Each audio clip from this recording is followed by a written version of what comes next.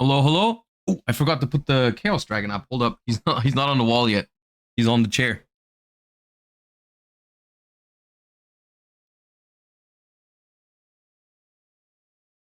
Okay. Saved.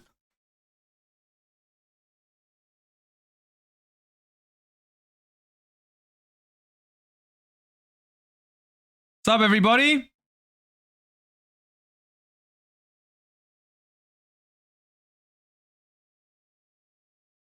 Welcome, welcome, welcome. I am doing good. How are you guys? You guys still have not realized that it doesn't count if you just put a whole bunch of emotes in one message. That's not how teamwork works. That's not even remotely special. Anyone can do that. All right. You guys, we have assembled for a special Friday stream at a later time than usual because there is an event in Master Duel going on right now that started today, and I didn't want to miss it. And that is, of course, the time travel duel trial. Of course, I am a huge Time Wizard fan in the TCG, so I did want to check it out today as well. Time Travel 2004 is essentially, I think, the very close to GOAT format. I'm pretty sure, like, it's not exactly the same as the TCG form of GOAT format because it is the OCG 2004 format. So there are some differences, but it's basically OCG GOAT, yeah. So yeah.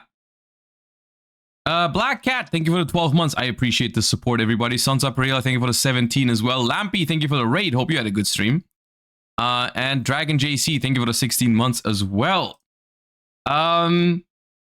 Yeah, not much to say other than we're going to be enjoying some GOAT format duels today. And the reason why I'm going live a little bit, well, I'm going live later and early at the same time because the main reason we're live today is there's a Challenger Cup later, which starts in about 2 hours. So we're a little bit early for the Challenger Cup.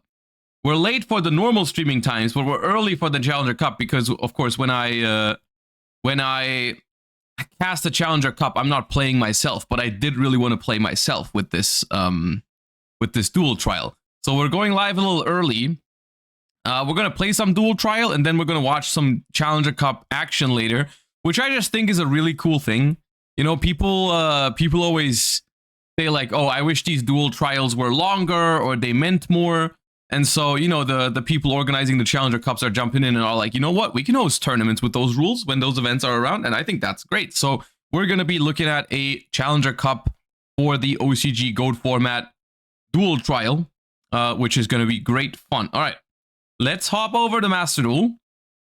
Another thing I wanted to like talk about with you guys, I suppose, or just hear the general vibes on was the early days collection stream yesterday. How did you guys like it? How did you guys like the games? Would you guys like to see more of them?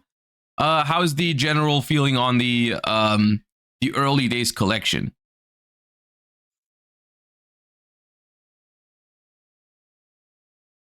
Meanwhile, I already played 2 games.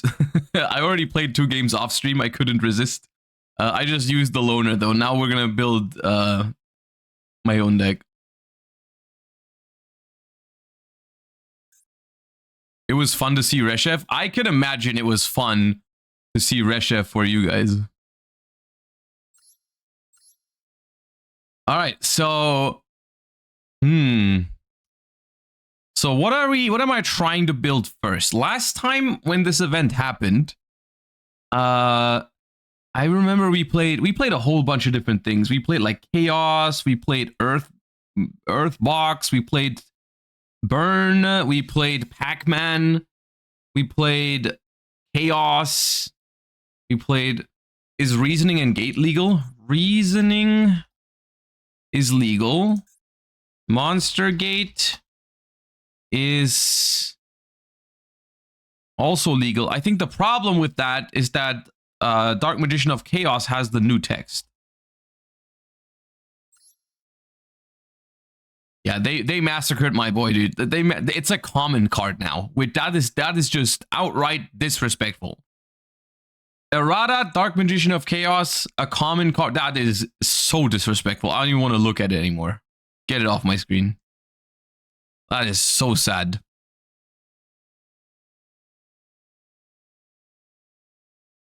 He needed the nerf. He is nasty. I mean, Dark Magician of Chaos is a very, very powerful card. I personally, that is just me personally. I prefer if they just don't change the cards. And if it's too powerful, then leave it banned. But let the, like, you know, leave it intact. Because, you know, is Pac-Man legal in GOAT? Yeah, I'm pretty sure you got, like, Lakuda. Yeah, you got Lakuda, you got Swarms, Locusts, and Scarabs. You've got all that good stuff, yeah. You've got Medusa Worm, probably. Oh, no, Medusa Worm is not out yet in 2004. Okay. Either way, why don't we start with, like, a general good stuff kind of deck? Like, I don't want to start with something like Pac-Man or something. Let's build a good old, like, actual GOAT deck. Is Tsukuyomi even legal? Tsukuyomi is legal. Let's build a classic GOAT deck, all right? Let's try and build a GOAT deck. Also, let me craft these as glossies while I'm at it. I have a lot of spare EPs anyways. Let's make some glossy Tsukuyomis.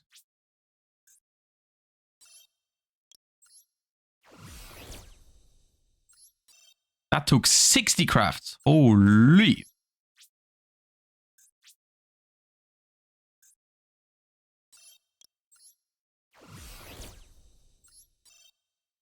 That just took one. Okay. The duality of crafts. Magician of Faith is at 3. We craft a third one.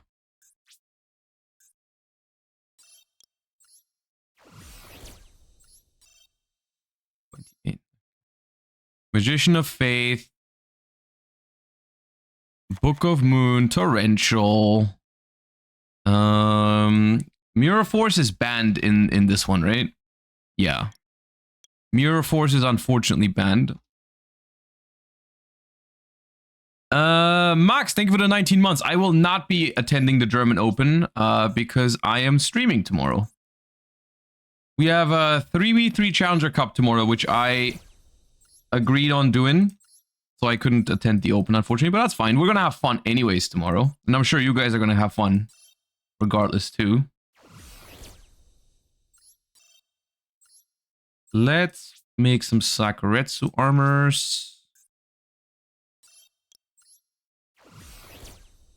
Yeah. Then Ring of Destruction is allowed. It is, however, also an errata version of it.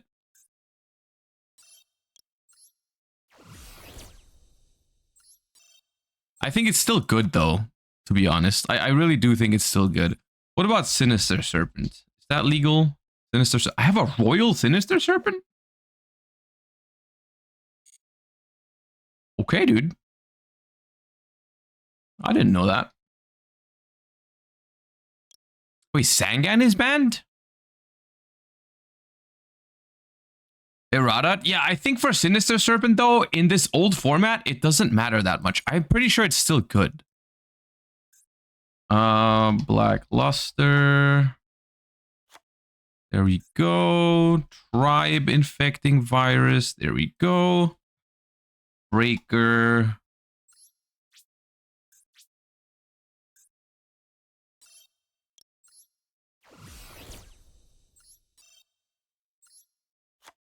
Warrior Lady seems good. We need some lights.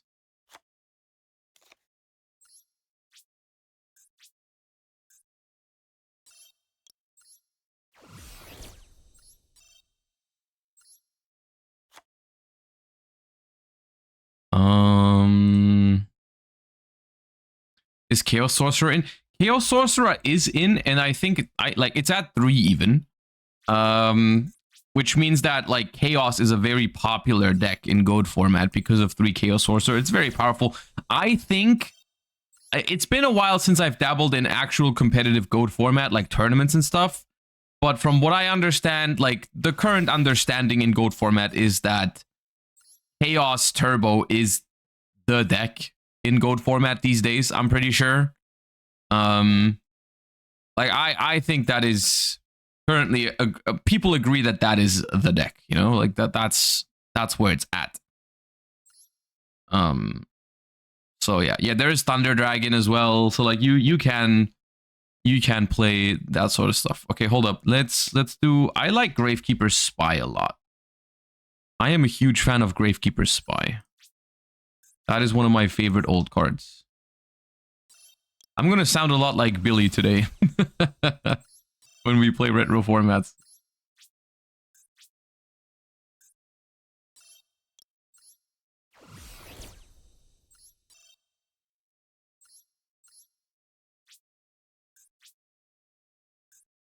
You're missing Graceful? I'm not sure if Graceful is legal because this is the OCG version of GOAT. But it might be. Graceful is not legal. Graceful was banned in the OCG. That's why it's not legal here.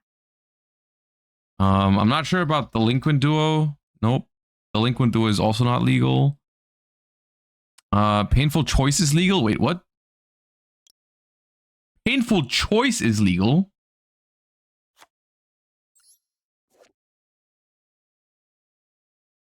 Ooh. Confiscation. Okay, hold up. Let me bring up the limited section. Oh no, that's link 1. Let me bring up the just limited cards so we can have a look at some of them. Crush card is here. Now, surely Crush card is still good enough, even if your opponent gets to destroy 3 monsters from their deck. Like, Crush card is still powerful. Crush card, Change of Heart, Call of the Haunted, Space Typhoon. Let me make a glossy one.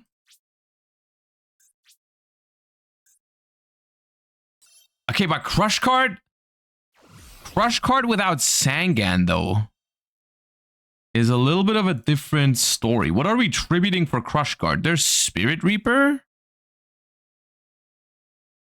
What else is limited? We've got Morphing Jar. We could play Morphing Jar. Heavy Storm, Premature.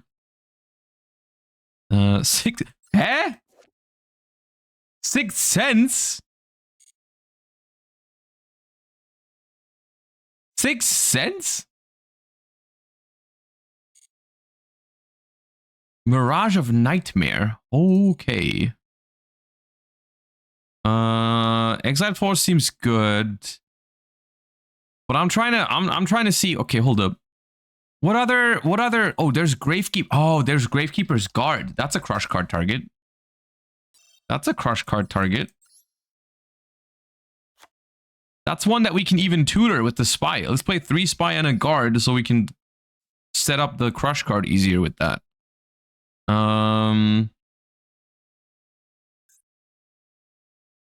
Should we play a little Rhoda package? Because we could play Exiled Force. I'm pretty sure Rhoda is semi-limited. Reinforcement of the army. Yeah, Rhoda is semi-limited.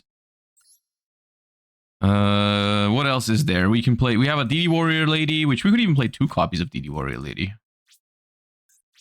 That seems good enough to be played at 2. Is there the Donzalug in this? There has to be, right? The Donzalug has to be here. We'll play a Donzalug. Yeah. Yeah. Actually, the more cards I'm adding, the more we are straying away from an actual GOAT format deck, but that's okay.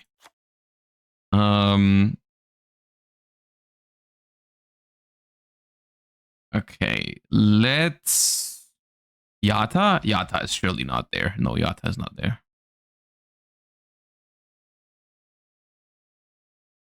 Spirit Reaper. Yeah, Spirit Reaper is another good Crush card target. Night Assailant. We could play a discard package with Night Assailant to add back flip monsters. It's a lot worse without Graceful. It's a lot worse without Graceful, but that seems good at... Maybe... What about Abyss Soldier? Discard a oh, that needs a water monster discard. Okay, that works with Sinister Serpent.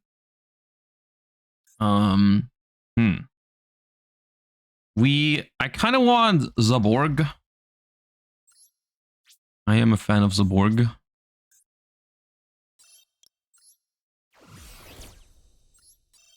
I don't want to play too many tributes though.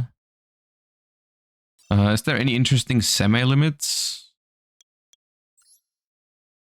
2 Nobleman. Could play that. I'm not sure if I want to. Makiura is semi-limited. These other ones I don't need. Nobleman is like fine. Is Tomato a thing? Without Sangan? Without Sangan, I'm not sure. I'm not convinced.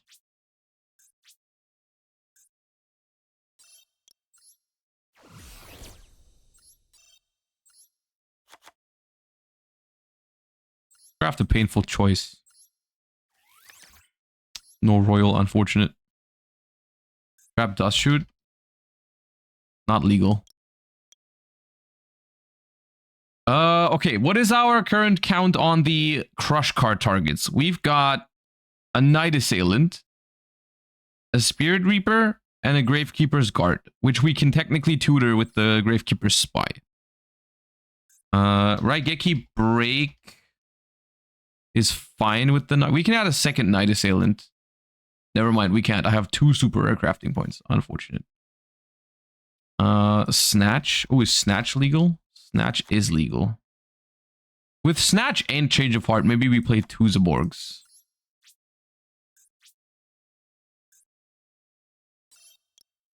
I feel like right now, I feel like we're taking this deck into a lot of different directions because there's just so many things I want to play. Like, I don't think the Rhoda stuff should be here. I think the Donza Luke belongs in a different deck. Exiled Force might still be good enough. But I'm just trying to do too many things here at once, I think. Ideally, hold up. Let me see if I can dismantle 3 supers to make another Night Assailant. Because I think this deck should have a second one.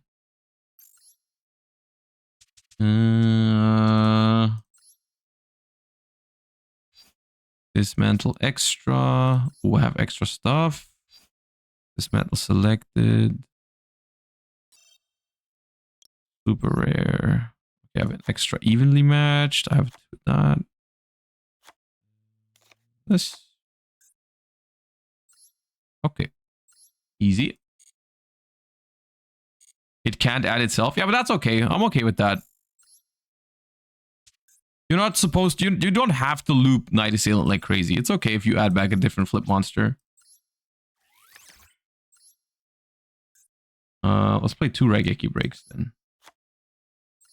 Okay, am I forgetting any super important cards? Or can we at least play like this?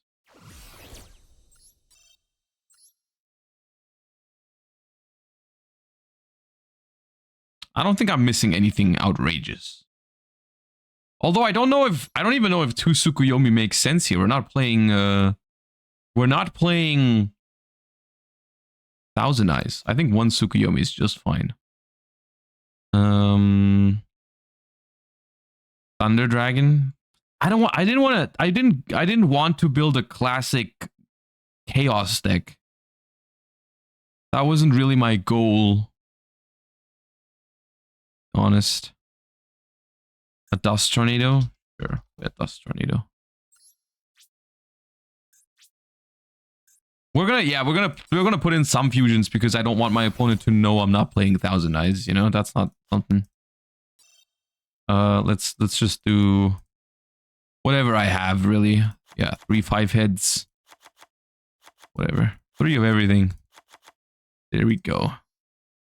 Okay, let's just dabble around. If we see any cool decks, we might end up just building something else as well.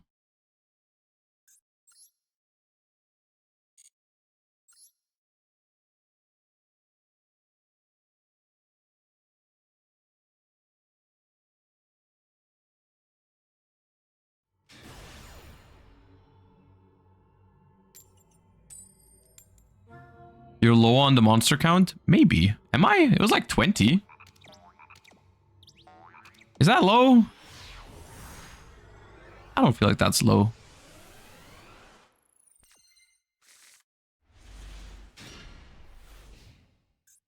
All right, we've opened the Crush card, but with no normal summon. That is not good. But with Snatch Steal can make Zaborg life potentially. We'll see.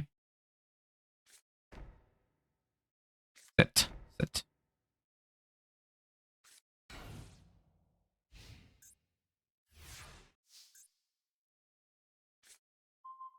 A Sakuretsu armor.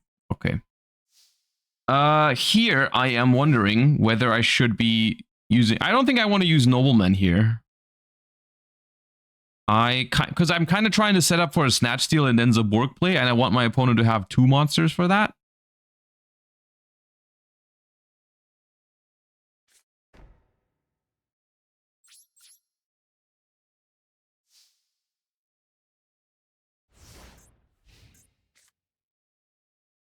We do have Torrential. Yeah. We do have Torrential.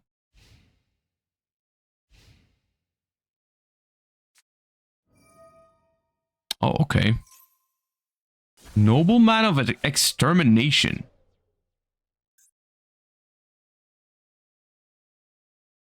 Now they can look through my entire deck. It's... Okay, well...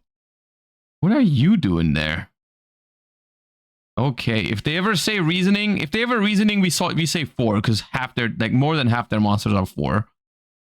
Some Chaos... Reasoning... Okay, they don't have Torrential set. They don't have Solemn set. Oh, we didn't put Solemn. They don't have... Okay. You got BLS in hand? Oh, BLS was not there, yeah. No! Solemn is at 3. Oh, okay, then they probably have 1 or 2 Solemns.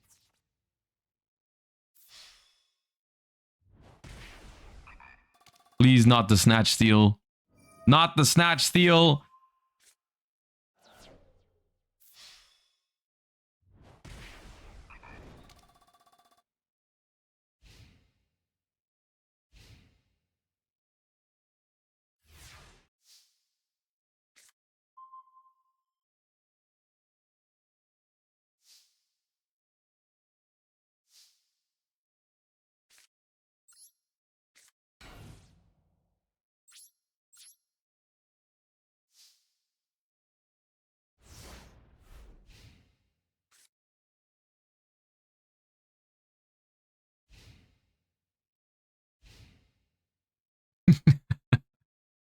The Batman, thank you for the 2 years. I appreciate the long time of support. Thank you so much.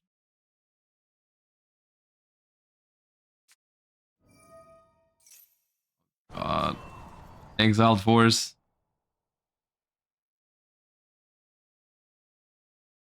Did they have Exiled Force in there? I forgot. I think so.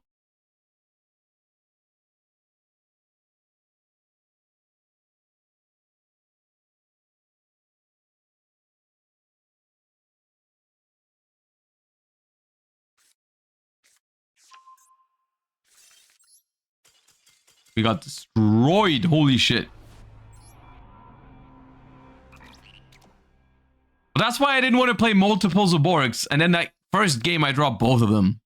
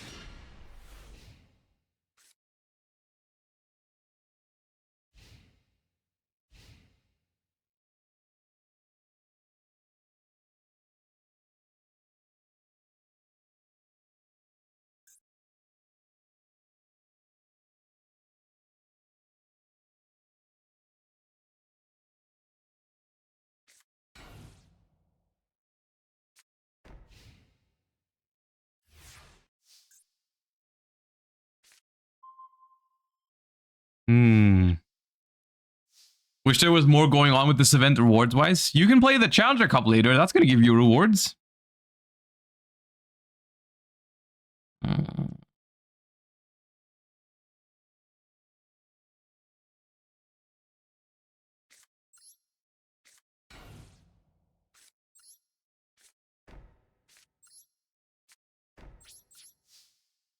They do have some slots left. I think. Yeah, there's some slots left in the Challenger Cup today. Berserk Gorilla. Okay. That is in one of the loner decks. And since they have no extra deck, I think it's not unlikely that it is that loner deck. I'll ring that. That's a big dude.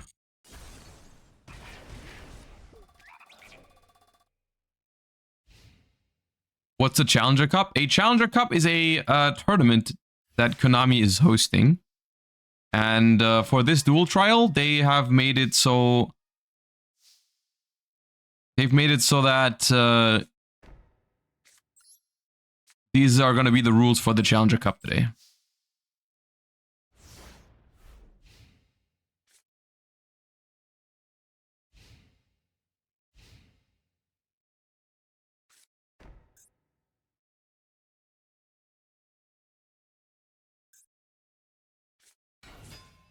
Knight Assailant. I'm pretty sure that is the loner.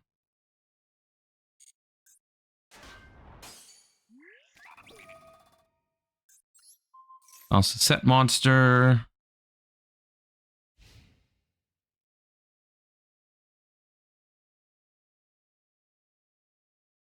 We could go in and connect with the... Oh, okay, that's fine. I don't mind that too much. I like this loner. This is the... I played with this loner earlier. And it's been pretty solid. Yeah, it's not bad. They also added more loners this time around, which is cool.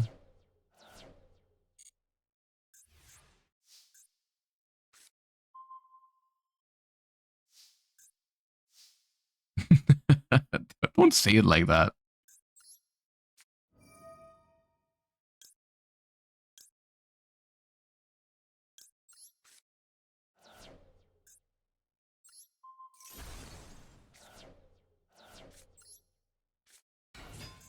All right, we're going in.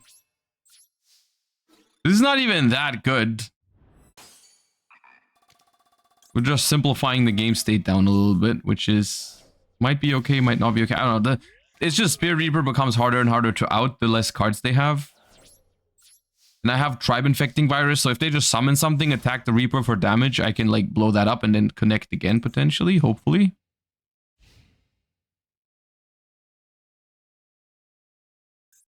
That deck has like 2 or 3 Smashing Grounds, but they've already used one. So like, if they don't have that, they need like... They have DD Warrior and DD Warrior Lady, but that's not the worst trade for me. That is also fine, I suppose. It's a little annoying because my tribe cannot... I just have to like double it, I suppose. This is gonna be... This is gonna be very much down to top decks. That is a great top deck because that's just bigger than that. Love me some Breaker the Magical Warrior here.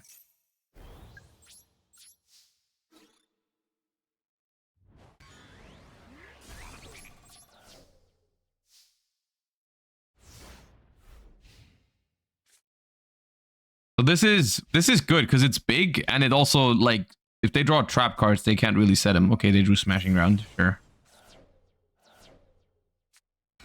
And a DD Warrior Lady. All right, cool.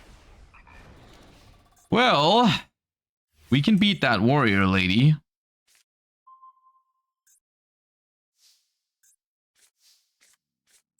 That is so good. That's so good. Shoutouts to the chatter that said Night Assailant sucks now because you can't add back other Night Assailants with it. Like, who cares? I'm just plussing.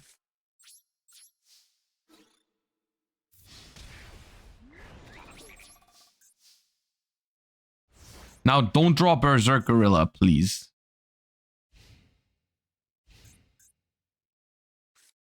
Thank you.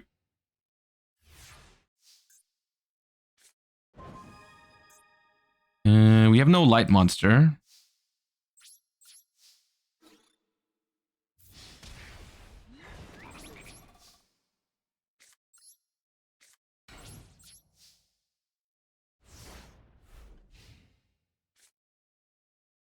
Theory21, thank you for the prime. Appreciate that. Thank you so much. All right. We're almost there. We're almost there. Dust Tornado. Will we go for it? I think so. There's no Mirror Force and Torrential is gone.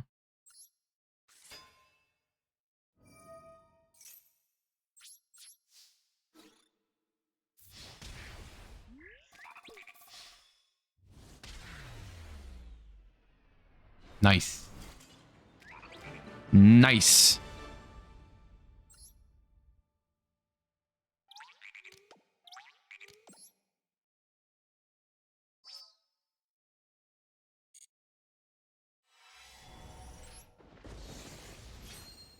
Get that free pack.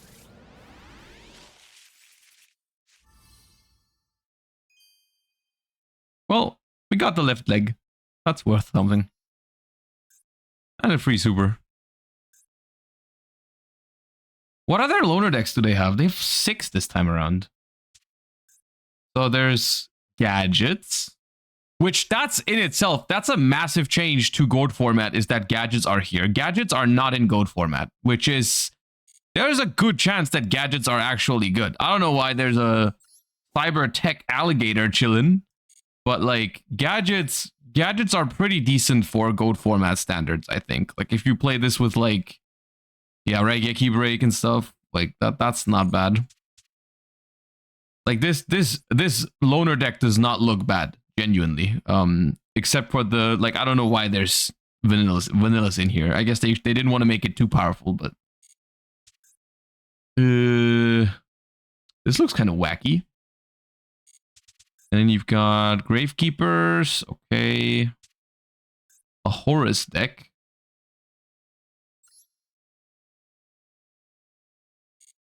And a Spirit deck. A Spirit deck. I want to play the Spirit deck. This looks fun. It doesn't look particularly good, but I'm trying to see what's up here.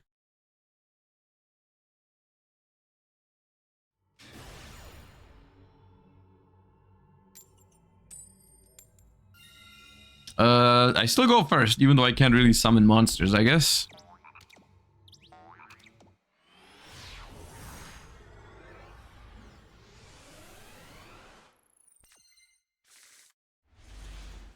Okay, I don't even know all of these cards. Okay, I know Magician of Faith. This card cannot be special summoned, returns. If this card is normal or flip summoned, look at one card on the top of your deck during your next draw phase and return it. Okay, so we get to like, okay, well. Tack. Mulligan. Mulligan next turn. Pass turn. Wonderful.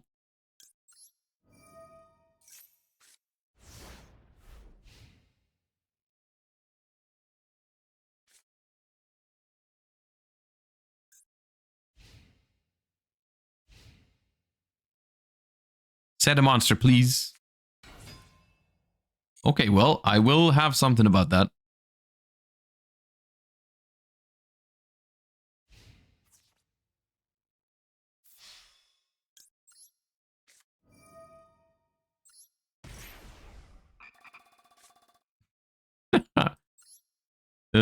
I'll set Maharagi.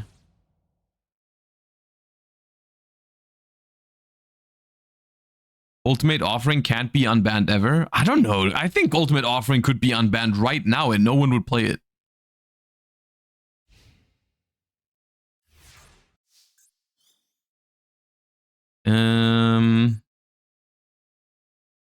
Tsukuyomi. Top of the deck. Because... Oh, wait! I was gonna say, like, I can Tsukuyomi the Spirit Reaper and then Nobleman of Cross out it. But I'm trying to see, can I do something with Creature Swap? Then I can't attack him this turn. I'll keep Creature Swap for something more dangerous. Do that. Pop. Pop. That way we get rid of the Reaper. We flip Maharagi so we can look at our next draw once again. Dude, Tsukuyomi with Ultimate Offering is kind of nasty. You just book your opponent's stuff in their battle phase. And Spirits with Creature Swap is also kind of nasty. Welcome. Yeah, that is literal. That's 2004 Fairy Tale Snow.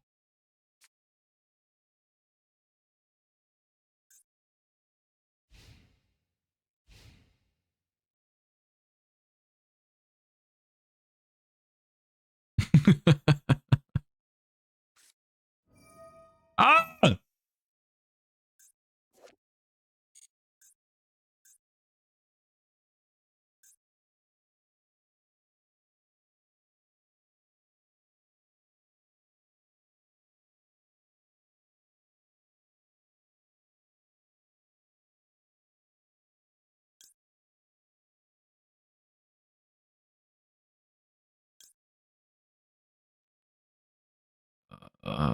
You can have the Spear from the Dark.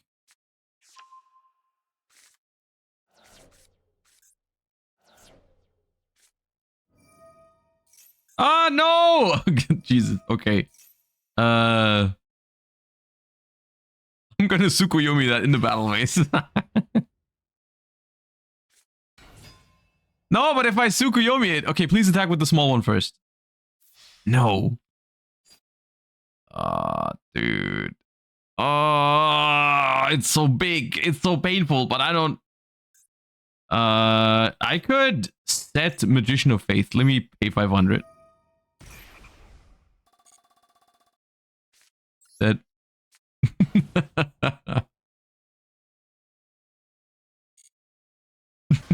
I like this deck. It's fun.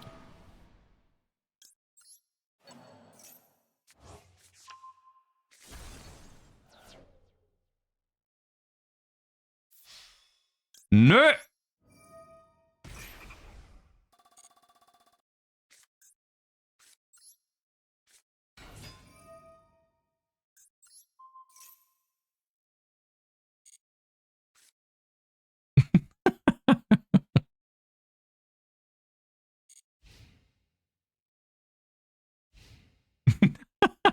This is great. Okay. What does Susa Soldier do? The battle damage. Okay, it's just a 2000 beater that halves. Okay. I don't need that. Bottom. Draw. Oh! Oh wait, they play answers to that though. They play like doing a bad face. Normal summon. Okay, hold up. Back. Back. Back. Back. Back.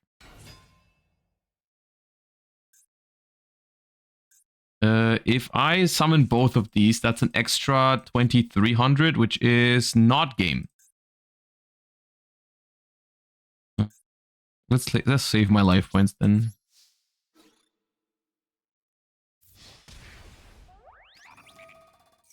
Dooku is mandatory? Yeah, but I could switch the thing back to attack, right? Should I if I remove Snatch Steal off of the spare, it stays on my side of the field, right? I forgot how that works. But I'm pretty sure it stays on my side. Didn't they change that? It goes back now? Oh, it goes back now. Okay, that'd be a horrible mistake to do then. Maybe I can find a way. Maybe next turn I can find a way to verify how that works. Like depending on the situation, I might be able to give it back to them and then like creature swap for it or something next turn. Dude. Hello.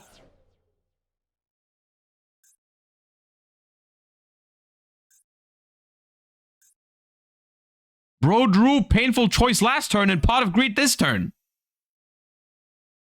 Stop doing that.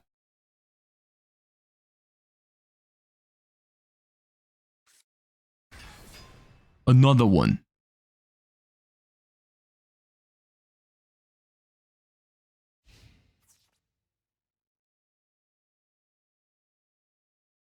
So, here's the thing. If I summon Tsukuyomi now and book this, then I cannot beat it anymore. So as much as it hurts, I will just take this. I kind of need to double these two to get rid of them.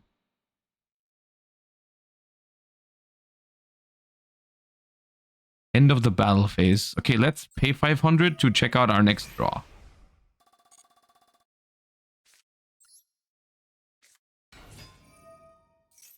You can also just creature swap. Yeah, but I want to connect with Sangan, you know, with Spirit Reaper. I want to be able to connect with Spirit Reaper. That's important to me personally.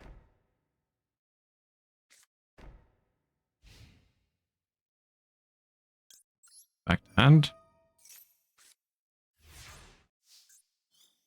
Marshmallow. I'll keep Marshmallow on top. I don't mind that. That's neat.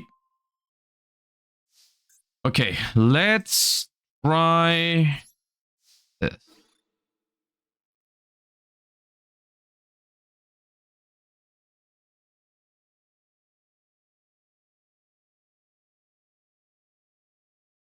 You normal and swap.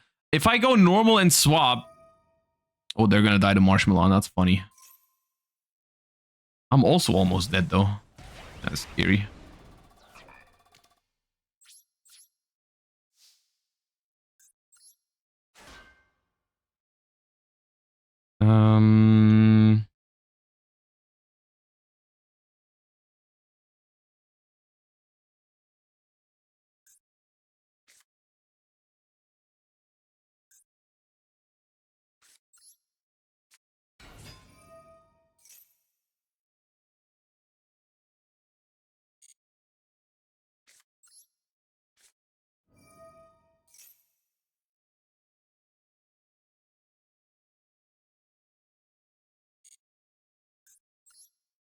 Yeah, hold this Maharagi for me for a second.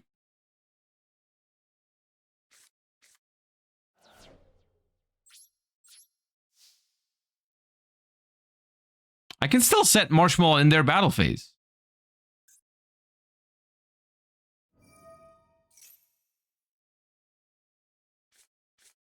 Ah!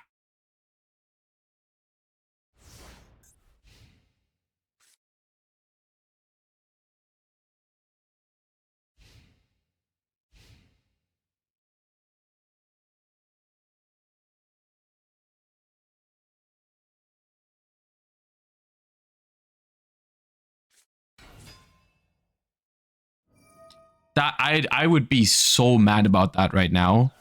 I would be so mad about this right now if I didn't have the Marshmallow in hand for Ultimate Offering.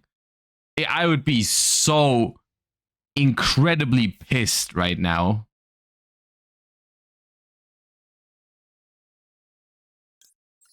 I hope they don't have Mystical Space Typhoon. That is so messed up. That is so messed up.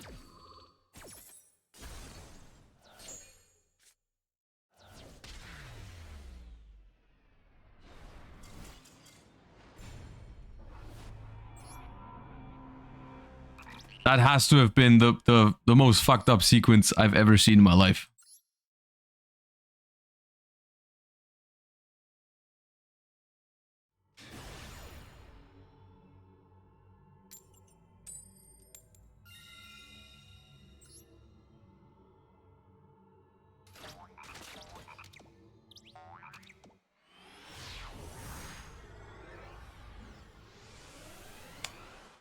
And Spirit's Invitation. Each time your spirit monster returns to your hand, select the monster on your opponent's side of the field and return it to its owner's hand. Pay 500 life points during each of your standby phase. If you don't, destroy this card. Okay. Sure.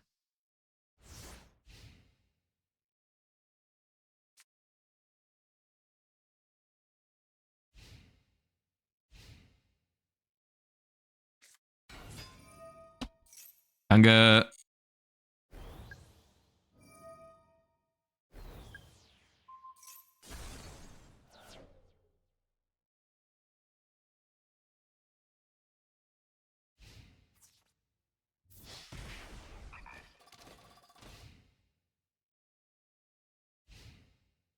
Okay, at least they don't have back row, so it's just a free kill for me too.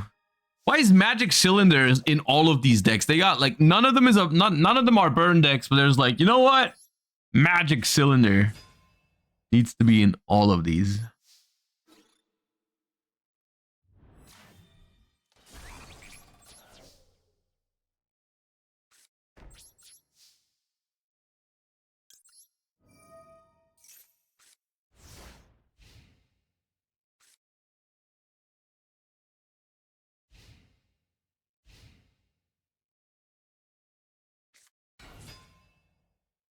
Mechanical chaser.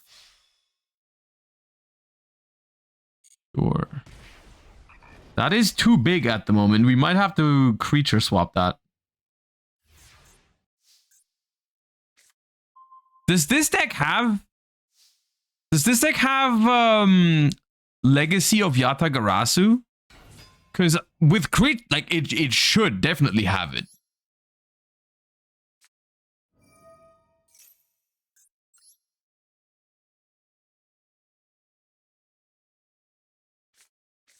I don't think so. It really doesn't. That's crazy. Why would it not have that?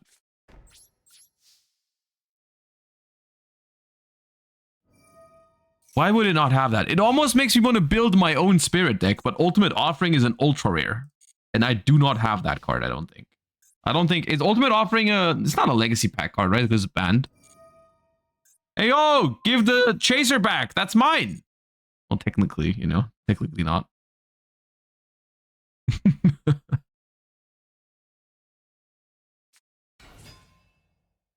Not the gadget.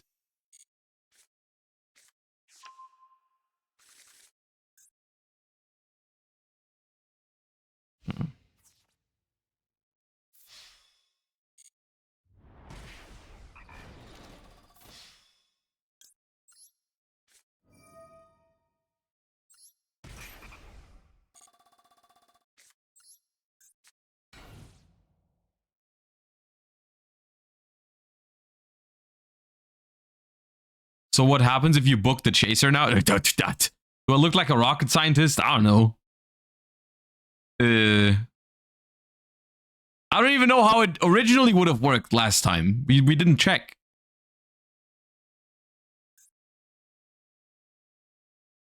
Oh, they're not attacking. Oh, they have noblemen. Oh, they have creature swap. Okay. I'm gonna take it with change of heart because they can't flip it right now because it was summoned this turn. You won't get that effect. No, that's mine, sir. That's mine.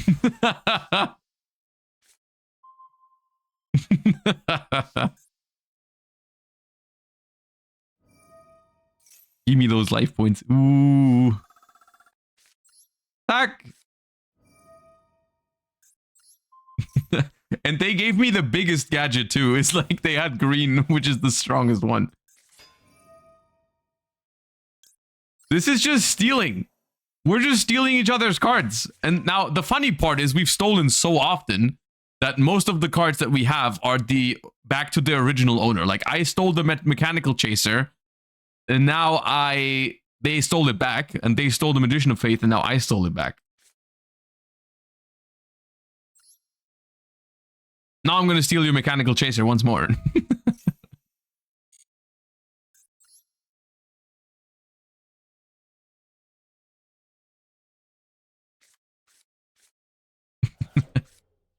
Should I steal? Wait, how much damage is this? 49. Okay, no, it's not worth it. Not for 300 damage.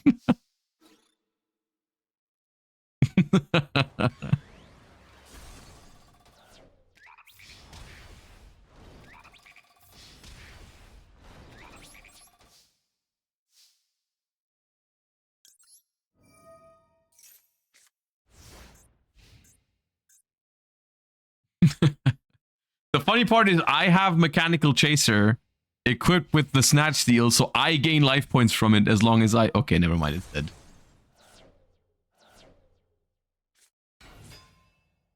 Stop!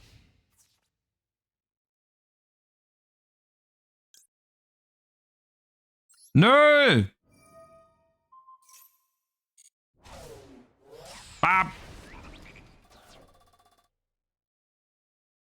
Okay, how are you gonna live? No, you won't. No, you won't.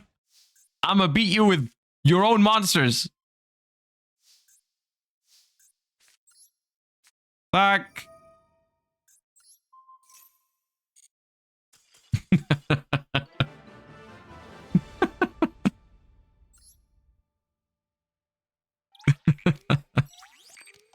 I like this deck. It's very fun.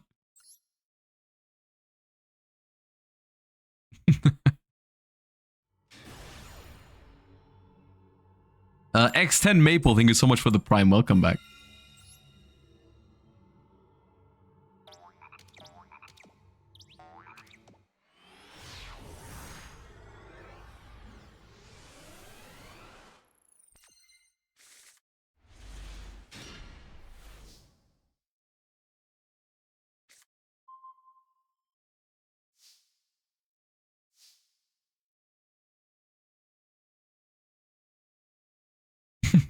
T G Runic. No, I have not heard of that. Let's begin with a Marshmallow. Nothing else. I don't want to set Torrential and get Breakered or Cylinder and get Breakered on it. I feel safe with Marshmallow. He's got my back. Another green gadget.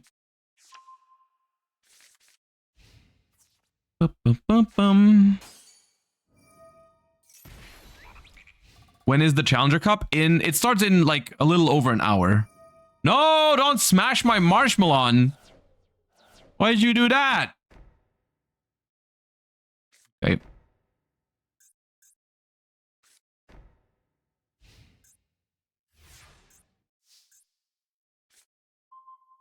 Oh, you know what? Hey, you know what's better than one Marshmallow?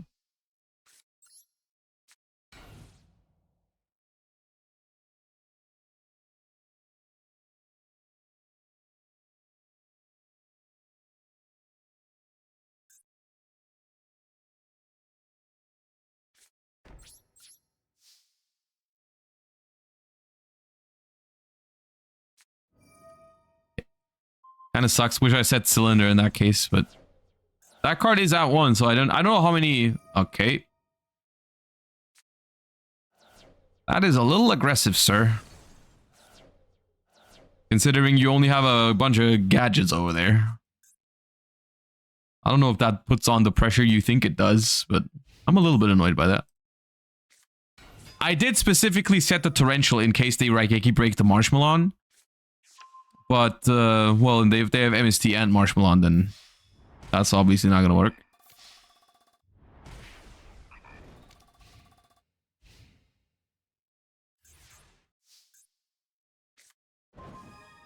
Uh-huh. 1700 defense, Maharagi, maybe?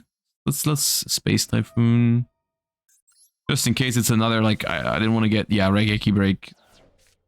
Set that. Set that.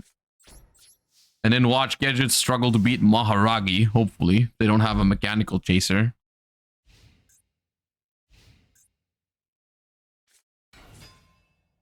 Alright.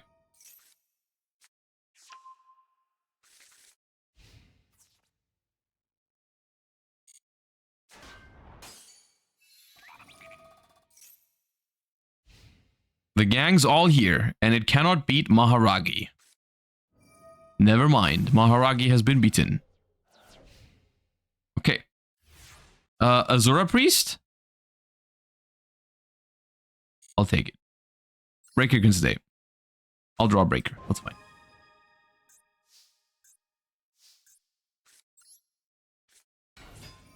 I wish Magical Cylinder here was a real card, by the way. I wish I had a real card right now. That'd be so cool. Is it better to go first or second? Because you do get 6 cards going first in this format, there's basically no downside to just going first. Ah!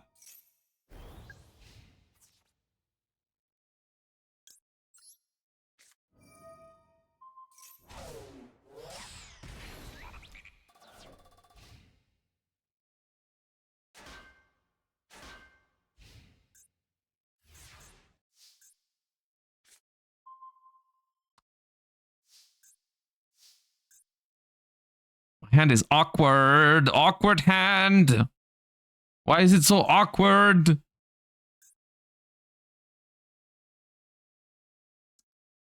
Oh, if I drew a spirit monster there, it'd been so good. Like, if I could have summoned a spirit to attack over one of the gadgets, then Breaker attack the other, then creature swap the Breaker.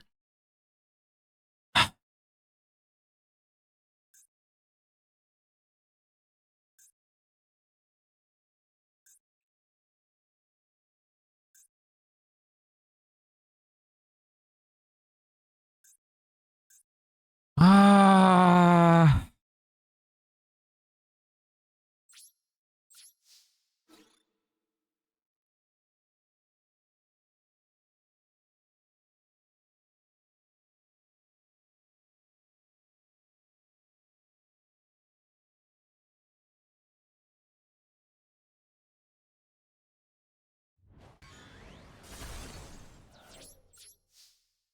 The thing is, yes, most of the time my opponent will just make that trade.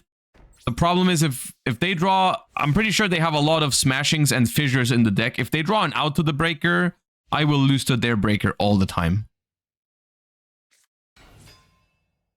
And that is very risky. Like, I can beat those gadgets anyways, as long as I draw a monster, just a monster that's bigger than a gadget. Like, I have Azura Priest in my deck, you know? Like, if I draw an Azura Priest, I'll be running over those gadgets like it's nothing. And the Magician of Faith can add back Mystical Space Typhoon, so like they're trap cards, I don't care. All I need is like one big spirit monster, and then I'm good.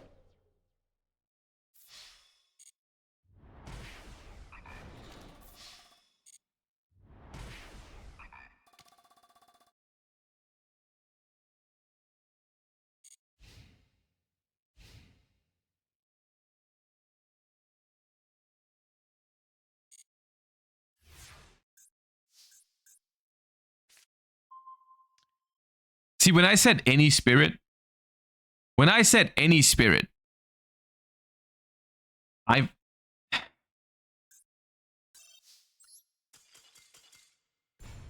Okay, you know what? You know what I want to do?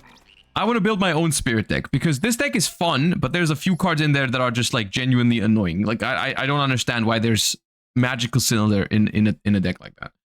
Let's be it. I'm gonna have to craft ultimate offerings, and that's gonna be painful. But I do want to play the spirit deck.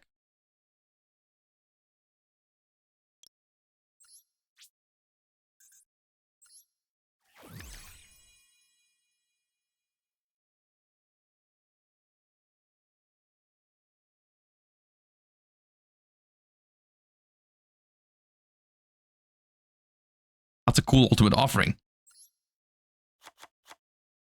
That's a cool ultimate offering, I will say. Okay, creature swap. Legacy of Yatagarasu. Make glossy.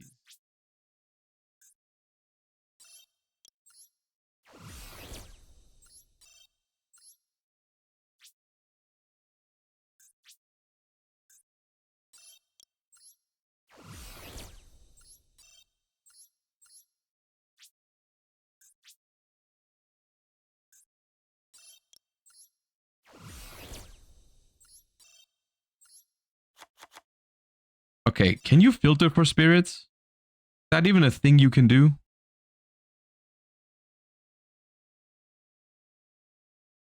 You can. Spirit. Okay, Tsukuyomi seems very good.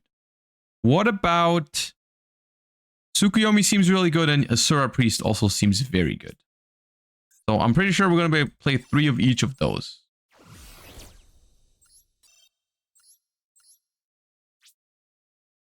Dark Dust Spirit. Yeah.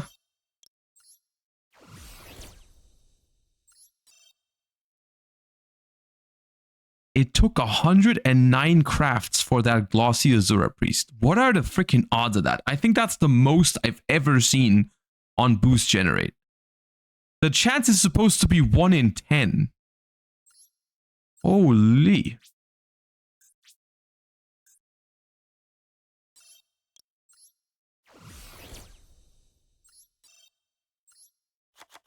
Okay. Is there any other... Okay, which one? What's this do? When this card's normal, you can target a face-up monster your opponent controls. Change that target's battle position. Okay, so that's like a... This is a very, very whack version of Tsukuyomi. Which is probably... It can still be annoying if you have Ultimate Offering. Like, you keep resummoning it in your opponent's battle phase. Like, that's not the worst, but... I don't know.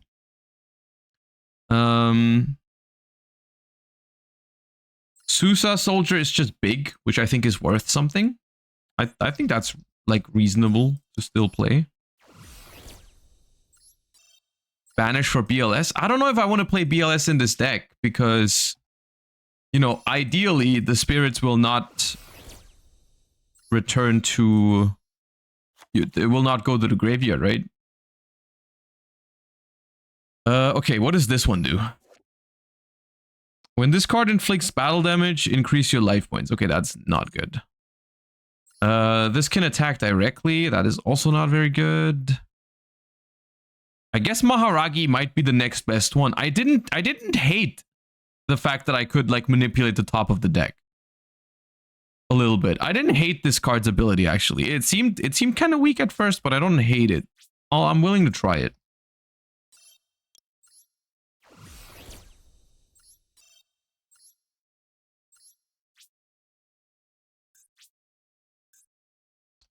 Yeah, it lets you scry.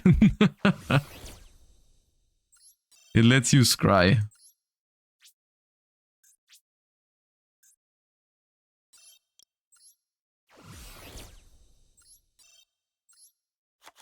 Okay, so we've got 12 spirit monsters. Let's play one Yamada Dragon just because he's funny.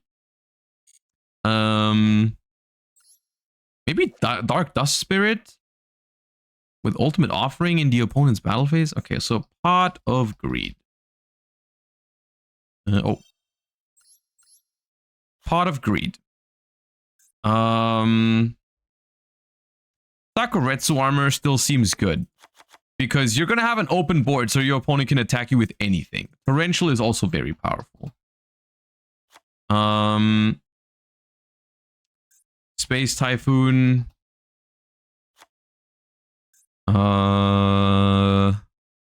We'll play Dust Tornadoes. I want to avoid playing Ring of Destruction, I think. Heavy Storm seems... Heavy Storms is okay. But I don't love how it destroys my own Ultimate Offering. So maybe I won't play Heavy Storm.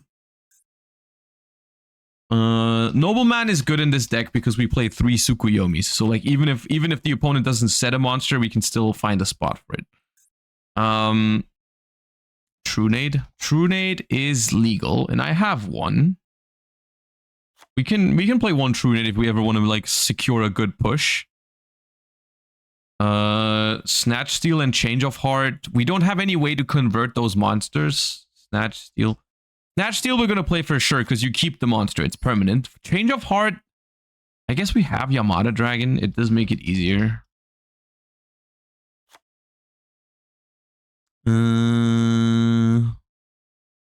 Okay. Magician of Faith seems good with Tsukuyomi.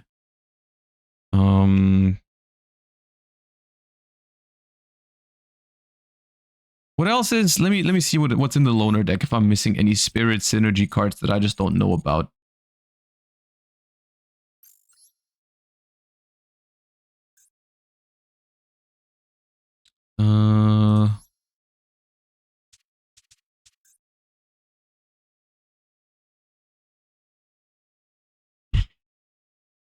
No. I mean, each time your spirit monster returns to your hand, select the monster on your opponent's side of the field and return it to its owner's hand. So, like, is this good? A bounce in the end phase every time my spirit returns to the hand? It seems very slow, and a bounce is not even that good, to be honest. Like, we can try maybe 1 or 2 copies, but it does not seem... It seems very, very slow and not even that good of a payoff, because we're just bouncing a monster. I don't love that.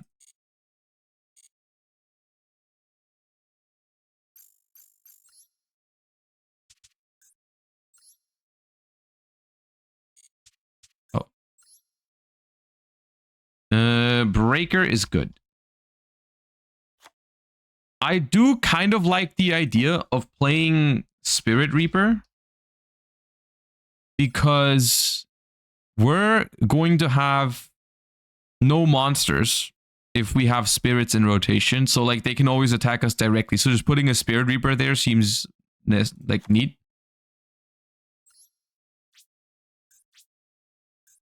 Also, he is technically a spirit.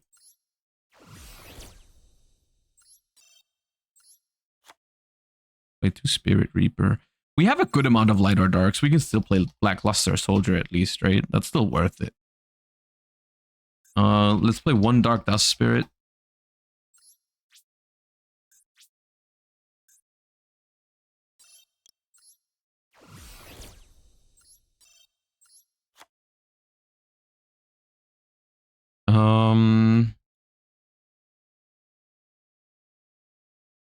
Maybe another... I want another spell or trap.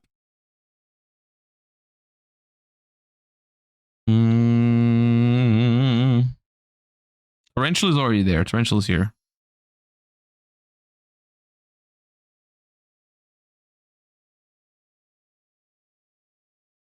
Graceful is not legal in this one.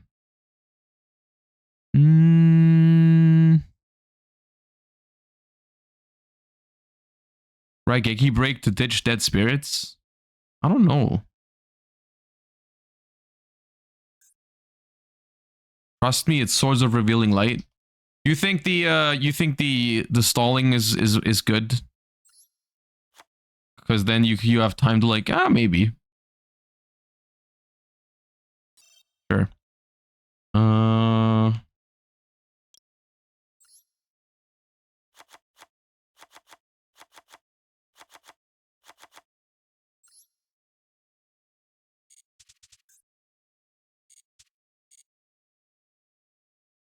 Like you could put all put Smashing Rod in here, yeah.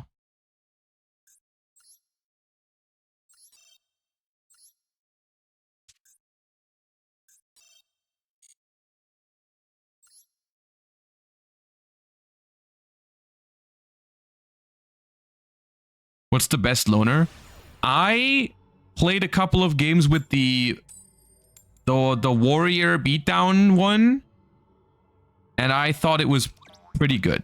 I haven't played with every single loner yet, but that one I looked at and I thought that looked pretty good.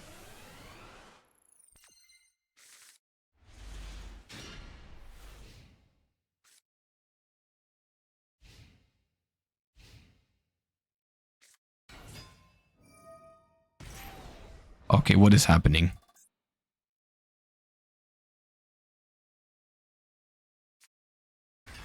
Okay. I will be taking that with creature swap.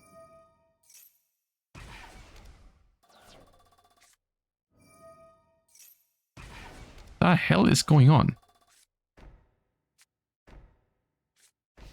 Eh?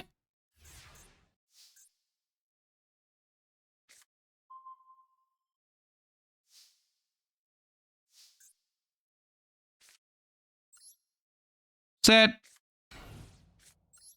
Give.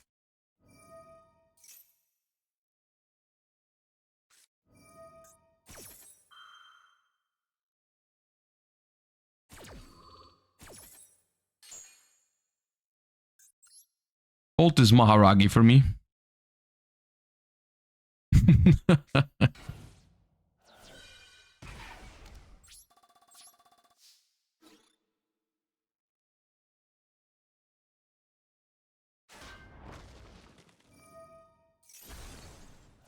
Okay, I do take 300 for that. What the hell is their deck?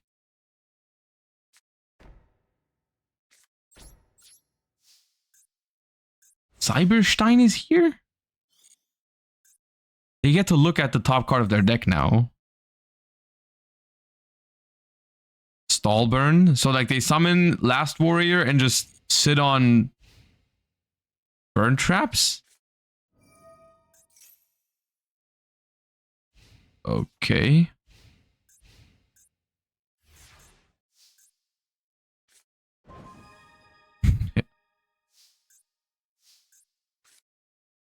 Oh, I also... I forgot. A two-sided floodgate. How could I forget?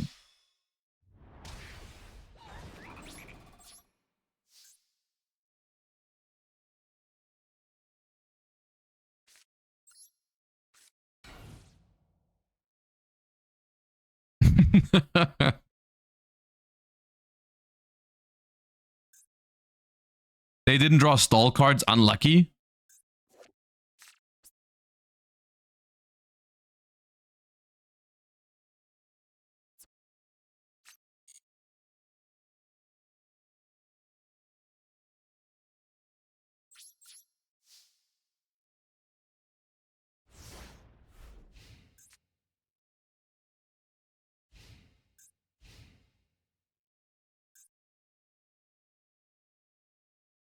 Aren't they also just dead if they activate 3 more cards? Like, they have to win within the next 3 cards. Otherwise, this card will just...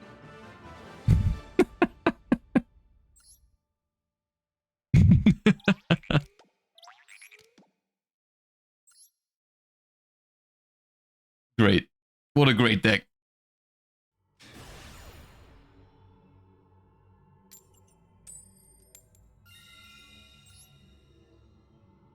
This deck can't even do that much when it goes first. Do you win without that creature swap? I guess it depends if they attack into the Sakuretsu armor. Because I did have an answer to that thing.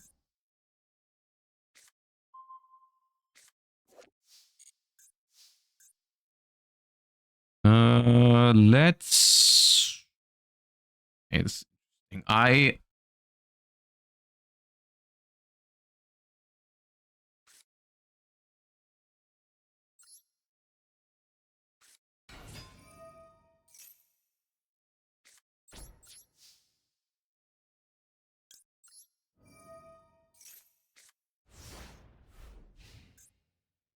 Should this deck be going second? I still don't think so. I still don't think you should be going second.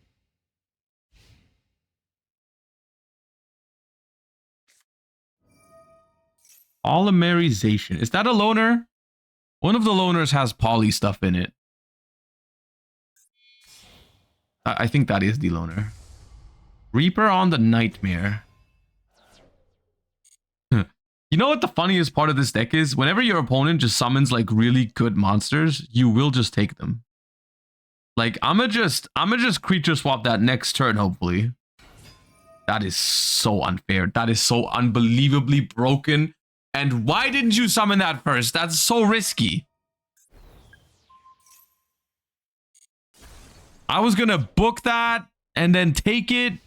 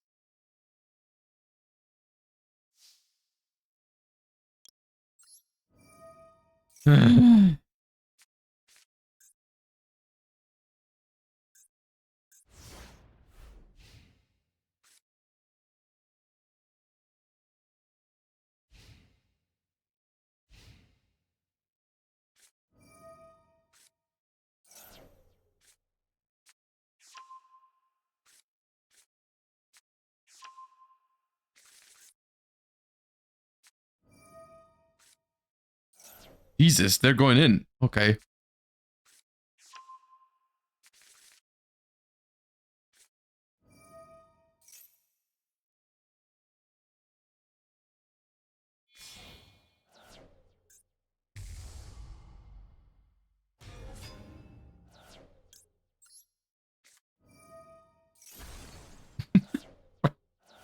Where are all your cards? Okay, now they're literally out of cards now. Literally 0.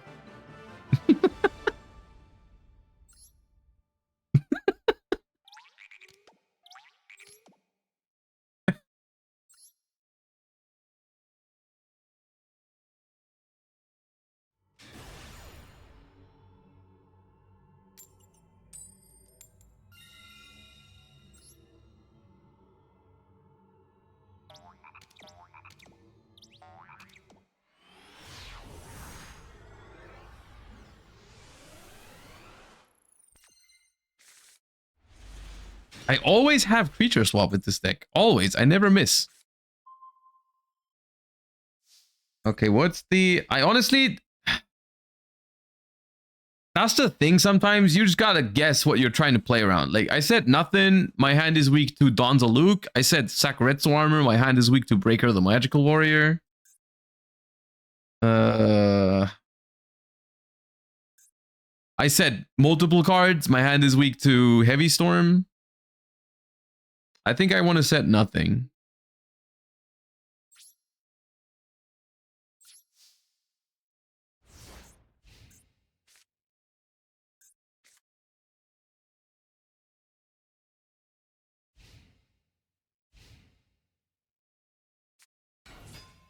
Okay, that's fine.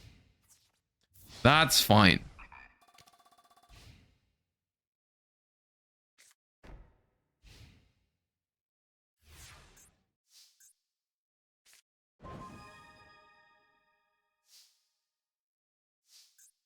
So we're gonna space just so we can be safe with this Susa soldier. Little Susa soldier action. Boom. Bang.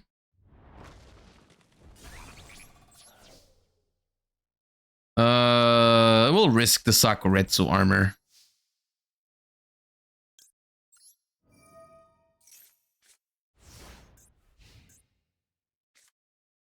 Minus 75. That's right. That's right.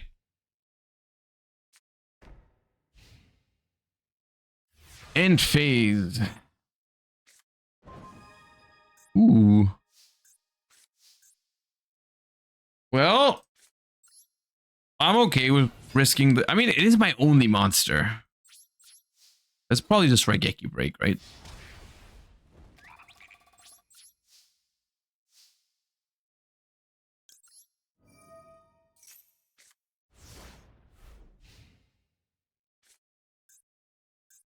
BLS Pog. It's not that Pog when you realize I have no Dark or Light in rotation, not even in hand. Gage!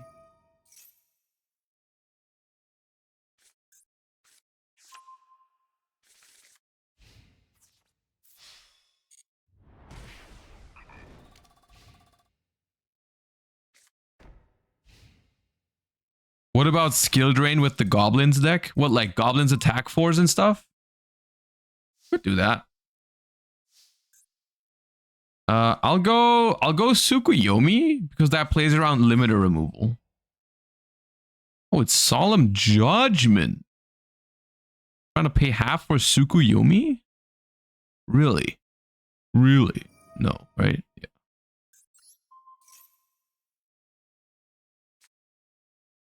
I mean, how many skill drains are there in this event? Is it at 3?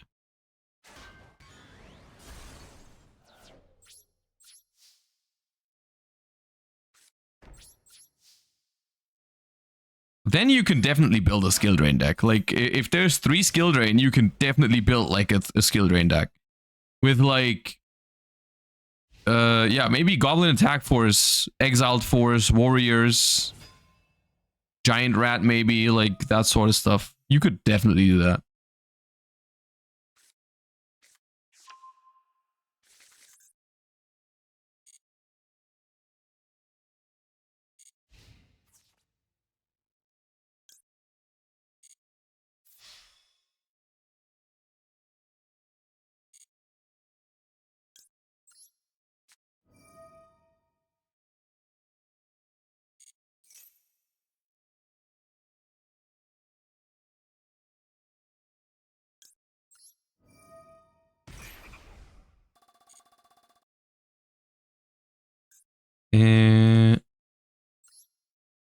Set.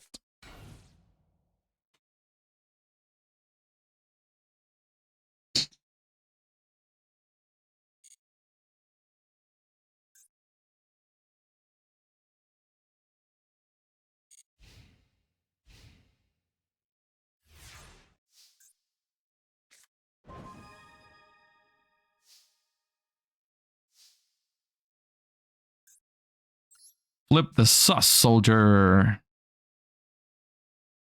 I don't know. They should think about using Solomon this, I feel like, because it's very good against them.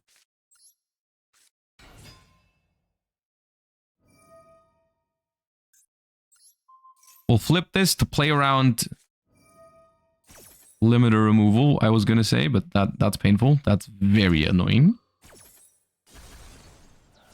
This game is another great showcase as to why gadgets are such powerful cards in early Yu-Gi-Oh! Because they are just so non-committal. Like, they can just, like, one gadget, you can just play the game for the rest of the game without ever worrying about Sakuretsu armor or shit like that. Like, it's just, it all does, my stuff just doesn't do anything. I need more monsters here. None of my removal does anything against this deck. Like, I want to use this to preserve some life points because my ultimate offering is like important. And one swing of green gadget basically is 3 less activations for it. Wonderful, thank you.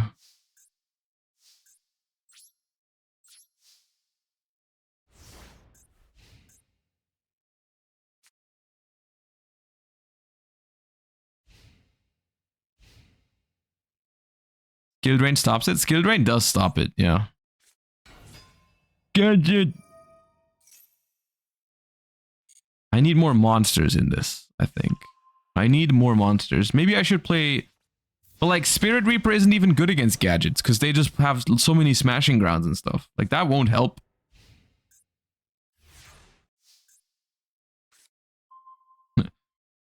I don't think it will help. I don't think it will help.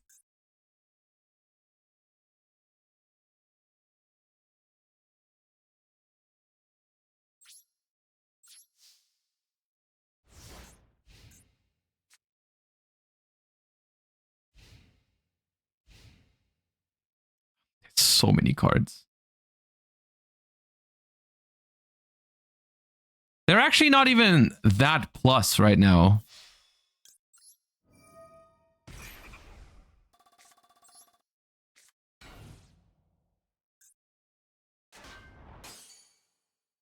And now they'll just Smashing Ground.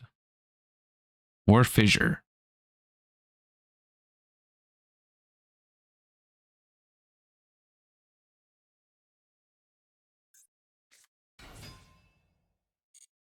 Oh, no effect. Okay, so they have the 3rd green in hand.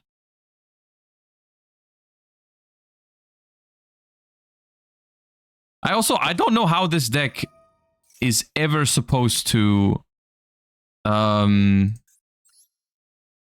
get the Yamata Dragon out realistically.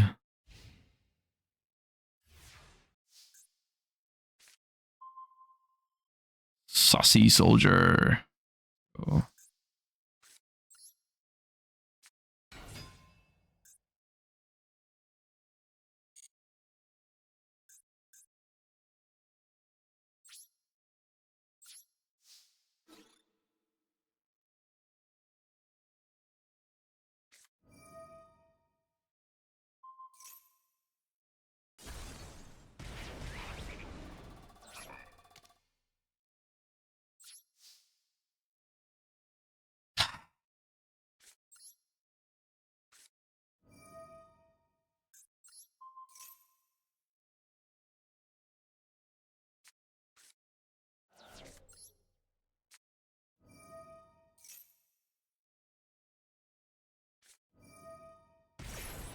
Well, we knew that was there. 4,463, by the way.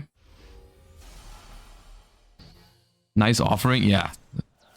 Thank you. I made it myself.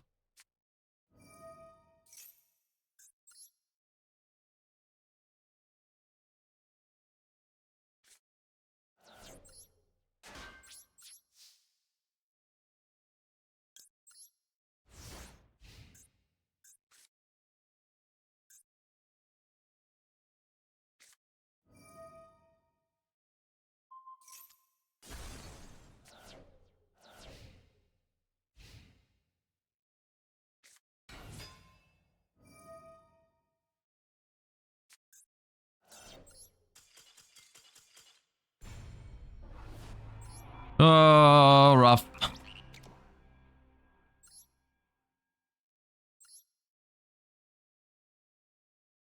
Why the bigger one? Because it was only change of hearted. They would have gotten it back anyways.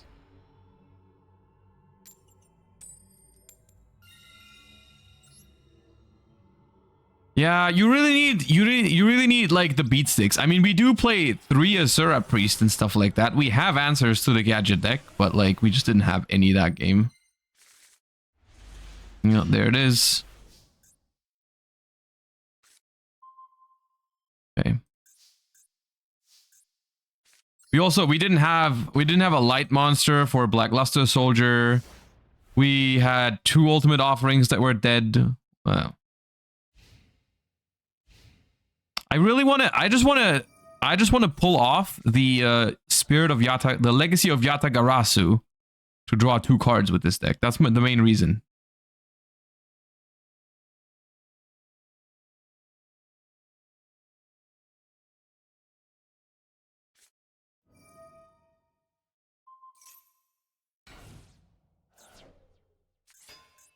Nice graveyard, dude.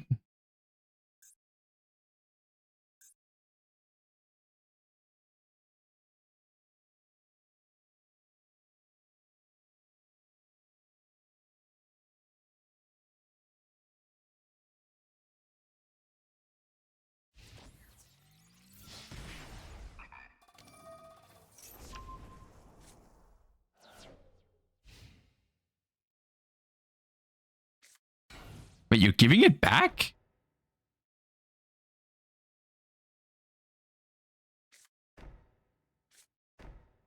Okay, well. What was the plan with that change of heart if it wasn't like Spirit Reaper? What if it was like Giant Rat or something? You just taken it, looked at it, and gave it back? That's crazy.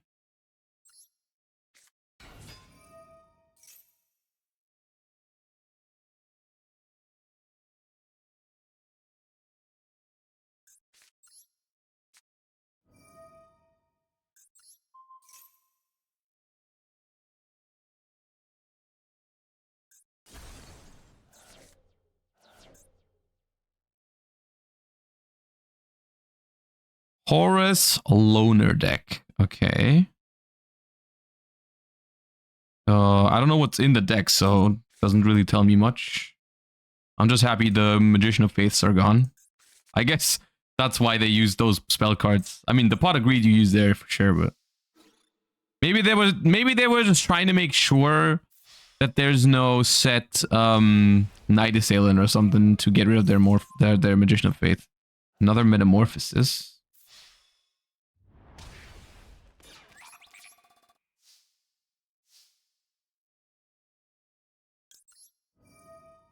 Well, Metamorphosis is no longer in hand. We discarded it.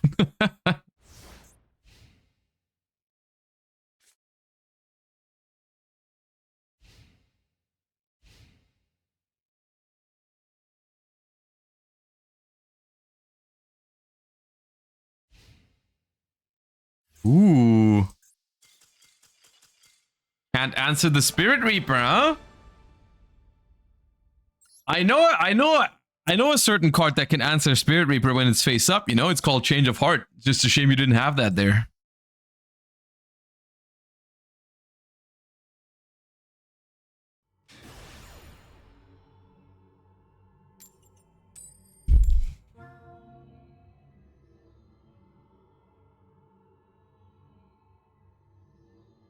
What have you guys been playing in this one? Because I remember last time... Bro, who's blinding second in this? Okay. Bro's playing Tenpai in 2004. Pac-Man. I think Pac-Man is very powerful. I think there's 2 decks that are very, very powerful. I mean, Chaos is powerful too. But I think Pac-Man and like the Panda Burn, like those are really, really good.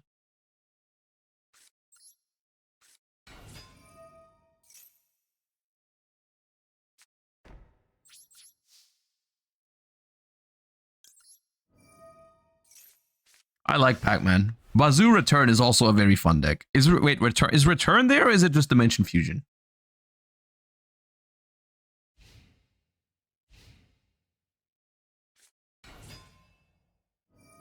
The Gagas again. Not the Gagas again.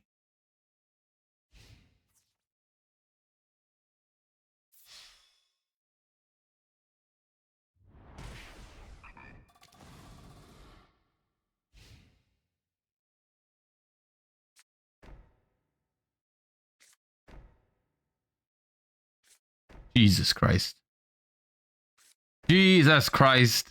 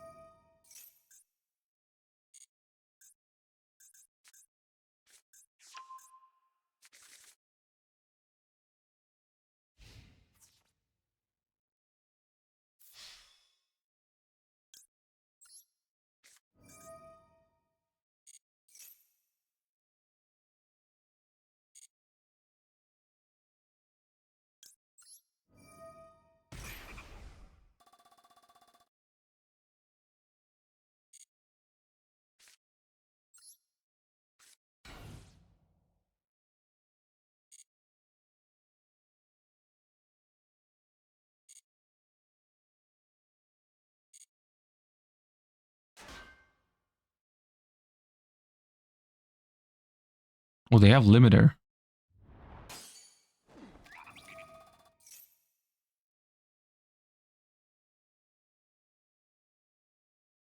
Did I nuke 2 gadgets with Dark Dust Spirit? I don't think that's worth it yet. No. Okay.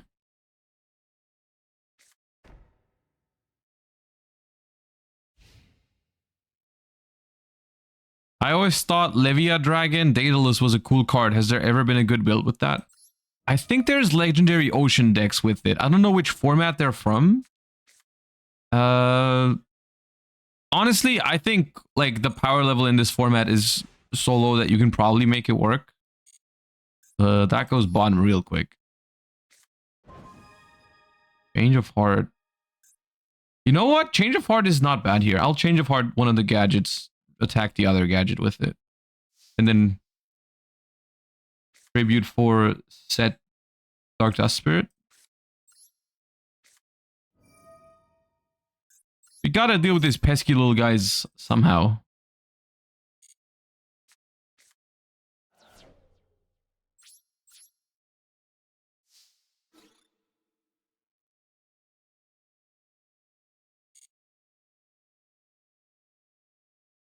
Any way to build a usable XYZ deck for this? I'm assuming you mean the fusion monsters, the XYZ dragon tank sort of decks, right? I'm assuming you don't mean actual Exceeds monsters, right? Oh, it's Shrink, it wasn't Limiter.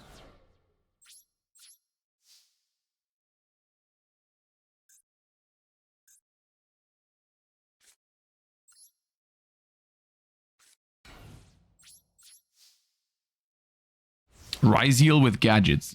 Yeah, basically.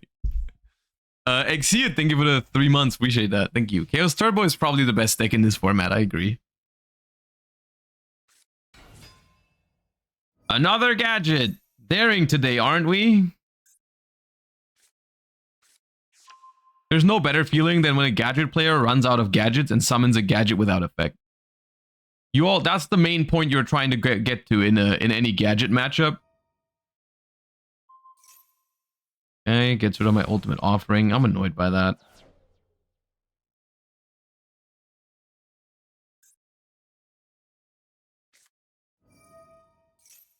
Uh, that's still gonna come back to me. Bro, you're playing in Spirit.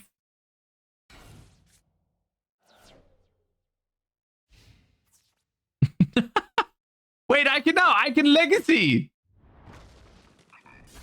That's not the way I thought this was gonna go, but sure, I'll take it.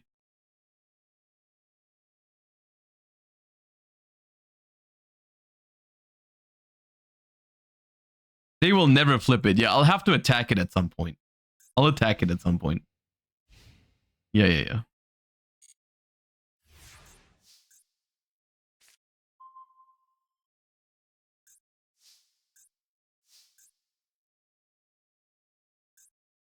Why is my hand so awful?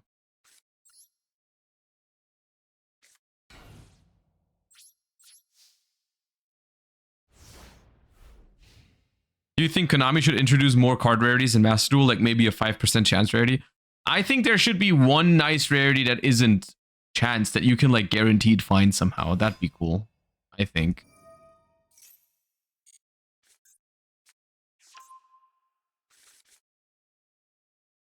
Cyber Jar is legal, yeah.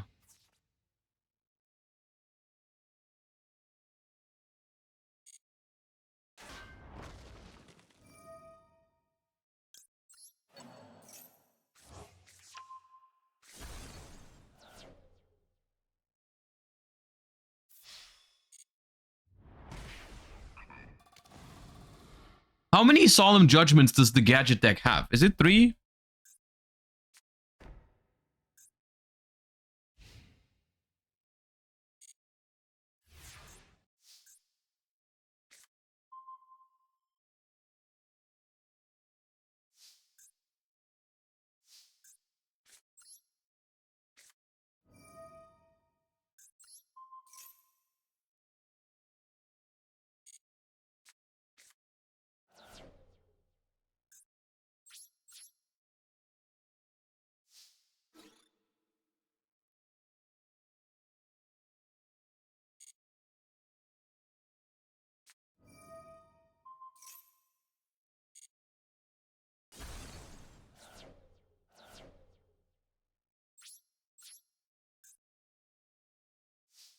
Getting kind of low. I don't want to be this low.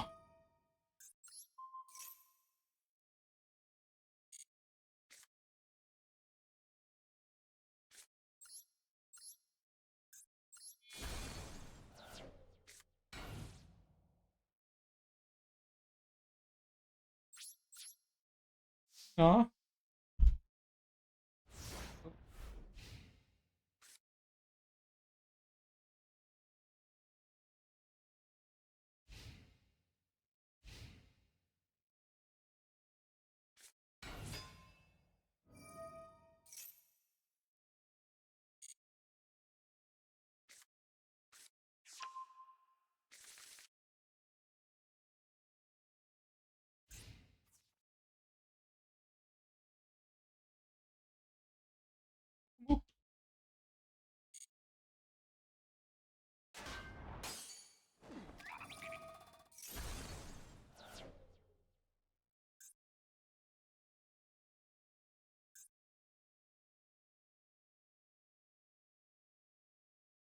There's 5 gadgets in the graveyard. We're still not even, we're just about halfway through.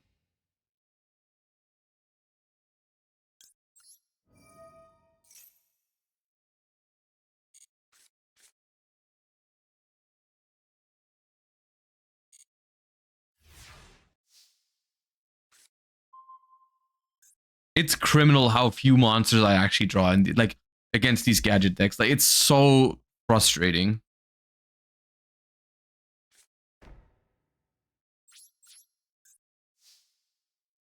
It is so frustrating. I need like I've drawn one monster that's bigger than a gadget so far. I play so many. Like, even if it was just a Tsukuyomi I could set.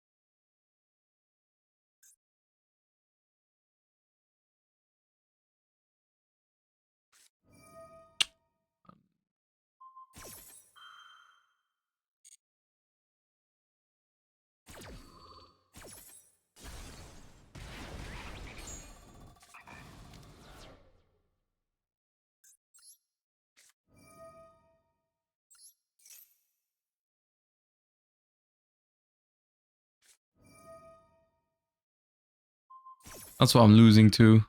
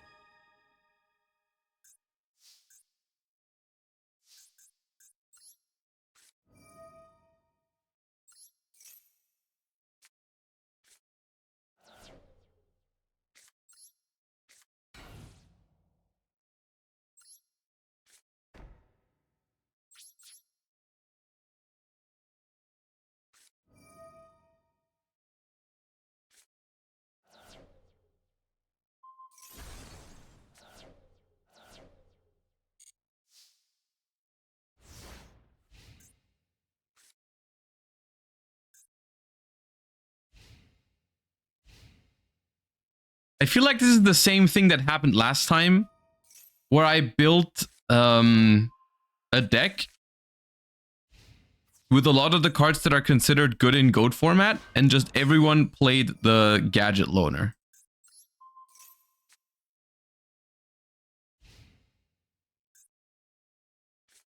And then all those cards are just ass against the Gadget Loner.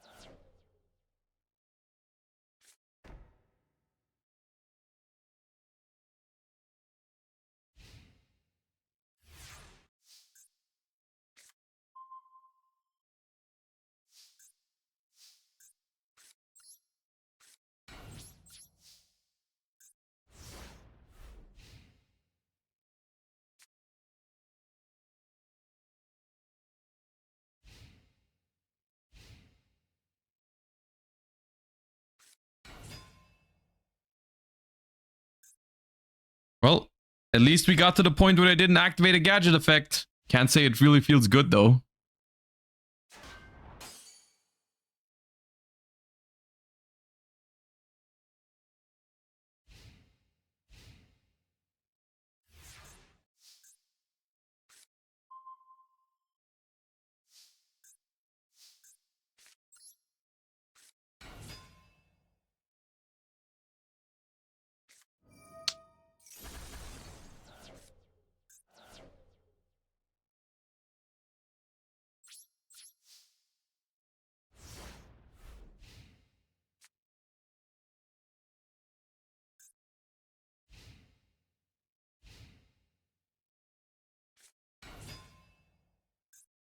But you can't pay for that. Why are you summoning that?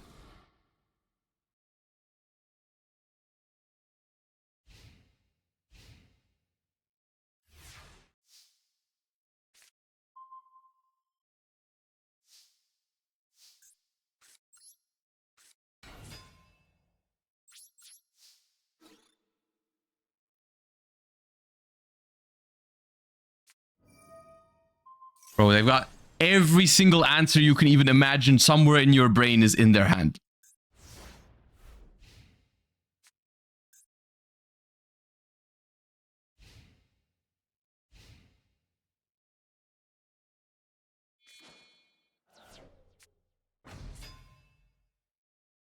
I'm losing to Cyber Tech Alligator, dude.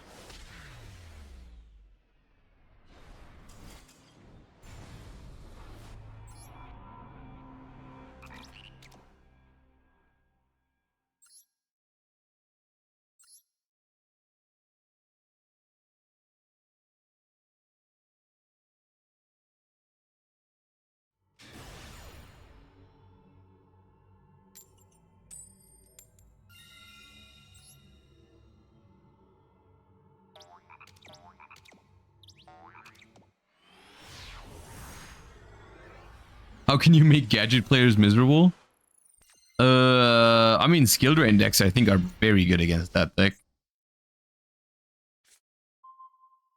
They have outs to skill drain though, because they play Dust Tornado and stuff. But not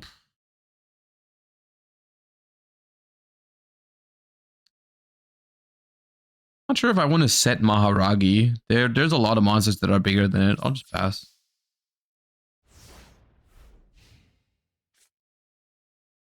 Is it normal that I play modern Yu-Gi-Oh better than GOAT?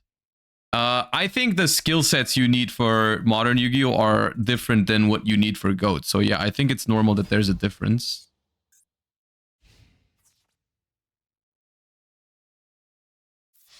Like the game follows mostly the same rules, but like a lot of the interactions are different.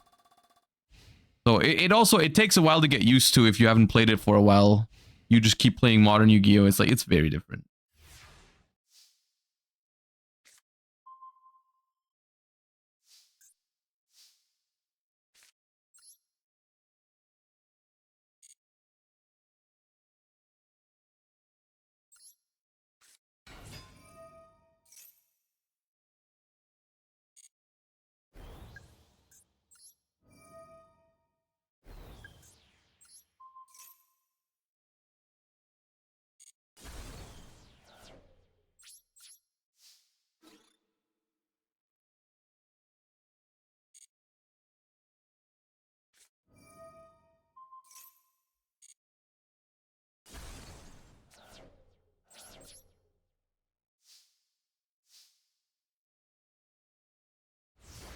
Isn't Royal Tribute very good against spirits?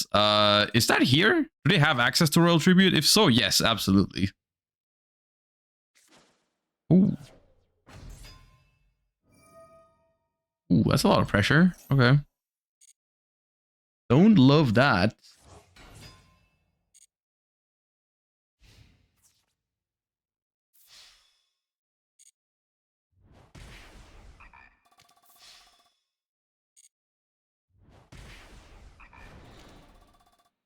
Were spirits ever meta? Not really, I would say.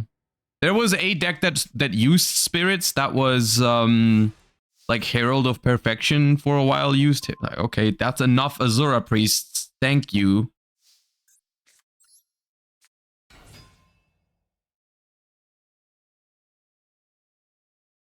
Like, can I draw those against gadgets?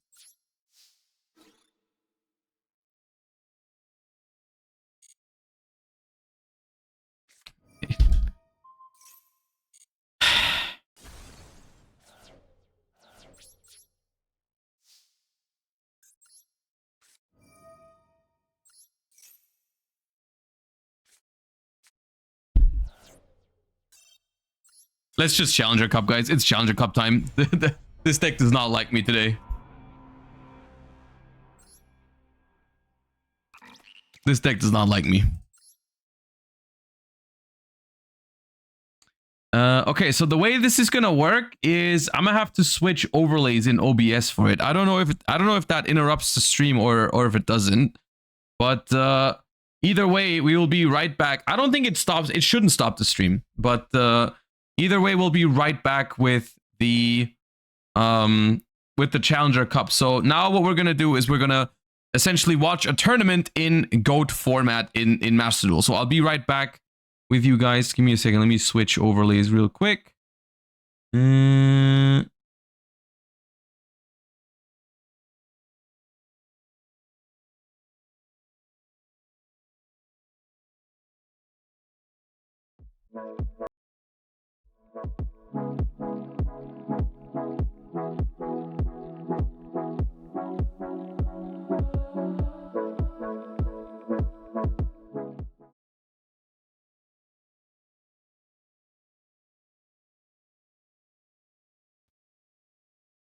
Why is this camera so low?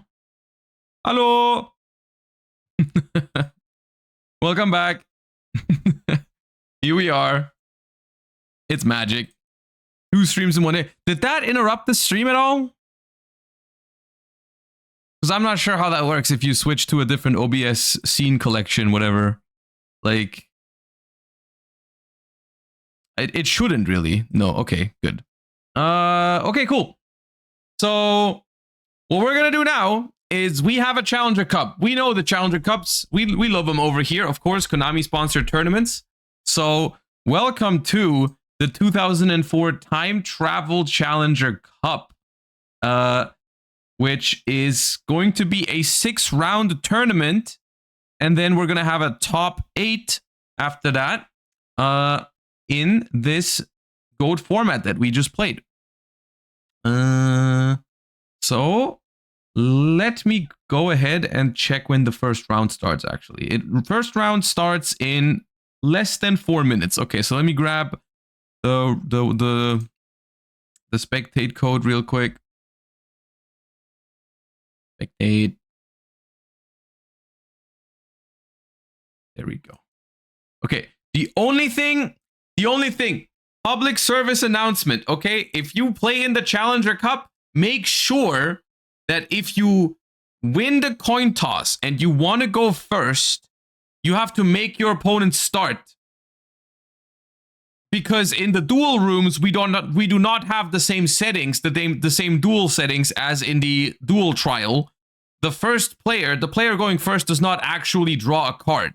So in order to circumvent that, if you want to go first, you pick second, and whenever you go first, you just pass turn, and then the player going second does not use their battle phase. All right?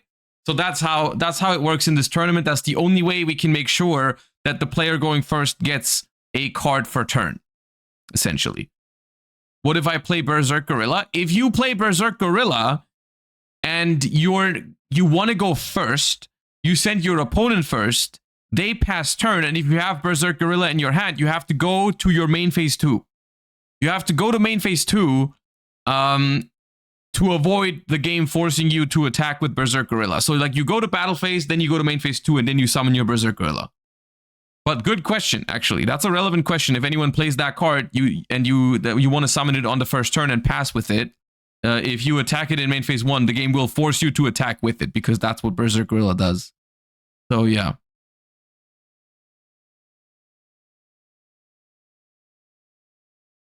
All right.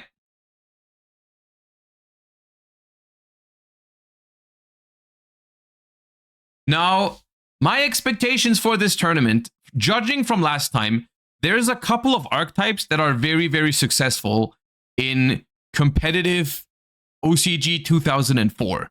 One of them is the pretty classic, I want to say, Chaos Turbo deck in GOAT format, which is also really, really good in the TCG version of GOAT format, which is basically like, you've got 3 Chaos Sorcerers, you've got Black Luster Soldier, you've got Thunder Dragons, and then you play a whole bunch of like discarding stuff, like Raigeki Breaks and stuff like that. Maybe there's like Night Assailants in there as well. A bunch of good light and darks, basically, and Chaos Sorcerer and Black Luster Soldier, and some discard synergy. That is a very popular and powerful deck in modern, like in GOAT format, essentially.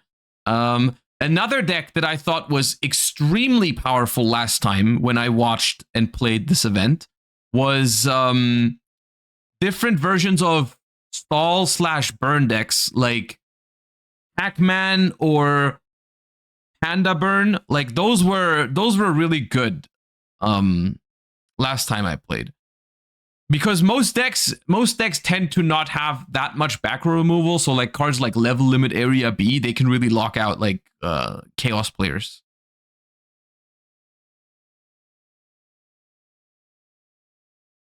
Not seeing any info for how to actually join this tourney. Well, the thing is, the registration period is already over. But the way it normally works for Challenger Cups, there is one like central Discord server where they announce all the Challenger Cups.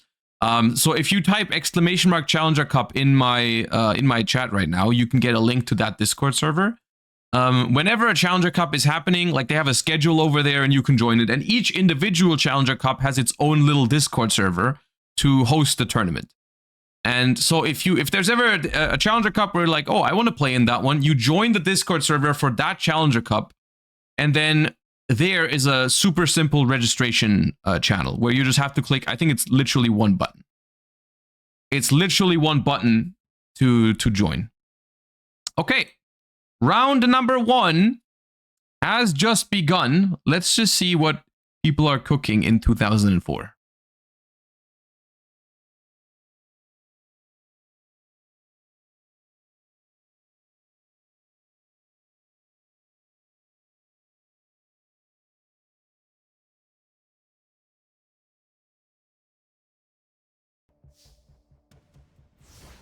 All right, so once again, you pass the turn, so the opponent gets a draw on the first turn.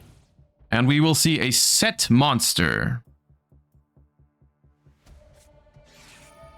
And there is a level limit area B. That is an indicator. Once again, we are seeing one of those decks I just mentioned. It is a burn strategy. It is a burn strategy. Now, one of the main reasons why I think this deck is so powerful is because there's 3 copies of Solemn Judgment, making these setups very, very hard to beat.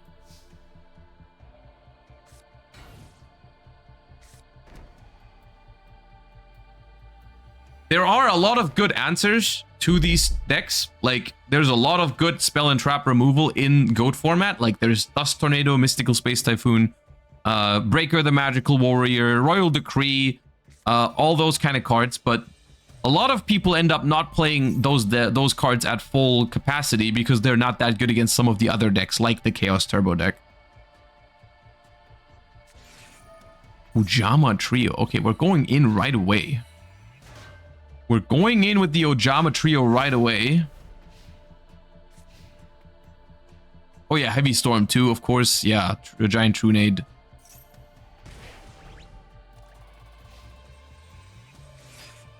Stealth Bird. Okay, slowly but surely, we're starting to chip away at the opponent's life points. The thing is, this setup is like... not even like one Dust Tornado or one Space Typhoon on the level limit area B, and you can basically do whatever you want. But we'll see.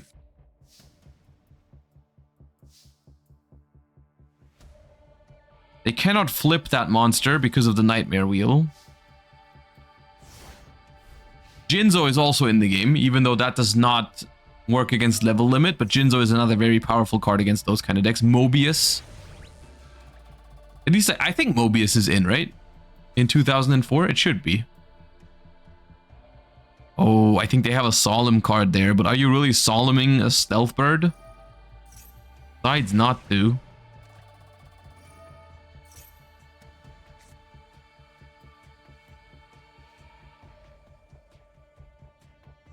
Wow.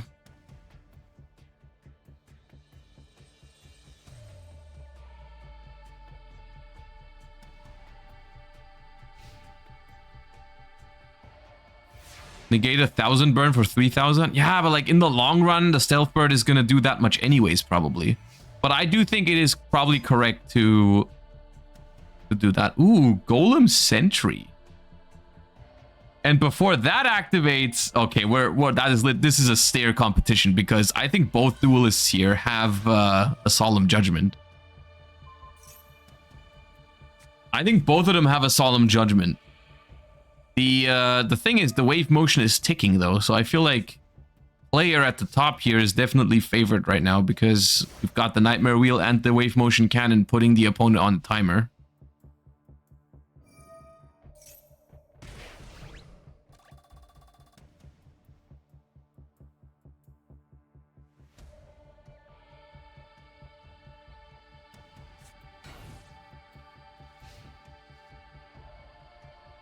What's the out to Ojama tokens that isn't wasting your own resources? You can Zaborg them, I guess. You can torrential if you want to torrential anyways. I don't know what else. It looks like it is Pac-Man versus Burn, which I think is a very Burn favorite matchup. I think what they're doing is they're just checking for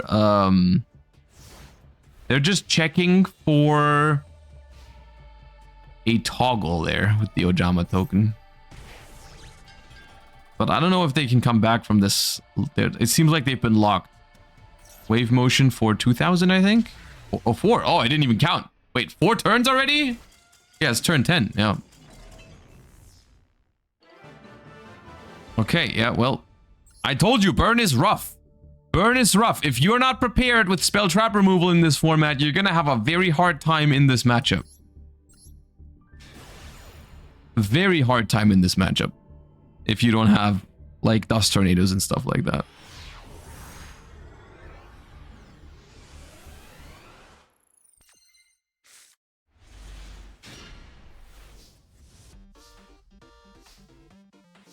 I was thinking of Master Duel for some reason. I don't think the Ojama tokens can be tributed, right? Or do they only say can't be tributed for a tribute summon?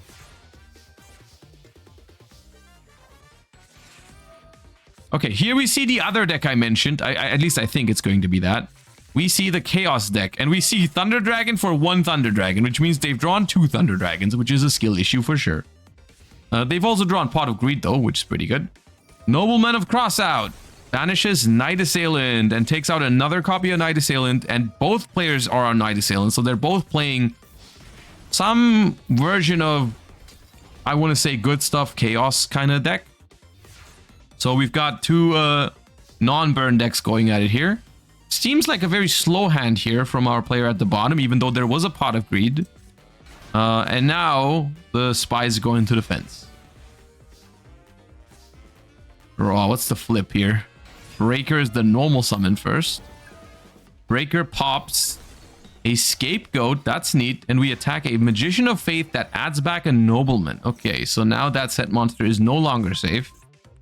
I don't think it's a Magician of Faith, though, because they would have flipped that to grab the Pot of Greed. Okay, they don't care enough about that Nobleman to flip the card. And we Nobleman it anyways. And it was a Spy. Why did you not flip that Spy after your opponent just added back a Nobleman of Crossout?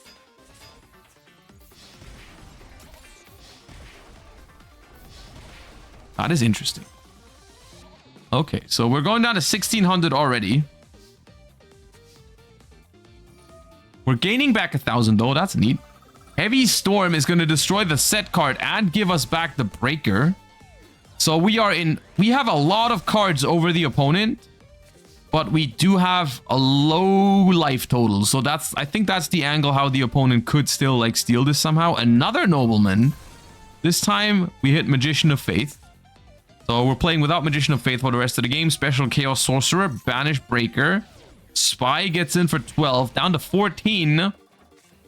Yeah, card advantage is not everything. There's a lot of pressure on the bottom player here. So even though they are up a card, or soon to be 2 cards, they will be under a lot of immediate pressure here. And they still have 2 Thunder Dragons in hand, so they're not really up many cards, right? They got 2 Thunder Dragons in hand, so like they only really have 4 real cards. So it's technically a 4 versus 4 right now. Alright, well, both Noblemans of Crossout have been used, so this set monster is gonna stick unless there is a set Raigeki break. We're attacking with... We're trying to go for game. We're trying to go for game. It's a Dekoichi, and that's gonna work. That's gonna work out. The pressure paid off. Okay.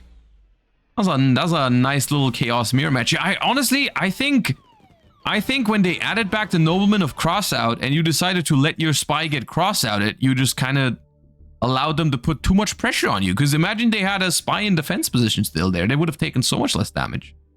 Okay.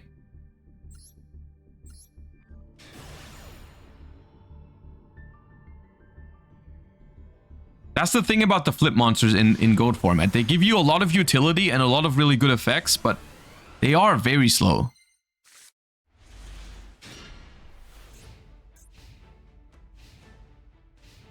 Okay, what do we have here? Set 1 monster and 2 spell traps.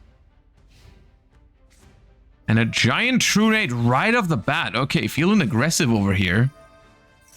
Why did we True Nate that?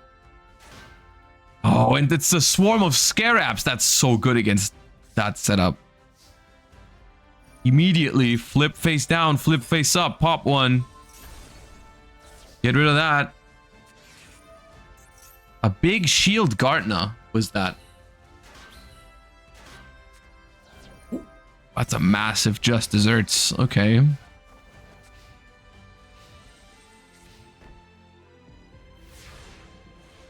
I think one of the best cards against these decks is Swarm of Locusts, and they have it. Swarm of Locusts is a card that says, similar to Swarm of Scarabs, these cards are basically the backbone of a deck called, often referred to as Pac-Man. I don't even know why it's called Pac-Man, but like they have an effect of once per turn you can flip them face down, and when they're flip summoned, this one destroys a spell trap, and this one destroys a monster. So Swarm of Locusts, if you can protect it, every turn you can pop one of their spell trap cards.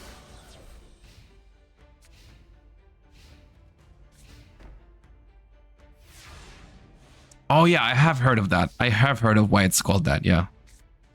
Another Swarm of Locusts. Yeah, and see, they just cannot keep up.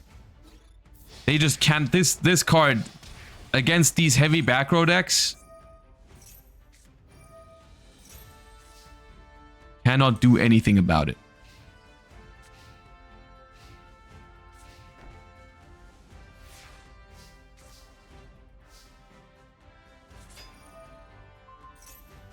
Oh, they're not out of it yet. They still need a good amount of time to win this game.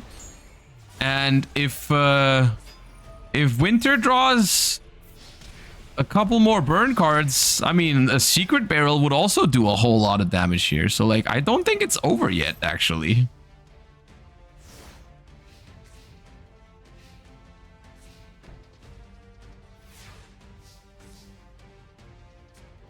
Barrel. Dessert. Okay. Okay, dude. That was just mean. Okay, Burn takes down another one of those.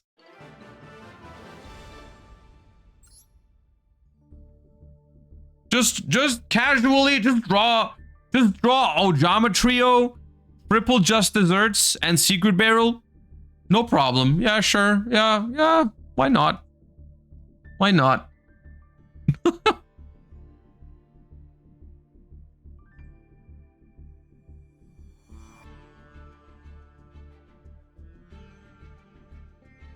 Okay, seems like all the games in this room have already finished. There's another room. Let me grab the other spectate code real quick.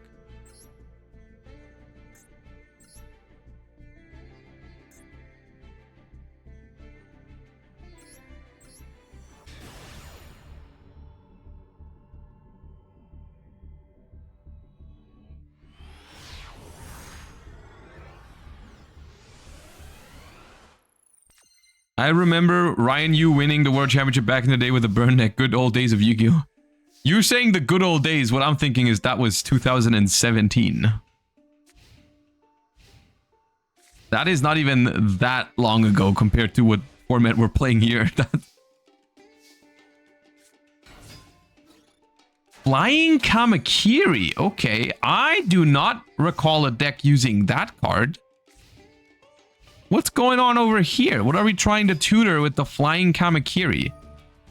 And what is important enough that we're protecting the Kamakiri with the Compulse on the DD Warrior lady?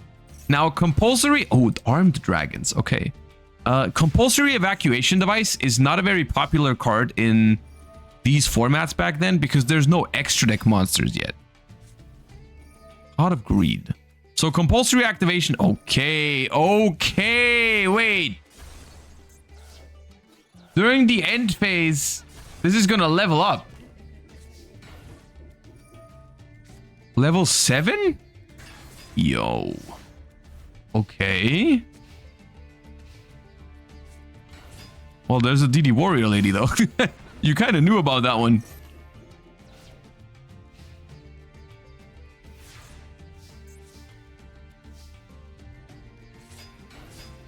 And, okay, it's just...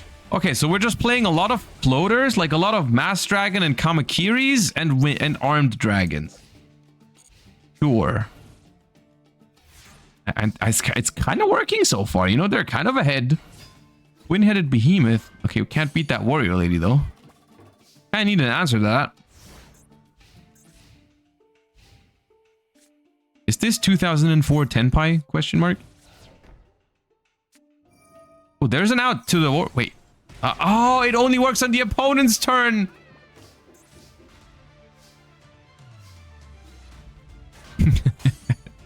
Another one.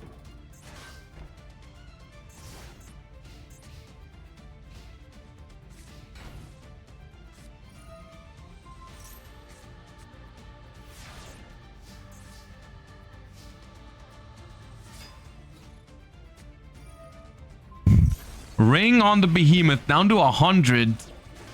They set Kaiku. Lacquerette's armor. Okay.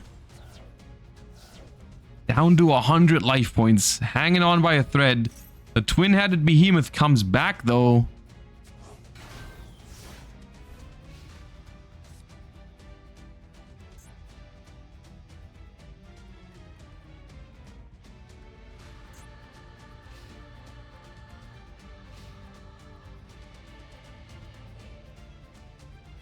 So we do know there's a DD warrior lady in hand over here, so that can... Oh, light and dark. I'm a banish light in the dark. To summon Black Luster Soldier. If there's ever a comeback card in Yu-Gi-Oh, that's one of them. We're going to use the effect to banish that masked dragon.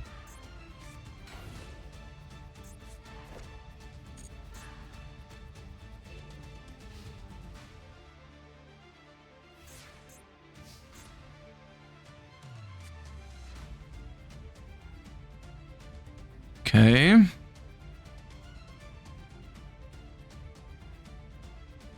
Can we answer that Black Luster? Okay, we're setting up for it. Dust Tornado to clear the spell trap. Clear the spell trap. It was just another Dust Tornado.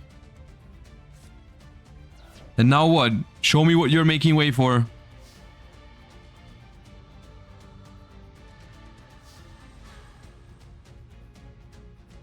You gotta have something. Okay, you can't tell me you're clearing the set card, the set monster, and you're not setting up for anything. Come on, do something. You gotta have something.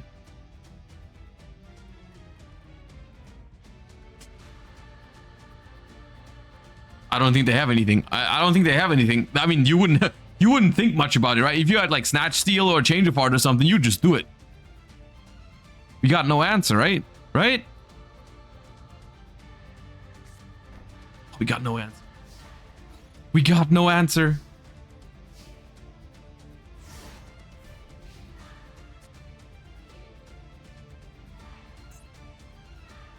Are they really about to turn this around on 100 life points? Off of just one Black Luster Soldier. Okay, we're playing it conservatively. We're not attacking with the Black Luster Soldier. We don't want to risk losing it to a Sakuretsu armor. We just use the effect to banish, get the monsters out of the way. That's the slower approach, but sometimes the less risky one.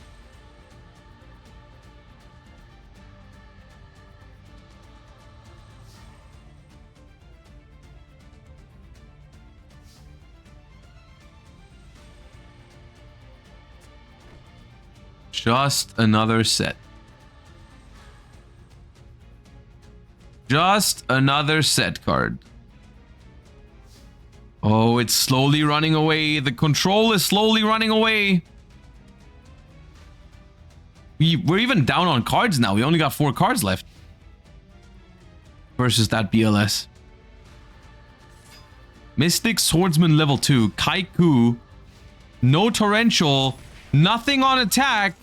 And that's game. We turned it around on 100 life points with the Black Luster Soldier. Impressive. Impressive. Okay. We just got it there. I wonder what that... I mean, look, the deck was very focused on trying to get the armed dragons out. Unfortunately, even if you get through all that effort to summon armed dragon level 7, it is still only really a 2800 beat stick, so I don't know if that's worth.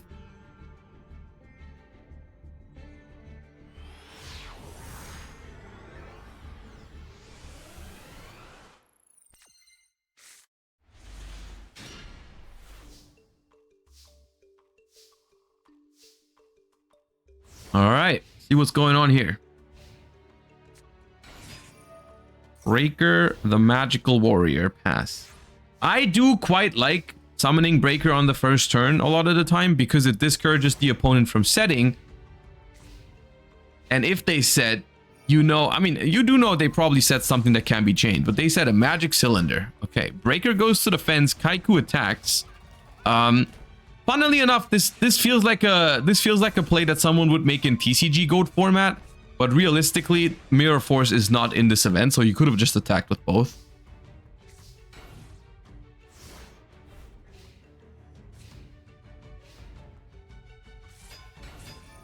Tsukuyomi is the summon. Torrential is chained. Judgment is chained. Now, summoning Tsukuyomi here doesn't even do that much because it has to flip a card face down. So it was just trying to flip itself. Flip yourself now. Pyramid Turtle is going to tutor out the Vampire Lord. Okay. The Vampire Lord and Breaker. Oh, they hit the Scapegoat. The Haiku goes down. We send a monster from the opponent's deck to the grave. We gave him a light monster? You just gave him a light monster just like that. You sir, deserve to get Chaos Sorcerer. Or Blackluster Soldier.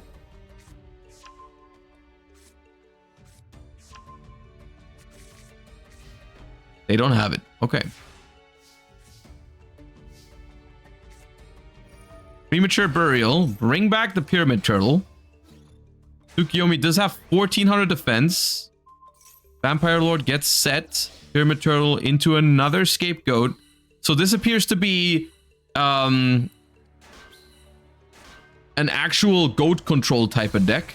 I wonder if it plays Metamorphosis, because a lot of the Chaos decks actually have foregone Metamorphosis, one of the most iconic cards of the format, and why it's called goat control when people refer to it in like in those terms. But the quote-unquote best deck in the format actually does not play Metamorphosis at the moment.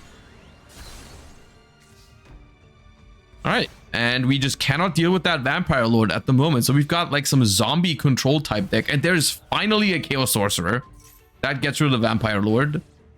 And now the situation is basically flipped. You know, the Chaos Sorcerer demands an answer. There's Ryokoki that runs over the Chaos Sorcerer. You might ask yourself, why is this card in this deck? Because its effect is not even that great. It's just a 2400 dude with one tribute.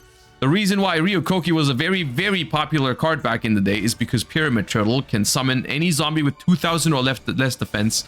And this is basically the biggest thing Pyramid Turtle can summon.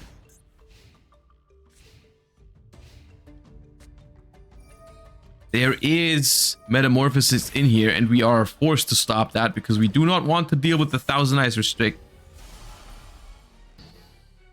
Yeah, Goblin Zombie being here also makes zombies a lot more attractive, I think, for this format. You've got like multiple Spear Reapers, you've got Pyramid Turtle, you've got Ryokoki, Vampire Lord, Goblin Zombie. It's a really solid package, actually. A really, really solid package. I wouldn't be surprised if there was like skill drain in there somewhere as well. Ooh, the creature swap, chain Scapegoat. That is the classic outplay. Because now you're just getting a goat token. That's so fun when you can do that.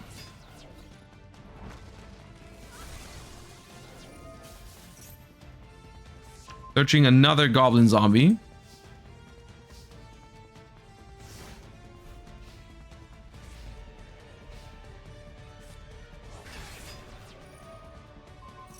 Blackluster. The Blackluster Soldier just deciding all the games. It's probably, I think this is the most like game-winning card in GOAT format. Like even before cards like Snatch Steal or like Pot of Greed and stuff. I think hit the Pot of Greed there. The Royal Pot of Greed. I think Blackluster Soldier is the most powerful card in GOAT format. But we do lose Mobius from hand. Very nice card. I love Mobius. Not my favorite monarch, but I like it. Raigeki break on the Pyramid Turtle, and now we're open for an attack from the Blackluster Soldier. Will it connect?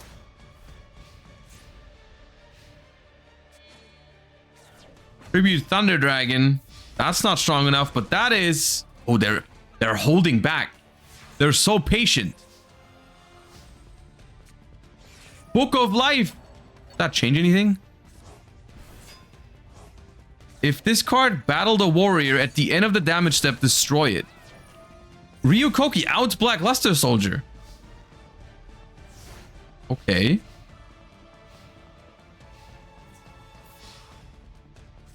There was a Sakuretsu armor. And we pass. Ooh, these games are so close. This is probably my favorite game so far. This game's great. The zombie deck is so cool too.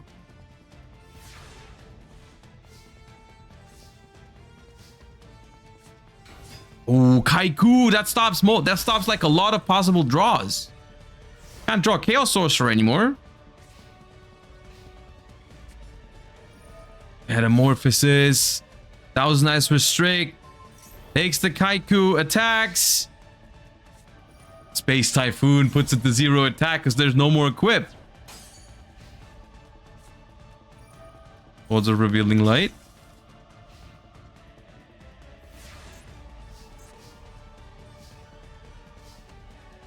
Looks like we drew a monster.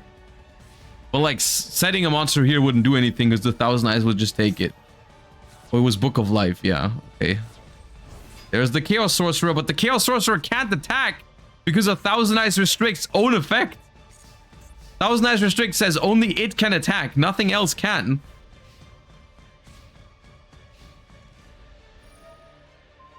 They're banishing it with the Chaos Sorcerer. Tomato gets Solemn Judgmented. Probably should have summoned that first to see if it was successful. Okay. Heavy Storm. What's the card in hand? Book of Life. Nah.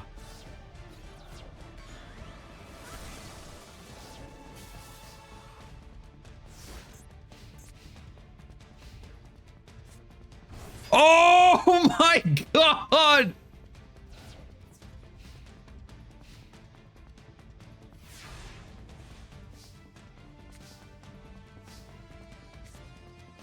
Oh, what, can you stop?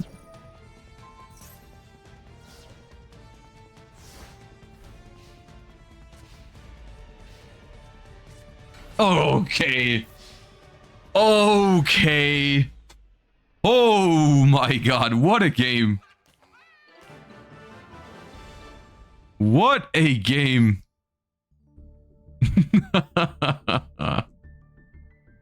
Woo! That was great. That was great.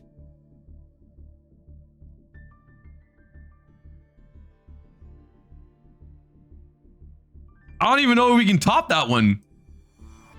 That was just round one. That was just round one, but we're headed into round two. As you can see, players have already taken their seats. And round two is going to start in a few seconds. Man. I didn't know Ryukoki like that. No, Ryukoki is a good card. It's a good card. I knew it had an effect, but I have rarely seen it relevant. But the fact that it outs specifically Blackluster Soldier is pretty good for GOAT format. That's like one of the better types to out for sure in GOAT format when it comes to like big monsters. Because like you think of monsters that are bigger than Ryukoki in 2005. There's not that many. It's really only Blackluster Soldier. So like the fact that you can out a Blackluster Soldier with it is pretty huge.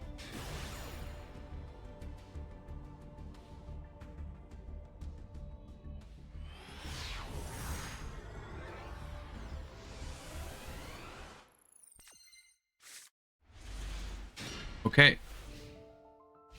Let's hop into round number 2. First game.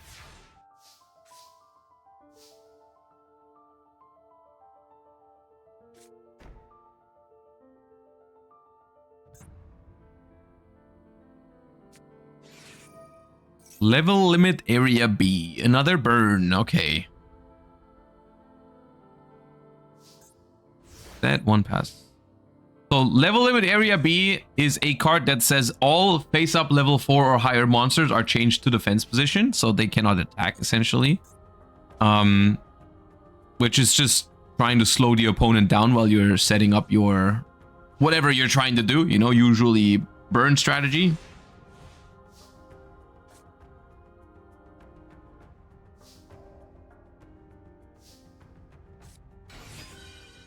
Breaker the Magical Warrior turned to defense by their own card, but will threaten that face down card.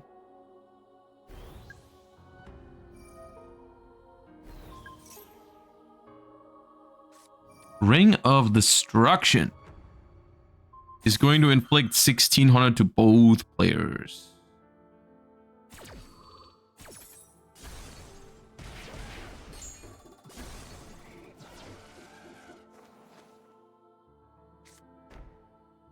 Set another card and pass.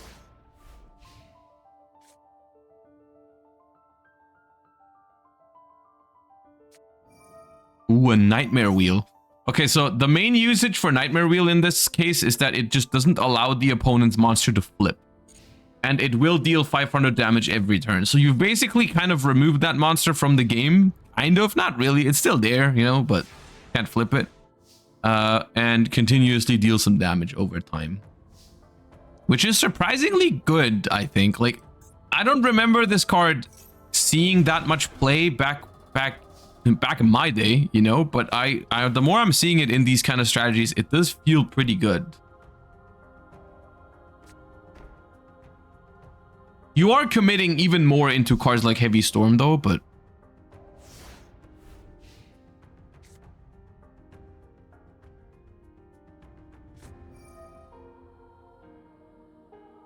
there's another Nightmare Wheel.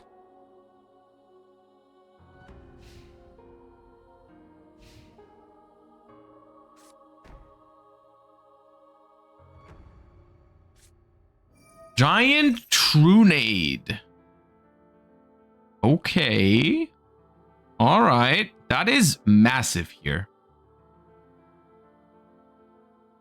Chain Mystical Space Typhoon on that set card, which is awkward because they set it and then they activated Trunade.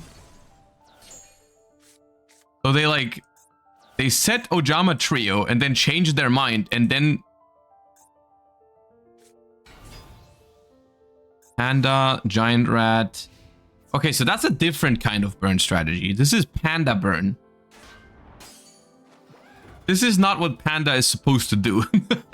So Panda is a card that gains 500 attack for each monster the opponent has. So what you want to do is you want to give your opponent those Ojama tokens, and then the Panda becomes real big and can attack for piercing battle damage. But here it just took damage itself, which is not what it's supposed to do. Lava Golem. Oh, Lava Golem. Okay. Lava Golem Nightmare Wheel combo. Or level limit, I suppose.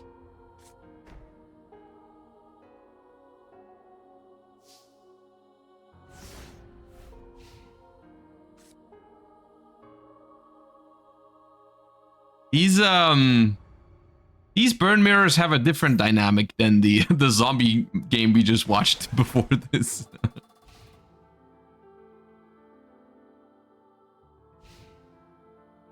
I think the problem with burn versus burn is the fact that these decks are so focused on beating the other decks. They're not super focused on beating each other. So the burn versus burn matchup just ends up being like very, very slow because they got a lot of cards that don't do much against each other. Like Giant Rat, for example, is a card that neither of these two is probably ever going to be able to attack with or get attacked over with. Like, it's just not going to happen.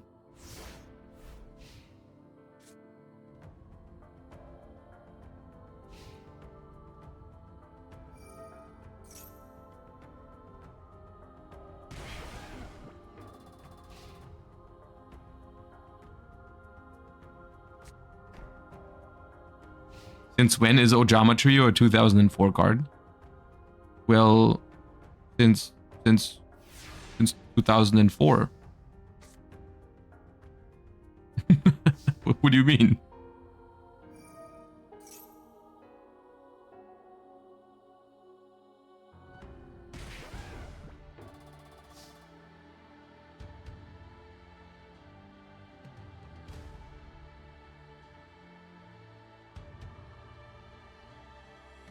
This is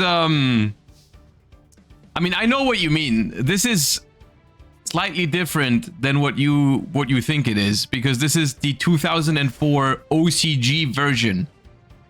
Like 2004 OCG format is this event. So it is not exactly the same as 2004 in the TCG regions, because I do think you are correct in the way that Ojama Trio came out for us in 2005. I believe. Or no, wasn't it in Dark Crisis? What's the first set for Ojama Trio? Dark Crisis, right?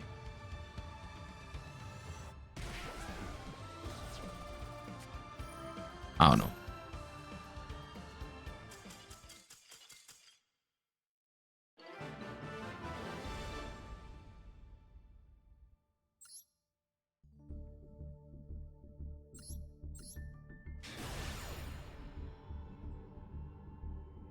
Yeah, it is also in our 2005 format, yeah.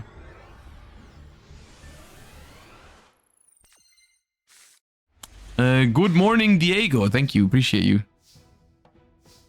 Okay. Next match. Oh, we draw and pass. Okay. Marauding Captain. Special summoning breaker without a counter. That's new. That's a new technique. Thunder Dragon. Going to 8 cards in hand. Solemn Judgment on the Tribe Infecting Virus, which is a hefty cost, 4,000 life points, but that that Tribe Infecting Virus with the 2 Thunder Dragons in hand basically gets to destroy your stuff for free, so it's understandable. Attack with Breaker, attack with Marauding Captain, down to 2,400 already. End phase Scapegoat. Interesting, they decided to not even block an attack with the Scapegoats. They want all 4 tokens, and they will take no less. Tsukuyomi onto the Marauding Captain. Chain Book of Moon on it immediately, not even waiting for the battle phase. Sure, Marauding Captain goes face down. Pot of Greed after. And then pass. Draw off a turn. Activate Nobleman on that Tsukuyomi. Don't want to deal with that. Flip the Marauding Captain back up. Get rid of 2 tokens. Still 2 tokens left. Still time to draw a Metamorphosis. Not yet.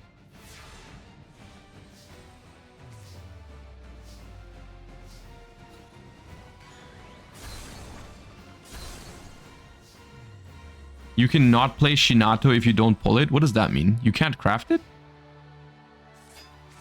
Another Solemn. Another Solemn. Not another. Okay.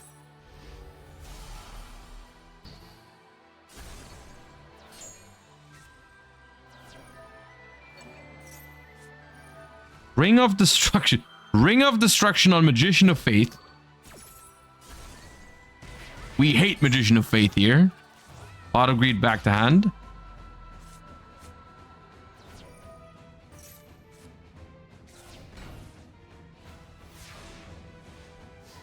We've got super low life points for both. The Heavy Storm is so big here. Chain Raigeki breaks good though. On. Why are you destroying their spell trap? They activated Heavy Storm.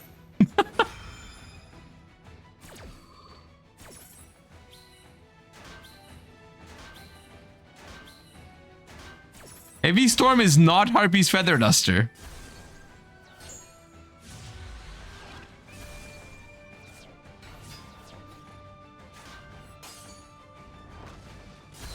Ooh, that Ninja Grandmaster is gonna make easy work of that Spirit Reaper next turn. Ooh, never mind. That's so big. That is so big. That beats both monsters.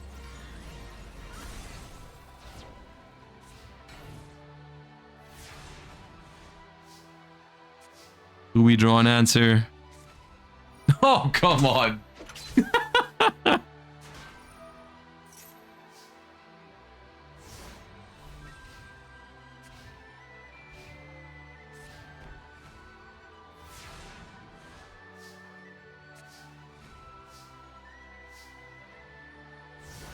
Well, we've bought ourselves some time, but it's still looking not the easiest to solve.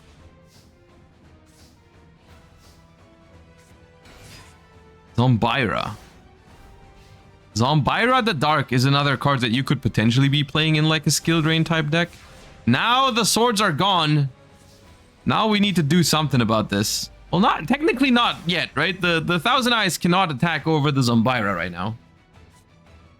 Well, now it can. Never mind. We also just...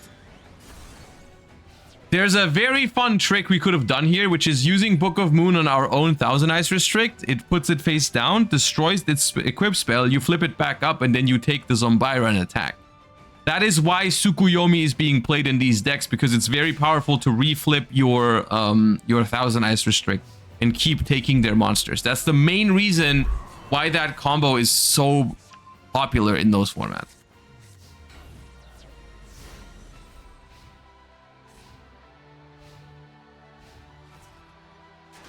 All right, we attacked the warrior lady. That outs the Thousand Eyes, but they still got so many. They're ahead by so many cards. Imagine like Giant Trunade and then Giant Trunade and then the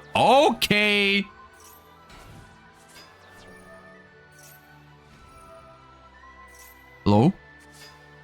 Are they turning this around?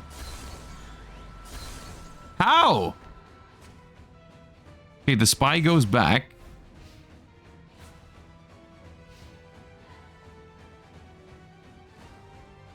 Natch Steel gives him 1,000 life points. That's vital. More than doubling their life points, by the way. Book of Moon. They do get it back. Okay, that gives us an answer to... We had this earlier, and I was wondering how that would work. Because back in the day, I'm pretty sure it would have stayed. I think back in my day, I think that would have stayed. But I'm pretty sure with modern... That's just a modern... a modern rule... which, honestly, the modern interaction makes more sense. I'll say it. The modern interaction makes no sense because the effect that took over the monster does no longer apply. Yeah.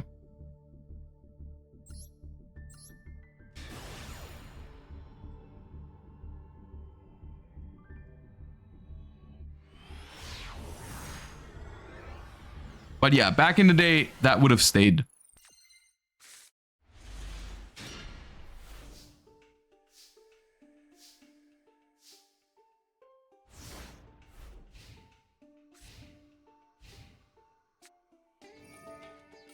All agreed.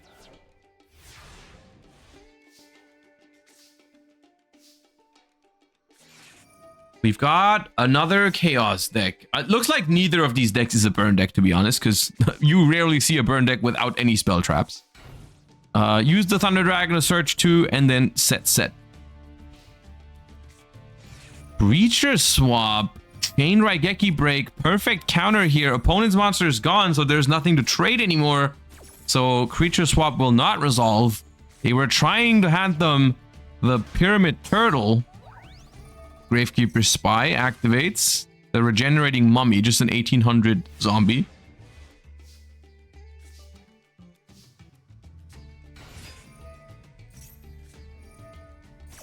Ooh, that's a good torrential.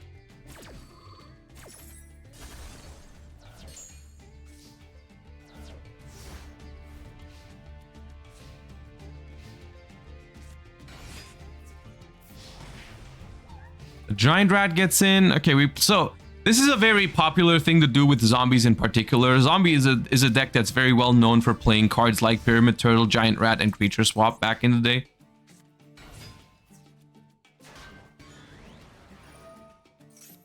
Which seems pretty fun, honestly. The old school zombie decks, I think, were pretty fun. Ooh, Change of Heart is gonna take Regenerating Mummy. We attack the Giant Rat, triggering it for the opponent. They tutor out another one. And then we tribute or a set monster. Now, what are you tribute setting here? A Thunder Dragon? Yeah. Obviously, yeah. Tribute summon Ryu, Koki, and then go in over the Thunder Dragon. Or Ryu Koki, I don't even know. Snatch Steal, we take that too. And set. Alright. Unironically, in a world without link monsters and stuff like that, I feel like Snatch Steal a lot of the time is even better than Change of Heart, just because it's permanent. Like, sometimes you draw Change of Heart and you're like, I don't have a way to convert my opponent's monster into like a tribute or anything like that. So I would just like to take it and keep it, you know? But then there's instances where Dust Tornado just takes your Snatch Steal out and the monster goes back. So pros and cons, you know? But generally, I think Snatch Steal is also very, very powerful in this format. So the Chaos Sorcerer takes care of the Ryukoki and another Change of Heart. And that Chaos Sorcerer banishes the Magician of Faith and then gets tributed for another one. Painful Choice. They get a Magical Merchant from that. Yeah, this is essentially like Painful Choice. While it is still very good in this format, I feel like these decks, like, there's not enough graveyard cards that these decks are making actual crazy good use of that card. It's not like they can reveal 5 cards that will all do something in the graveyard. Usually you just try to pick 5, like, you try to pick 5 cards that each are solid in your hand, and you don't mind too much if they're going to the graveyard. Okay, Nobleman, that Merchant, Snatch Steal. I feel like this is the 10th time someone has stolen their opponent's monster in this game. Am I tripping? Creature Swap, Change of Heart, Snatch Steal, Bribe for Zombie.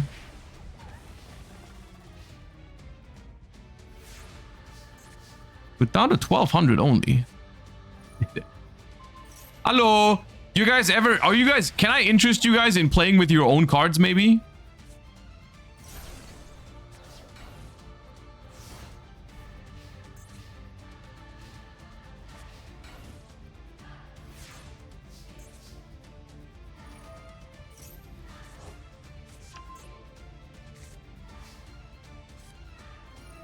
Nobleman. No, oh, that's smart. Normal summon the Night Assailant so that the Tsukuyomi does not have to flip itself face down and can actually get in for some damage because the opponent is also getting relatively low. We're down to 1900 versus 1200 with a set Night Assailant that we know that's going to take care of the Regenerating Mummy. And we are passing. 1900 is technically possible. You know, one breaker. A breaker is gone anyways. Okay, we set 1 and 1. Who can close this out? This could go either way. Legacy of Yatagarasu draws a card. Activates Swords of Revealing Light. That's going to reveal the monster. It's a Spirit Reaper.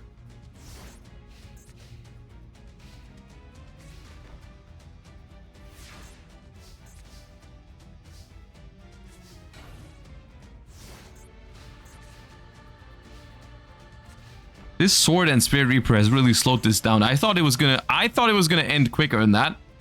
Okay, another Legacy. Draw the Koichi. Draw again. Giant Trunade. Okay, we're going for it. Right. There's no way you Giant Trunade and you can't out Spirit Reaper. Okay. Sinister Serpent, Tsukuyomi. Set the Sinister Serpent. And that's a GG with the Giant Trunade. Giant Trunade is putting in work today. Giant Trunade so far is looking pretty good because it's just closing out games left and right. And there's also a lot of these burn decks that you can really catch them off guard with the Giant Trunade because it just gives you that one turn to push through your damage. Well played. Cool game. I liked it. The zombie deck. So I have good news and I have bad news for the zombie players today. I really enjoy watching your decks. They are really fun to watch. However, I have noticed that so far we haven't actually seen the zombie deck win. I'm just stating observations, okay? Like I think the deck looks very fun. However, I've not seen it win a game yet. I'm sure that'll happen though. I'm sure that'll happen. I believe in you guys. The deck's fine. I think the zombie deck's fine.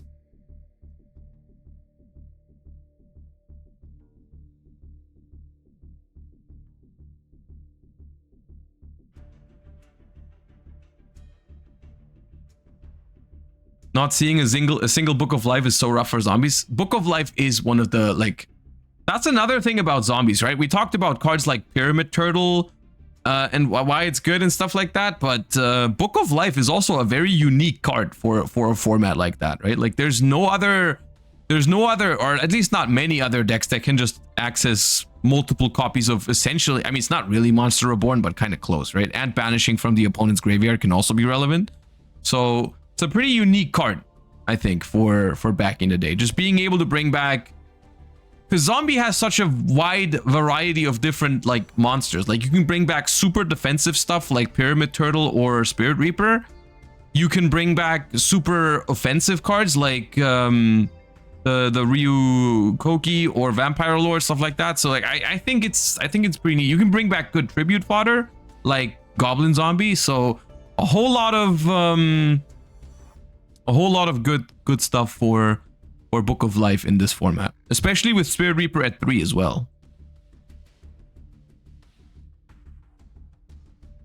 I think the trickiest thing about zombies is how do you build it, because it's not a deck that is being explored that much in IRL Time Wizard format, because that is a little different than this one, right? That doesn't have Goblin Zombie. It doesn't have 3. It's only 1 Spirit Reaper, I'm pretty sure. For is it just 1 Spirit Reaper for Goat? I think it's just 1 Spirit Reaper for Goat, right? Or is it at 3 but no one's playing 3? I don't remember. I'm just thinking it's at 1 because I always only see 1. I never see more than 1 in.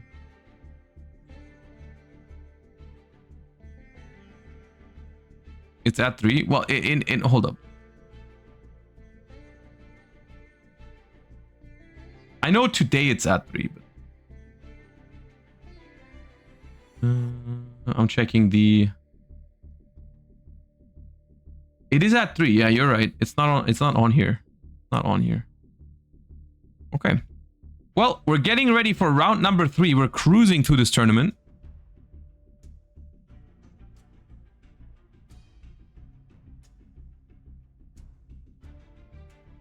Some cards are just, but yeah, I mean there definitely is a gap between cards like Pot of Greed, Blackluster Soldier, Heavy Storm, Change of Heart, Snatch Steal, and some of the other cards. Like you are right in the fact, like I feel like 80% of the decks are like focused around on playing like this super grindy and interactive game of like, oh, I'm trying to resolve the Koichi to draw a card because that is going to be super relevant. And then there's other cards like, oh, I'll instead just draw the Pot of Greed and I'll do it way faster and way easier, you know, my +1.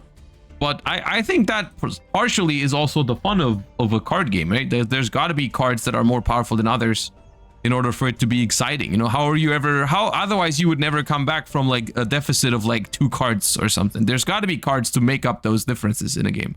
Because otherwise, if every card was just kind of the same power level, you would just be out of the game once you're down like 1 or 2 cards. Because, you know, you can't really make up that gap without powerful cards sometimes. Or, I mean, I guess sometimes you can make up the gap with like really good plays, or your opponent may be misplaying a little bit. But there's got to be some like cards that can turn games around. Otherwise, it's just not as exciting. But those can also, like, whenever a Black Luster Soldier happens, you know, and it wins the game, or like it turns around the game that felt like it was lost, it's gonna feel really good for one player and not very good for the other. So yeah.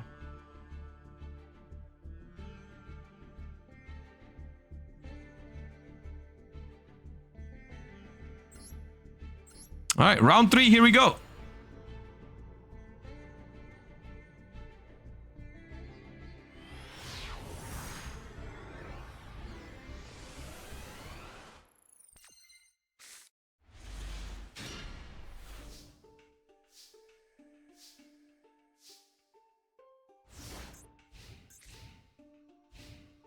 Missing Medusa Worm hurts. Yeah, there's no Medusa Worm. Yeah, I think by far the most important card in that deck though is Swarm of Locusts. And I also really like Des Lakuta. We haven't seen much Des Lakuta yet.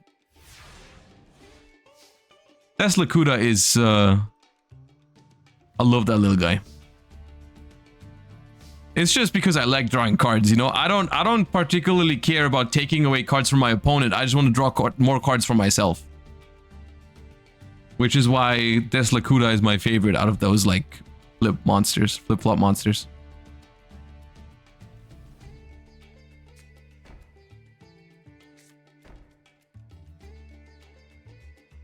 It is, yeah, it's the runic fountain of Goat Forest.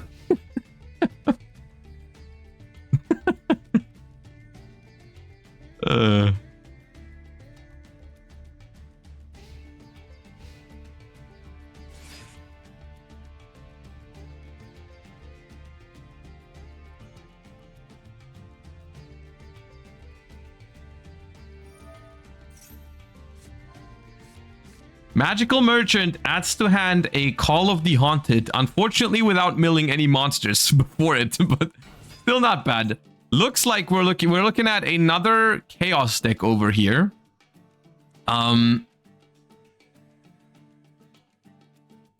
With the Kaiku, we got 3 face downs on the bottom here, so that's more likely to be. I mean, it could still be anything, but like the most likely decks to be setting multiple cards is like it could be a burn deck, but we'll see how that goes.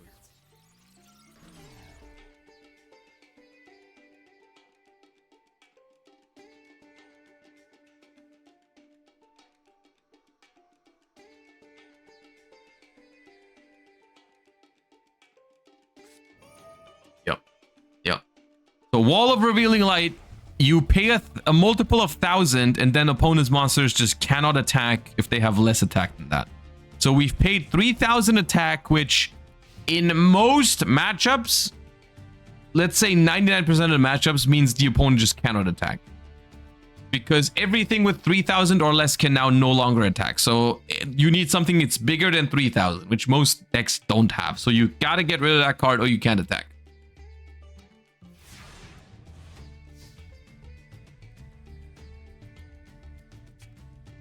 Or you gotta find a way to make your monsters bigger than 3,000, which I don't think these decks usually play something that.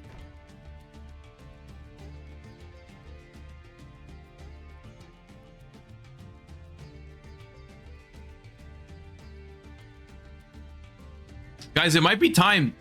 It might be time to play a Swarm of Locust engine in your Chaos decks. A little Swarm of Locust engine, huh? So you can beat those stun decks.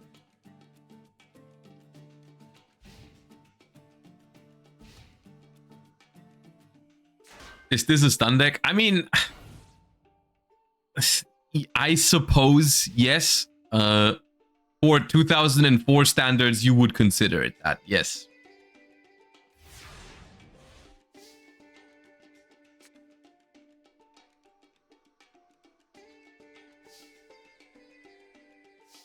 Time to play one, like, let's play one Axe of Despair so you can make Black Luster Soldier 4,000 attack.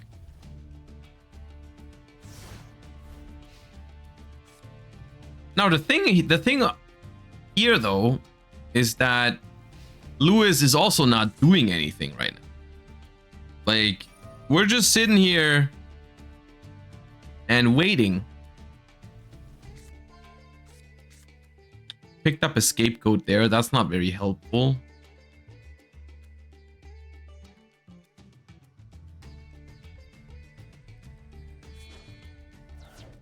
Tribute for a set monster. I was excited to see Jinzo or Mobius, but we just set. Wins by deck out. They are ahead, yeah, 32 to 28.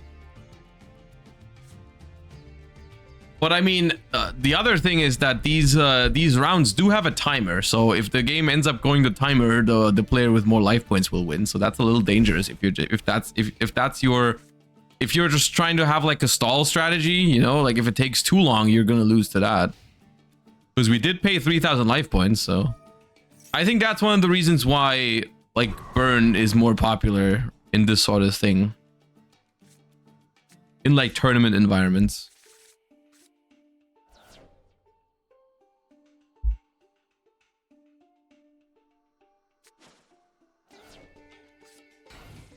We tribute set another monster over the other magical merchant.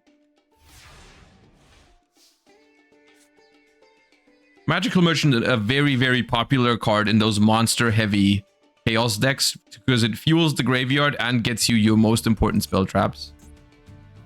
Hopefully.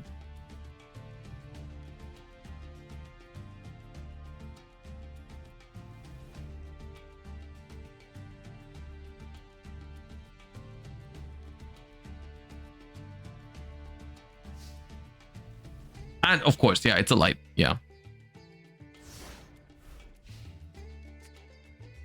It's just a cool card because whenever you're sending cards from the top of your deck to the graveyard randomly, the most annoying thing that can happen is losing a bunch of very important spell trap cards, and Magical Merchant will just always get you those spell traps to hand. It'll never send one to the graveyard that you might need later, which is really cool.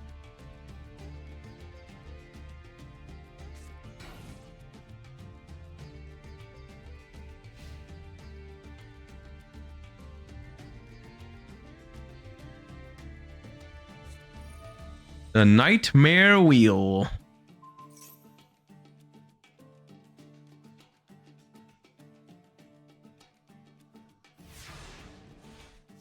Or it'll get rid of all of your Chaos Sorcerers and Blackluster Soldier. Yeah, if you get really unlucky. Yeah, I guess that's the worst thing it can do. Yeah, that's the worst thing that can happen to you is if that thing hits like all your Chaos Sorcerers and Blackluster Soldier. Those are the most crucial cards that you can lose to it. Yeah. So it is a little risky.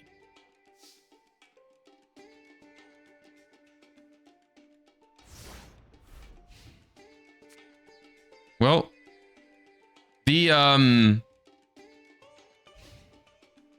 thing here is just a little bit of ancient man knowledge. If you're playing against this sort of deck, you should... Wait, Solemn Judgment on Exiled Force? Really?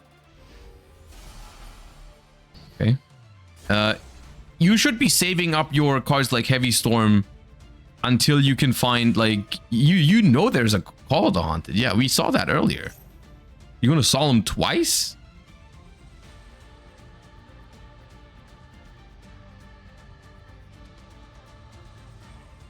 You're gonna Solemn twice for that effect monster. Okay. Now that's gotta be a super important monster. What is that monster?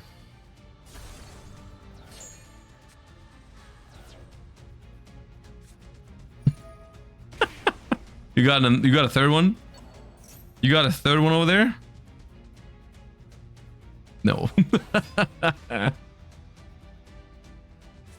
Just dessert. 2,500.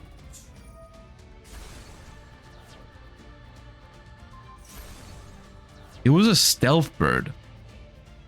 Do you really feel like you needed that stealth bird so badly?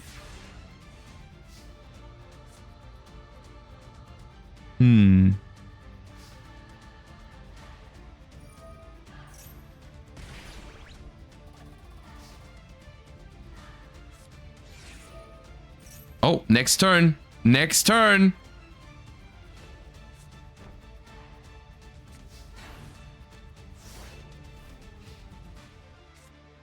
We got one more turn.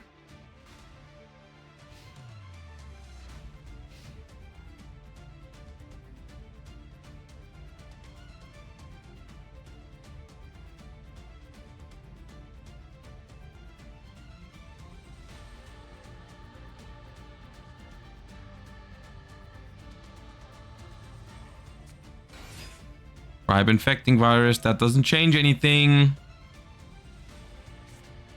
I think we're just giving up. that cannot possibly be helpful, right?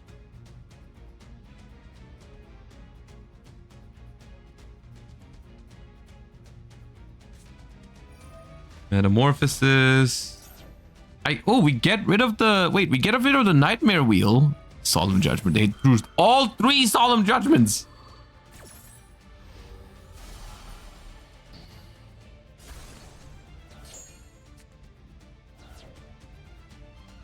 $625. It'd be funny if you played your own secret barrel.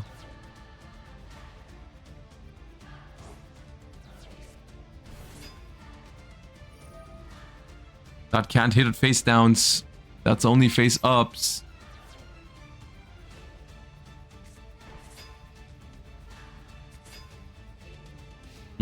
Those are all good chaos cards, but they're not good against burn. So this is gonna have 1 counter.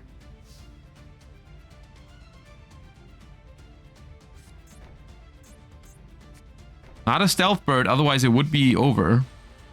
Okay, 1 more chance to draw heavy storm. Maybe it's probably in the deck.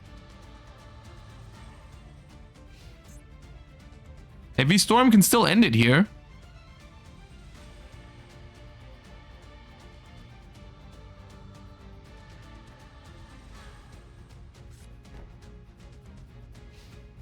Not heavy storm.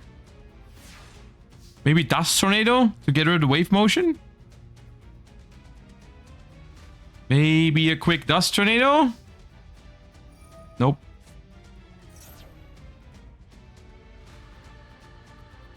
Yep.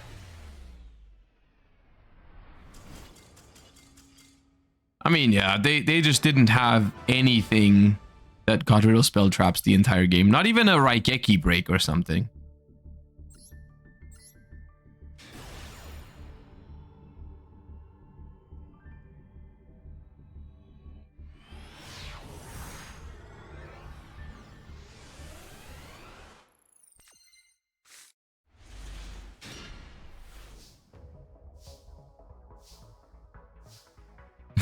We also have a feature request in the Discord channel that says, Room 1, I 10-pied someone. Should we watch what's going on there? How do you 10-pie someone in gold format?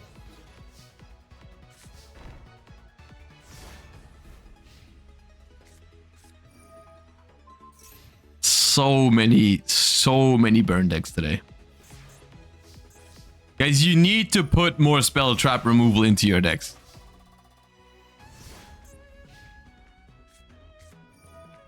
But they're both playing burn. I'm speeding up the burn.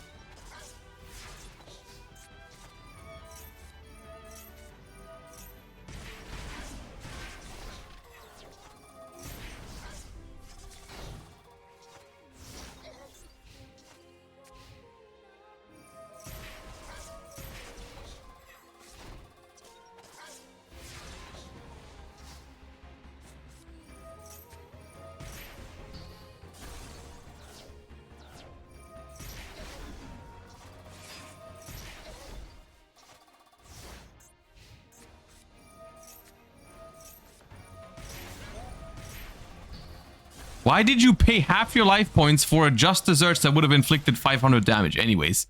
What? Eh?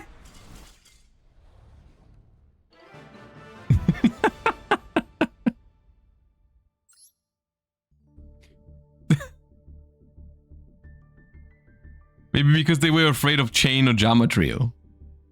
Maybe that's why.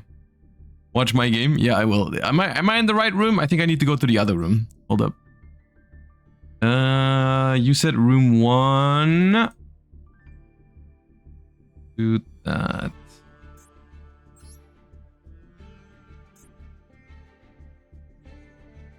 Okay. Let's see what I 10-pite someone means. Oh, Farfa is also playing.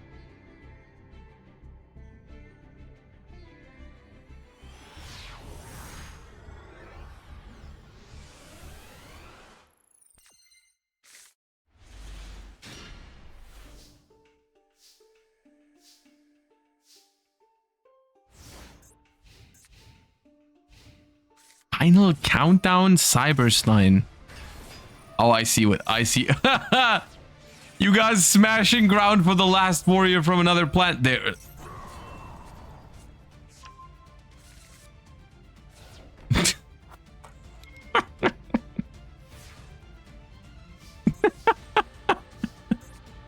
Oh, please do it with Don Zalug. Please do it with Don Zalug. Please. Yes.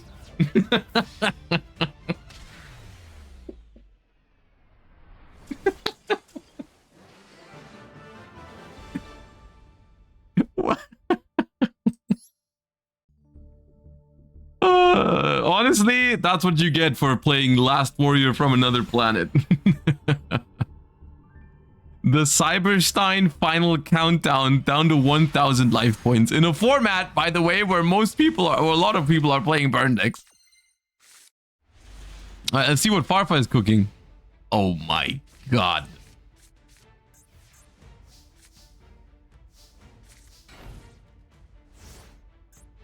Oh,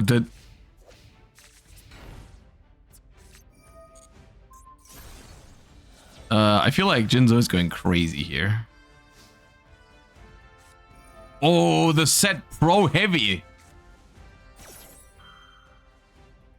The set pro heavy. He's so good.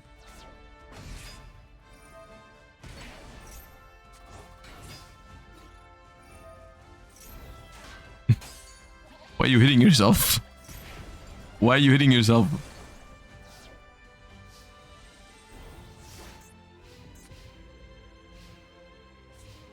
That Marshmallow is not going to be happy about that Air Knight Parshath. Or that Nobleman across out. Oh my god, Farfa is too strong.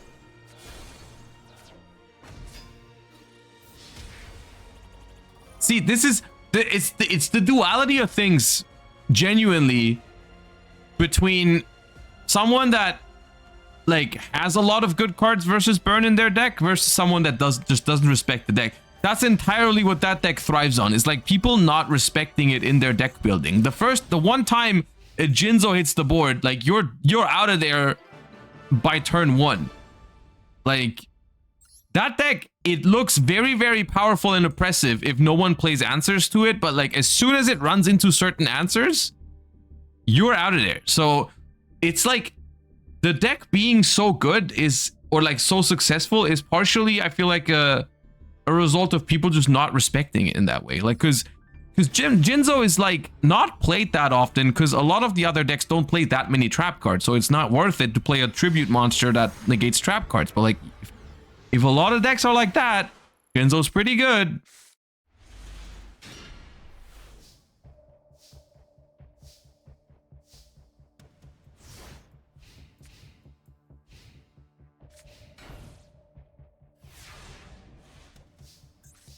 All right. Solemn wishes? Okay, now that's on another level. What does that mean? Compulse. Okay. Exiled Force. Destroys Giant Rat. Premature... Oh, God. The left-right combo. Double Exiled Force. Brutal.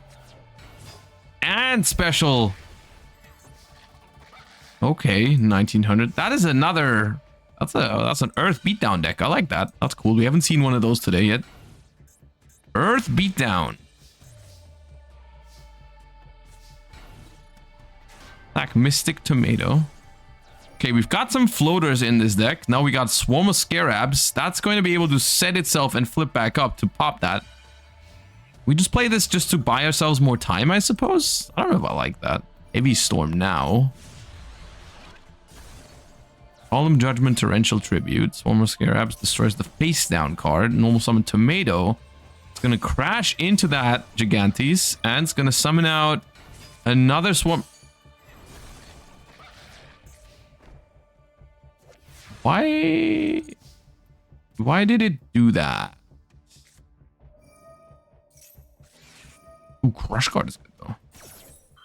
Right, this deck can't play Crush card. Oh, Call and Ring of Destruction. Guardian Sphinx.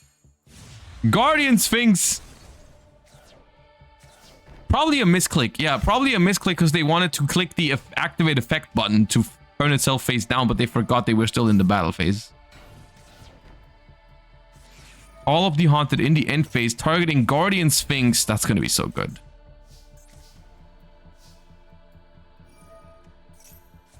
Pain Compulse, though. I feel like this is like one of the only monsters in the game that Compulse is actually good on. No, not the Lakota. They drew a monster that runs over it. No. Oh, the Runic Fountain has been destroyed by battle.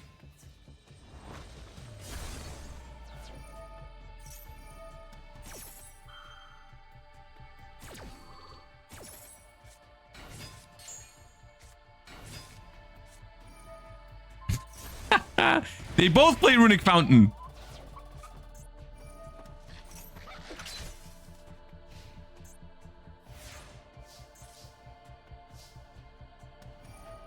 Let's go, Runic Fountain.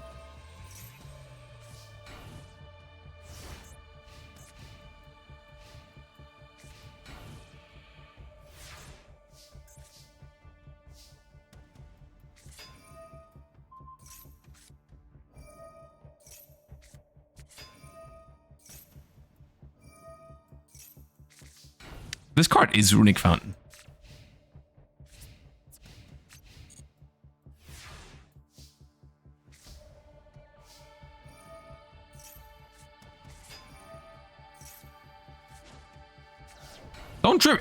Don't tribute Runic Fountain like that.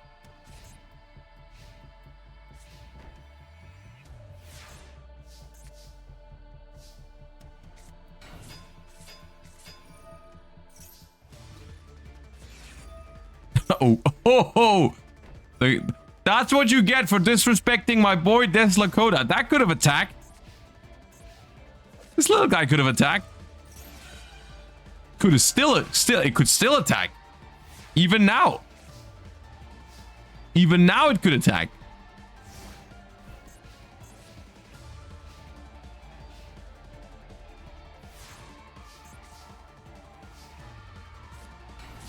Ooh, the Jujitsu Master can attack too.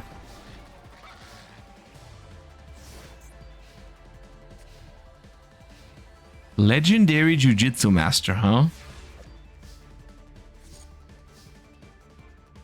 Yeah, we got the Golem Sentry though. The set monster is not going to stay there. Flip-flop. 13.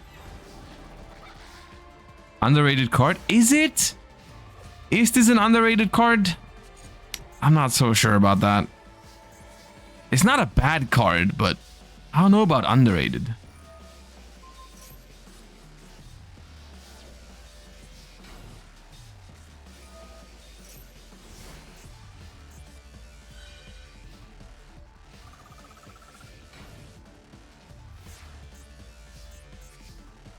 Well, Golem Sentry keeps returning that monster to the hand, and Jujitsu Master does do more damage than the Solemn Wishes. Solemn Wishes is going to heal him out of range one more time. We're going to go to 1400.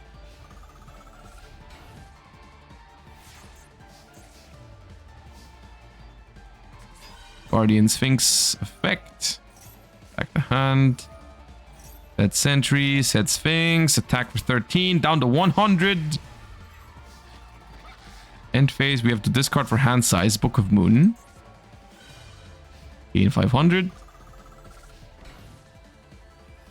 That set card has got to stop the Jujitsu Master. And it's just a Mystical Space Typhoon. Okay, so that's gonna be it, right?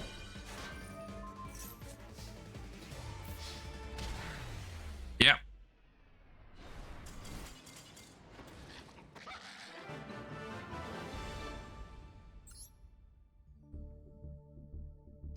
All right. And with that, we're getting ready for round number 4 already.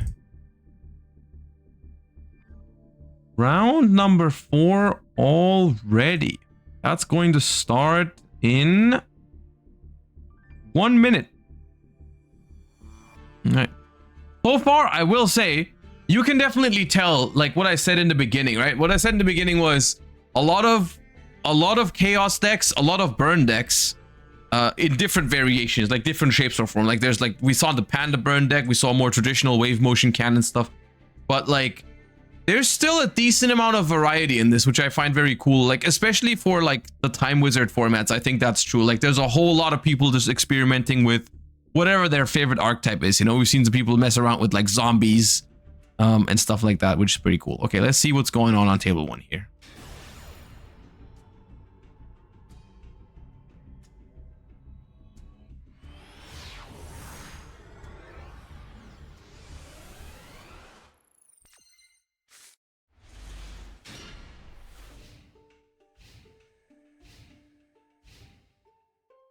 No gadget decks? Yeah, that's an interesting one to me too, because I feel like gadgets, I mean, I think whether they're the best deck is arguable, but like they're definitely good, and not a single one here is definitely curious.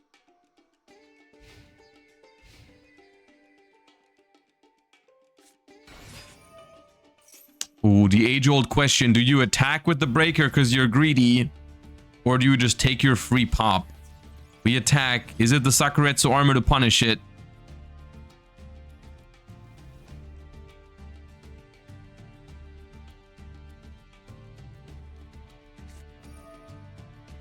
That's even worse. Somehow this is the worst possible card to summon a Breaker the Magical Warrior into. Blast with Chain? Blast with Chain. Really? The funny thing is this couldn't go right either way. If you activate Breaker, they just chain it and it gets destroyed and then activates to destroy the Breaker anyways. Like there's just no good outcome for you. And now you got a Solemn Judgment, a Donza Luke, because you got no answer to it apparently. And take that 2300 Kaiku to the dome. Wait, you have a Sakuretsu armor? I guess you want to get rid of both. Okay, that's fair.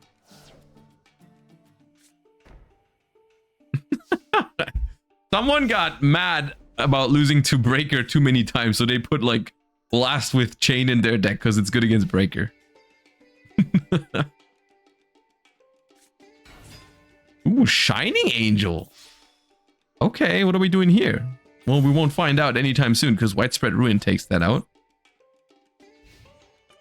Chat, where do you stand on the Widespread Ruin versus Sakuretsu armor debate? Targeted removal for whatever is attacking, or just trying to non-targeting get rid of the biggest thing?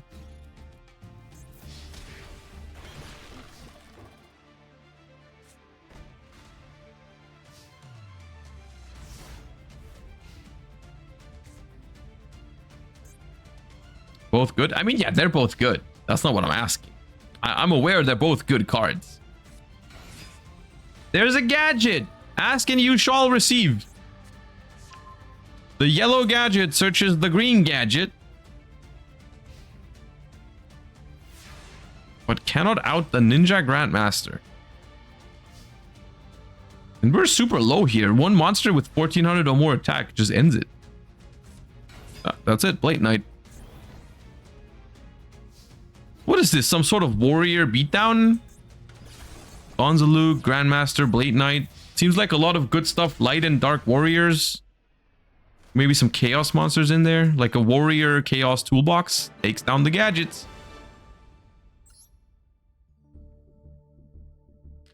Takes down the gadgets.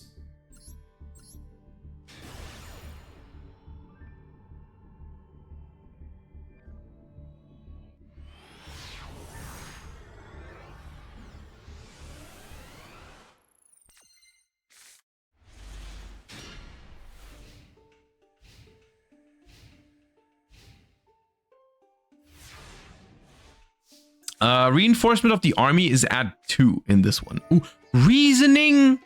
A reasoning deck with Marshmallow? With Cyber... Okay, what is going on? What is going on? Fiend, you're using Cyberstein, you're paying 5,000 life points for Fiend Skull Dragon?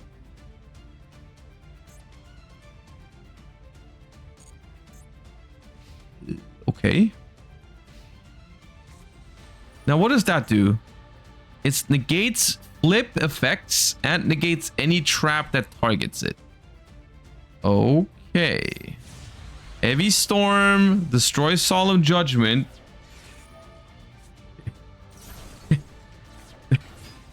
I feel like I don't know if it's the universe that has beef with Cyberstein, or if it's just not as good of a strategy in this event. But every time someone commits to the first turn Cyberstein, they get countered as hard as possible.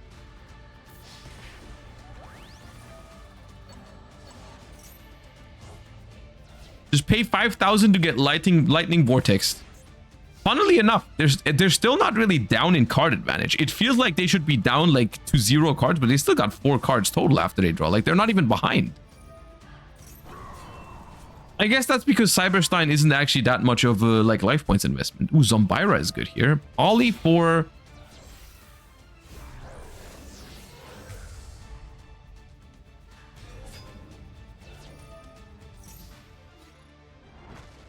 Ollie for Last Warrior from Another Planet.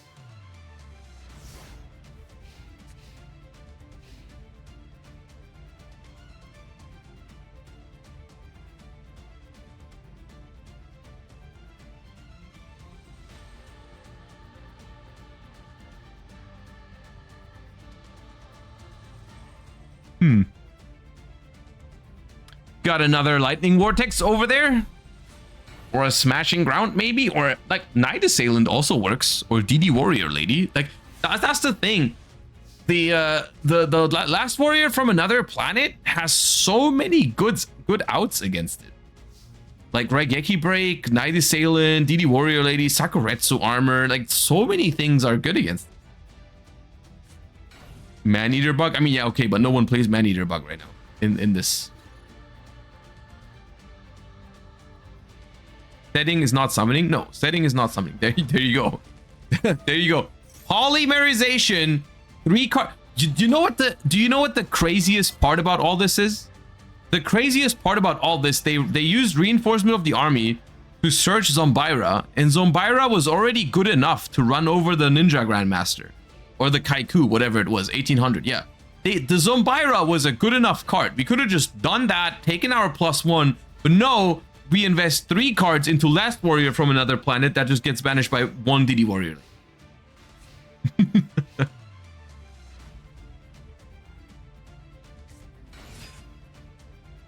How are there 2 people playing each other right now, but both with Zombira in their deck?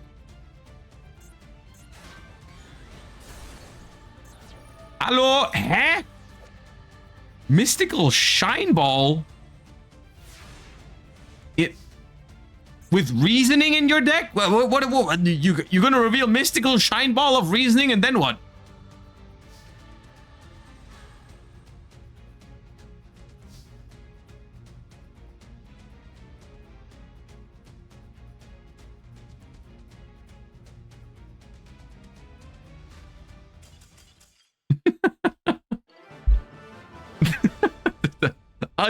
I will just have to come to terms with the fact that I will never understand what that deck was trying to achieve. It's just something that I'll have to live with this forever. For the rest of my life, I will not know what that deck was trying to do.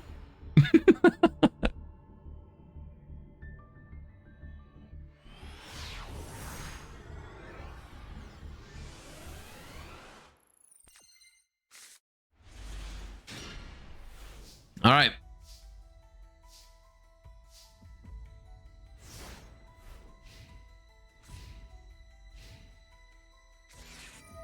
Thunder Dragon. White Elephant's Gift shenanigans. I don't think that card is in 2004. White Elephant's Gift. You can look it up. I'm not entirely sure, but I think that card is Stardust Overdrive, which is like 2008 or 9.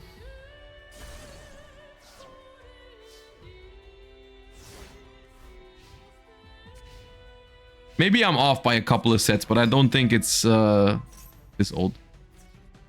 I'll look it up actually. White Elephant's Gift. Yu-Gi-Oh.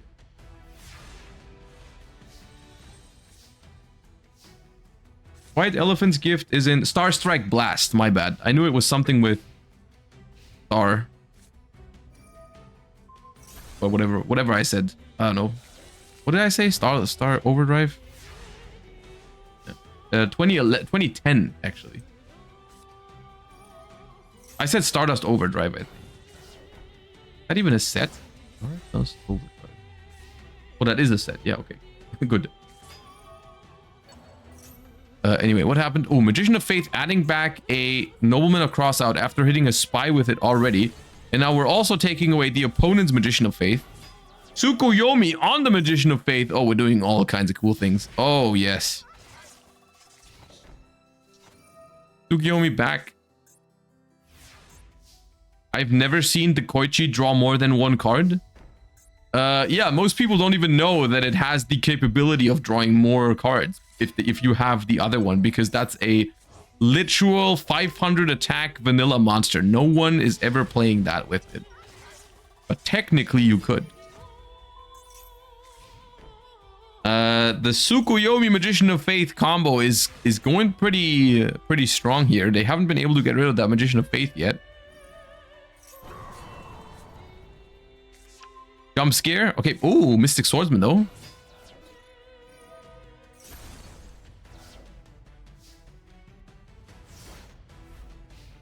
Doesn't know about the machine duplications. I know that you can do that.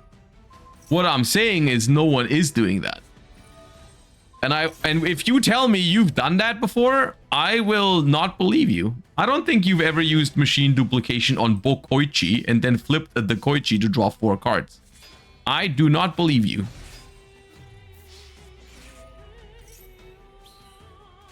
Isn't Sasuke just better Silent Swordsman? No, the difference between Sasuke Samurai and Mystic Swordsman level 2 is that Sasuke says face up. So if you attack a face down monster, Sasuke will not destroy it. It'll normally battle it. And the Mystic Swordsman can like stop the monster from flipping face up because it also destroys face downs before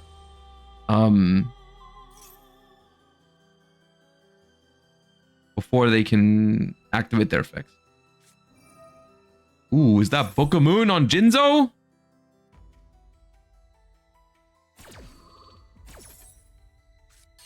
And level 2 can level up. Yeah, but once again, no one's playing level 4, right? No one's playing level 4. Level 2 is the only good one, quote unquote. Yeah.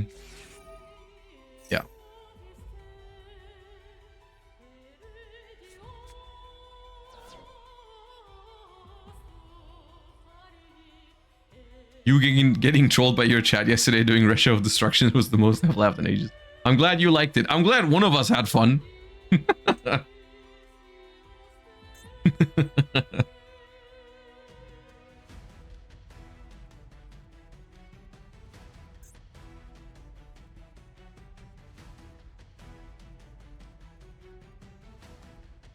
Doesn't level 2. I don't know what the... Look, this is the thing. I don't know what the condition is for Mystic Swordsman level 2 to level up. Mystic Swordsman level 2... Yeah, that's the weird part about it. You're right. Like, Mystic Swordsman level 2's effect lets you destroy face-down monsters without battling them. Essentially, like, you just attack it and it gets destroyed by card effect. But it says, during the end phase, if this card destroyed a monster by battle this turn, you can send it to the graveyard to summon level 4. So... And that thing has 900 attack points. So how are you going to do that?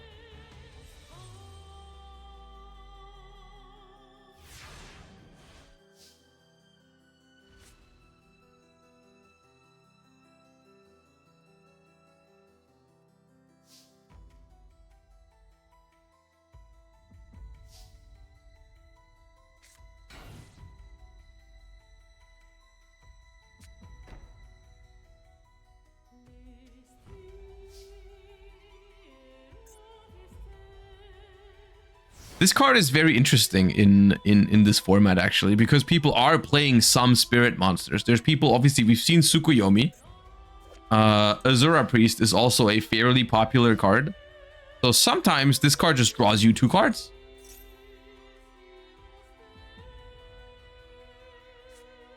Level 2 is better than Sasuke. Oh!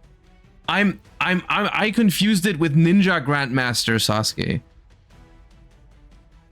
No, now I know which one you mean. Okay, yeah, no, that is technically the same, but like the level 2 is just a little bit bigger.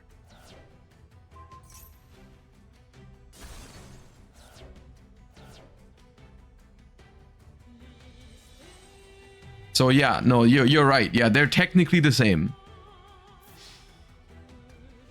Because there's a small, like, I think OG Sasuke Samurai, like the level 2, like I think it's 500 attack. Yeah.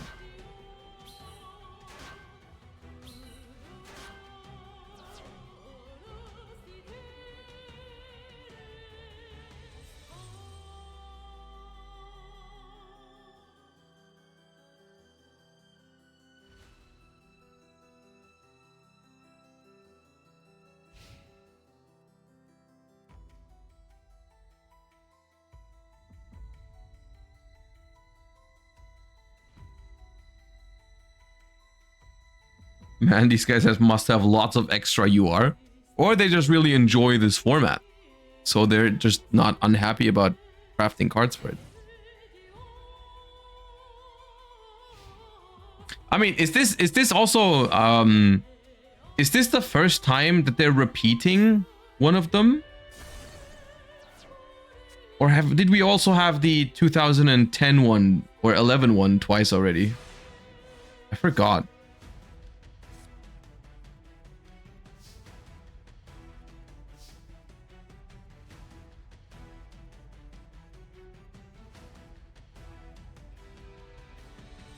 I don't know if they've already done another one multiple times, but I think it's cool to see that they're repeating these, right? Because that means that they probably seen enough people enjoy them last time, so it's worth repeating them, which I think is a good sign.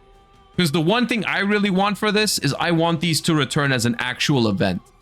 Like, not just a duel trial that you can win 1 pack in. Like, I want these to be like, you know, 7 days, get points, and like get actual rewards for it. Like, that'd be my favorite way of doing time travel events in Master. Like an actual festival where you can get actual rewards and stuff like that. That'd be so cool. I mean, hell, I would even be interested in like a Duelist Cup kind of format, but I don't think that's gonna happen anytime soon. Maybe eventually, but like I feel like the first step would be making them actual festivals, and that'd be super cool.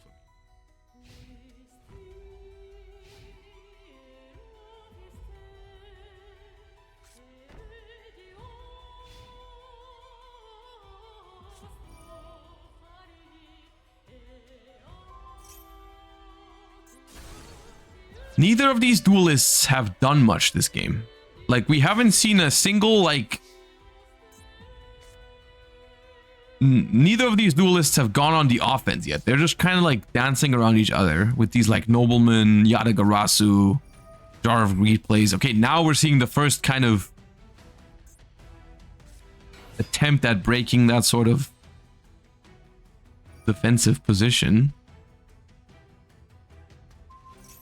We're going to take the Dekoichi and equip it to the Thousand Eyes Restrict and start attacking probably the tokens. I don't know if you want to run the Restrict into a set monster. It could be anything.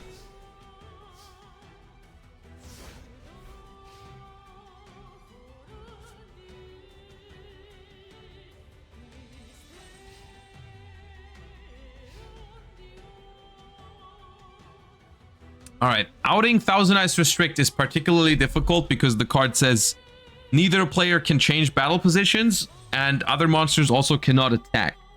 So, can't really out it with a monster. The only monster that outs it very easily is Tsukuyomi, because you just summon it, put it face down, and then you can attack.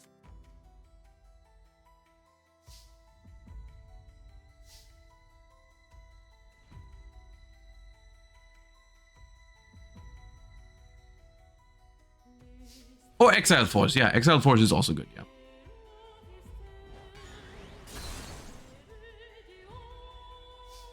Alright, slowly but surely, we're getting rid of the tokens. And here we have Tsukuyomi. Tsukuyomi is not only good against the Thousand Eyes Restrict, it's also really good with it. Because you put it... Wait, is time over? Dude, it's timeout. Who had more life points? I didn't even pay attention to the life points. Time flew that round. I didn't realize it's been 20 minutes since we started the round. Okay. Why are these still playing?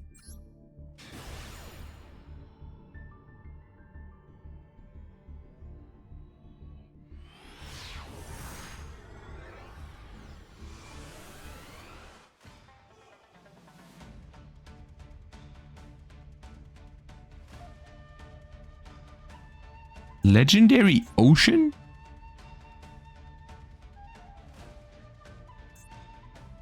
Okay, do you know... You know what? This looks like they are in the middle of a chain where the ceasefire is going to be enough damage to win the game. However, time is called, and it looks like at the moment where time was called, the burn player was behind in life points. So I'm gonna leave this. I don't want nothing to do with this. I'm gonna let the tournament admins handle that. I'm just here to commentate. I'm not here to solve those disputes. I don't know, dude. That's none of my business. That is a tricky situation to handle. So we will not. I will just let them figure it out. Maybe they have extra time too. I don't know. Let's check out a replay in the middle. Let me not spoil the result. Let's go into full face cam so I can pick a result. See if anyone submitted a feature request. Yeah, someone said room 1, it is bit funny. Okay, let's watch the replay that is bit funny.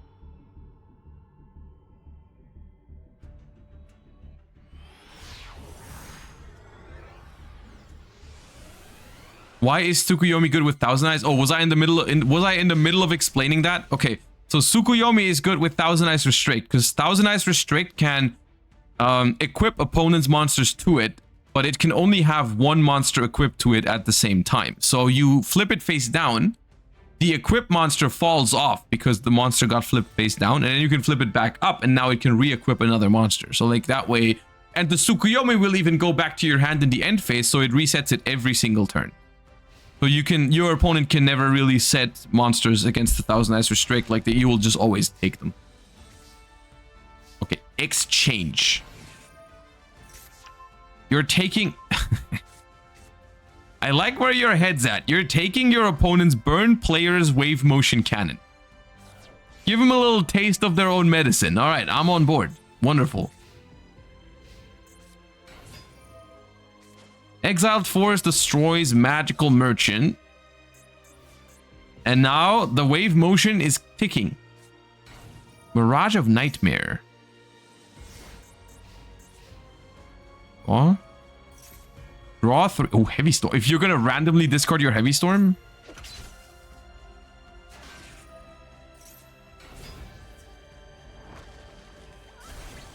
You're going to be very sad. Kind of.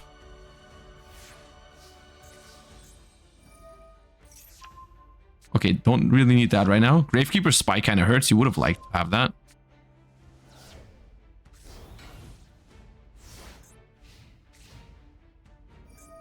The wave motion has 2 counters. I don't know how good Mirage of Nightmare even is.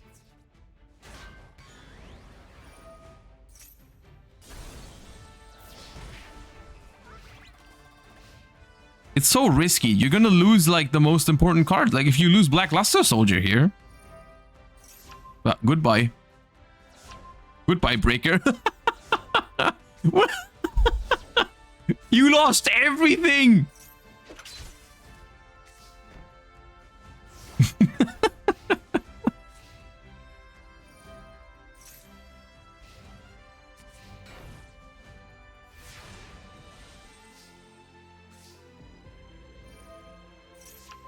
Another spy gone.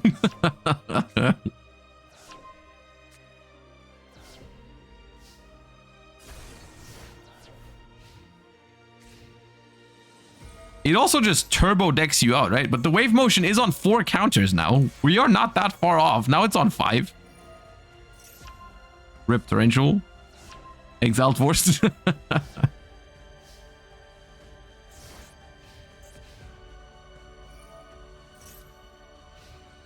Oh, Ring of Destruction. Wait, do we just win? 5. About to be 6. Goodbye, Snatch Steal. This card has done nothing but betray you, by the way, this game. Nothing but betrayal.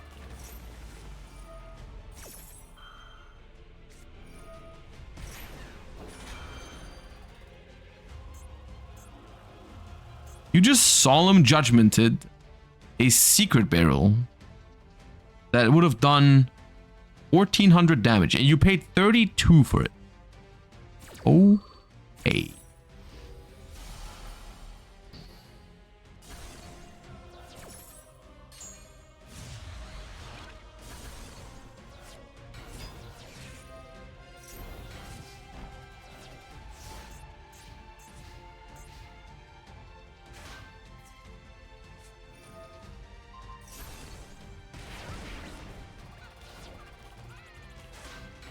We're on 200.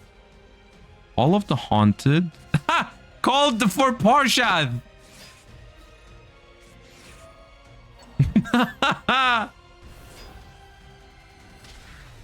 You know, this was a very funny replay, but it's just because there's so many random things that happened. Like the Mirage of Nightmare was just the most chaotic element I've ever seen in this game. That was very funny. It just kept taking all your best cards away, and you still ended up somehow winning because you stole your opponent's wave motion cannon with exchange. So yeah, that was a crazy replay. Judgment to stop the chain. No, I get it. Like if you change the Judgment there, then like your opponent can't chain like Ojama Trio to the Secret Barrel. So I kind of get it, but at the end, it's still super risky.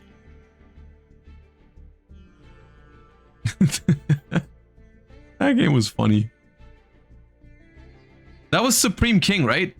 Let's spectate them live in action for round what is it, round 5 now? Round 5, yeah.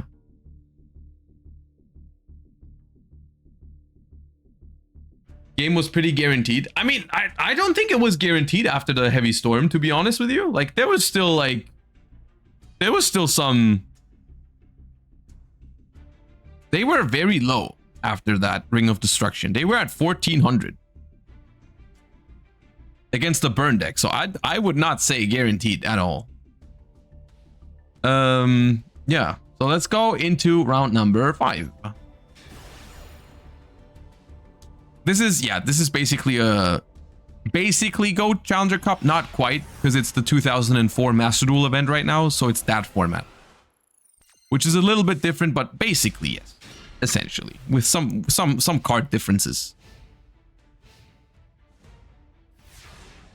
Could Mirage of Nightmare come back? It seems like a card that's way too slow nowadays. I think so. I think it's. Wait, actually, maybe not. I don't know. It's very chaotic. It's hard to say how people will use it.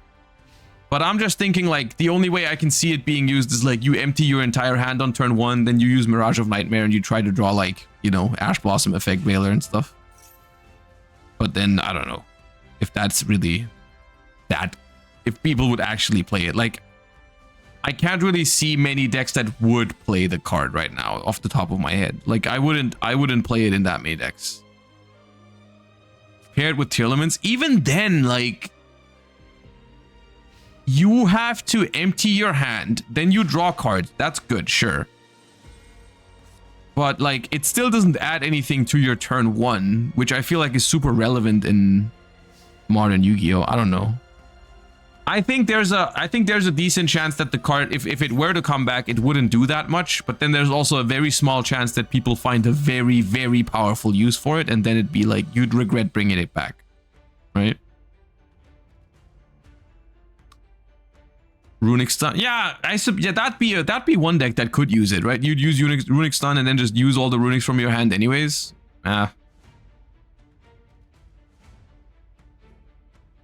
Played in a full hand trap deck, but how is a full hand trap deck gonna go down to like less than 4 cards with Mirage of Nightmare in play? Because it has to have an empty hand during the opponent's standby phase, basically, right? Which is before you would use your hand traps. So you have a hand with a couple of hand traps, you won't. And even if you let's say you draw 4 cards with Mirage of Nightmare, and you're able to use all of them right away. Let's say you draw like Effect Veiler, Ash Blossom, Nibiru, and you can use all of them right away.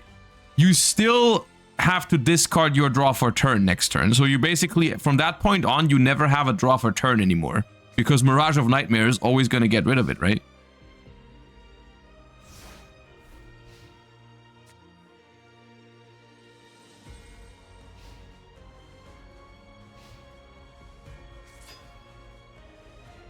Ooh, the Lily outs the Jinzo versus the burn deck. That's... Or not. Or not! Oh, the problem is, how is that Jinzo ever gonna get through that level limit area B?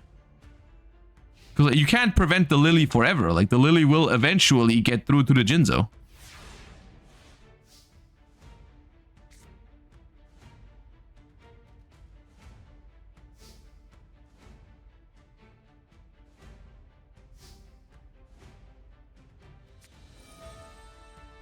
All right, I'll be quiet.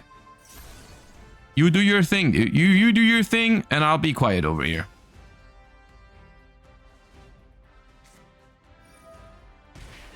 Ooh. Okay, we got another tribute monster. Otherwise, this is a crazy play if you don't have another tribute monster. If you're just attacking with this magical merchant, okay, thank you. That the Parshat. We've seen this combo earlier versus a burn deck. The Parshath plus Jinzo combination. Does Lily gain defense points? No.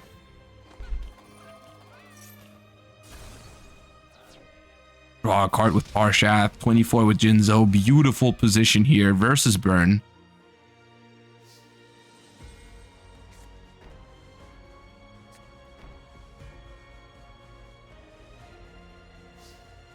Jinzo's so powerful. Parshath is such a cool card. I like it a lot conceptually. Oh, another area. That's semi-limited, I think. Add the panda to out the Jinzo. Woo! And it works. That's huge.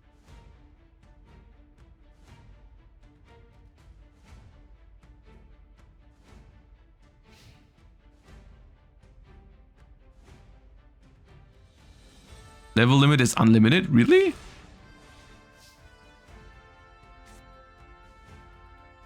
Maybe I'm thinking of TCG 2005 because I'm pretty sure...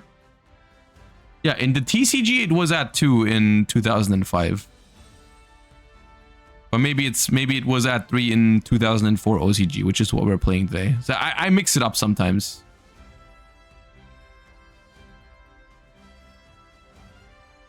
What about Parshath? I like Parshath a lot because it draws cards, of course. I mean, you could have guessed that. But what I don't like about Parshath is like the bricking potential and just like it feels like a very, very heavy commitment.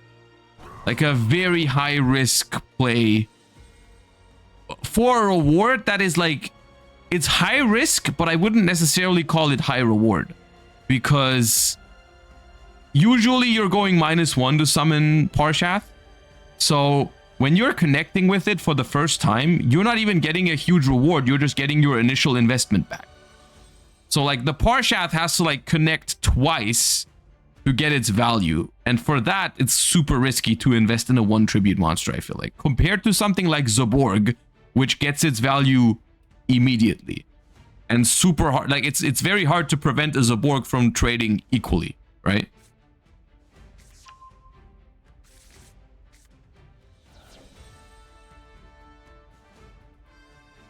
So Parshath to me is like a double-edged sword sometimes, because like when it works, it's pretty good, but very often you just have to guess, oh, what set monster does my opponent have? What face downs do they have?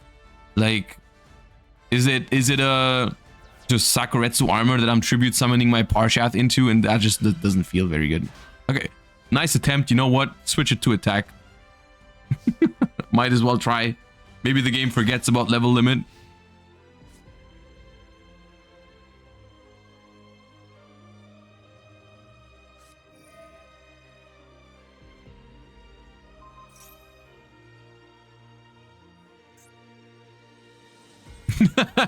Okay, we activate the Nightmare Wheel to make sure that even if the game forgets about the level limit, we can't switch the Parshath to attack anymore, which is a joke. Obviously, that's not the reason. The reason is we want to inflict burn damage.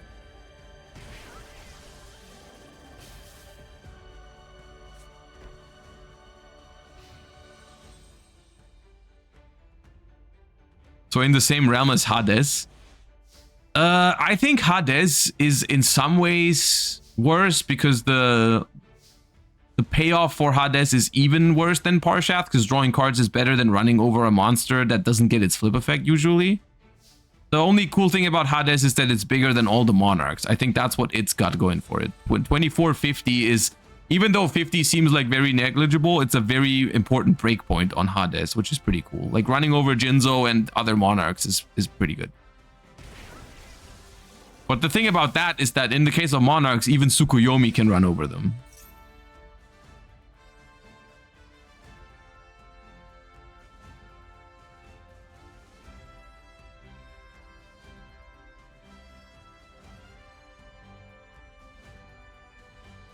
So that's not something that like Hades specializes in that nothing else can do.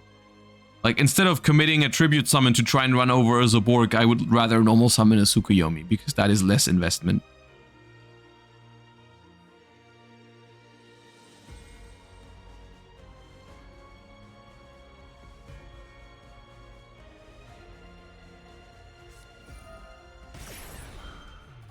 Ojama Trio is so good we Solemn Judgmented, huh? Ojama Trio is a very powerful and annoying card.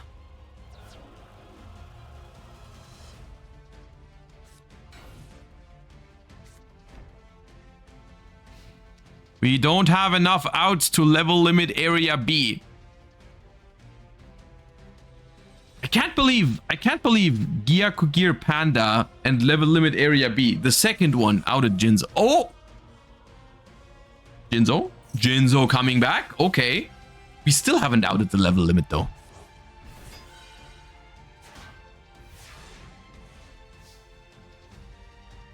Wait, hold up.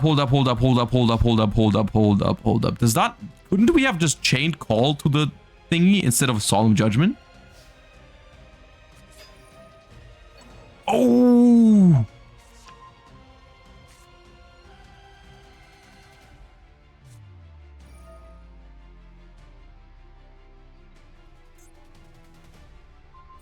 Get rid of that thing. Okay.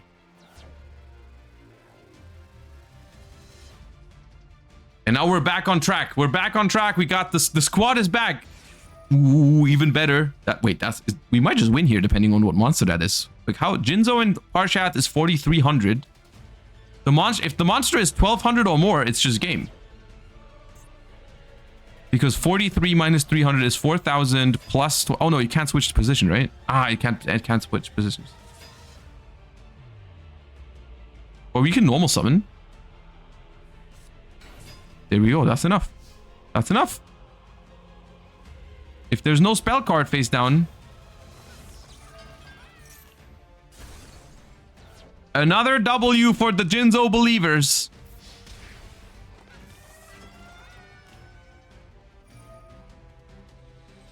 Haiku effect for good measure.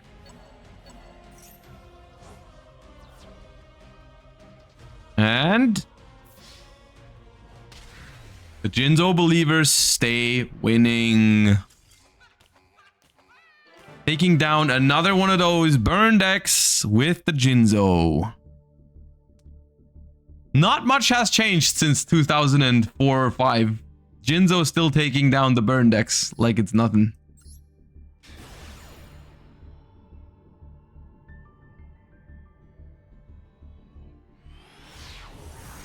Even through double level limit area B.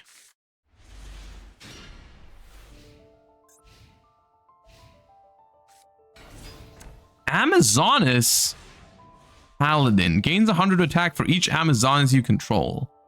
So it starts out at 1800, but the sky is the limit. Well, not really. The sky is not the limit. The limit is 2200, which is not quite the sky.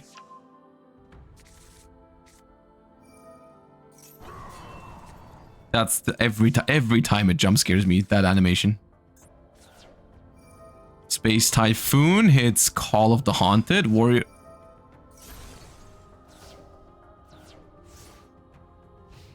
Why are you so mad at DD Warrior Lady? Amazonas Tiger.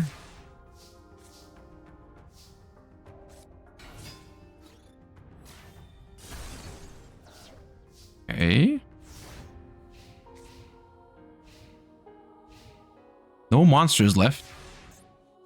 Amazonas. Really? I took. That's enough. That's enough, warrior ladies.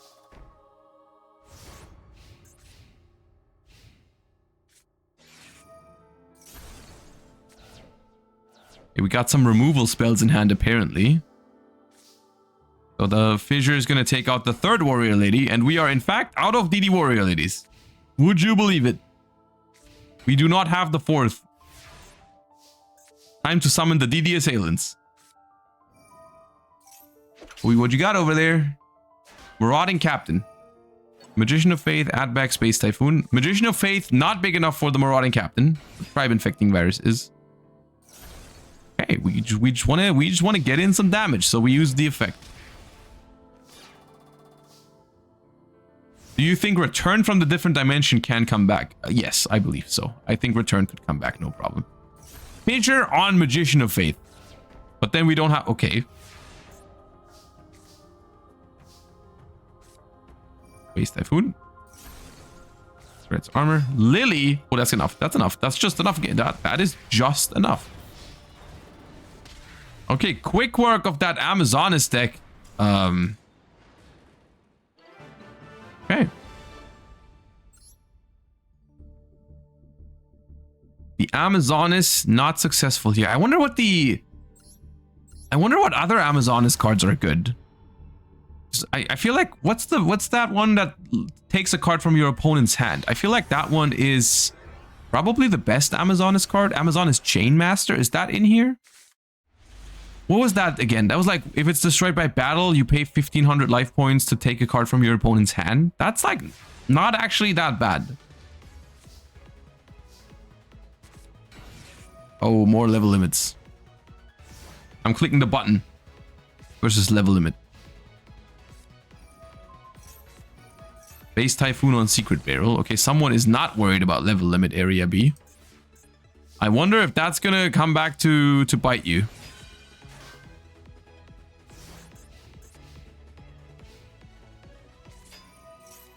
My goat! Runic Fountain.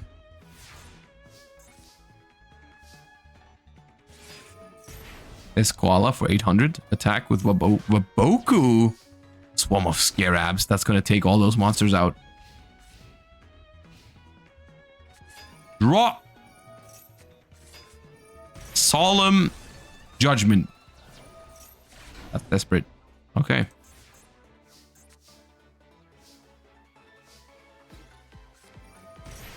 Ooh, the wall against burn though. Destroy the Golem Sentry. Lakota is running away with it. That's the third card it has drawn. This card is 2004 Runic Fountain. Do not at me.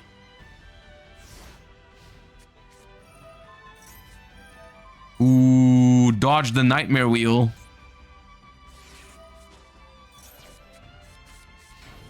Rush card virus. Distributing Spirit Reaper. I guess you won't really need Spirit Reaper in this matchup anymore.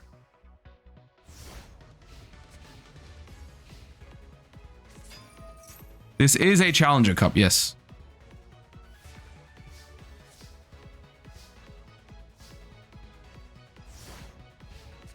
Show me the swarm of locusts or scarabs. Do it. Whoa. The Sword of Revealing Light. Combo. Oh, the Robin Goblin. I love that.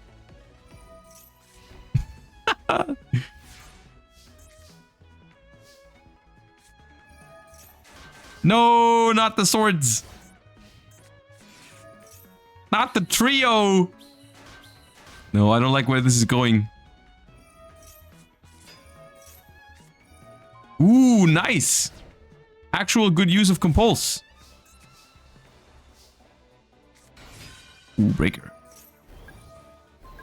Needs to get rid of the wall.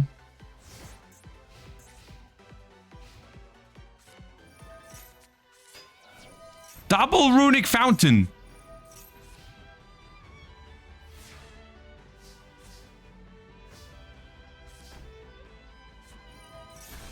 Solemn Wishes. Oh, against Burn with double Deslakuda?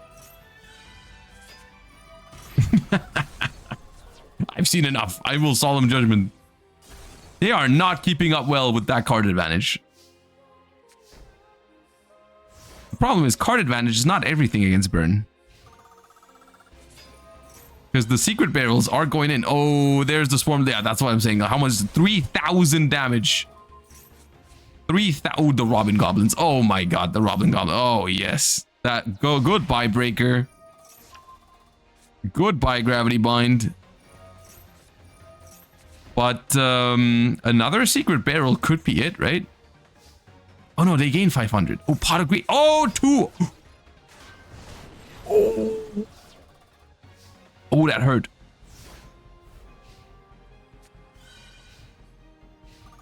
That hurt, that panda.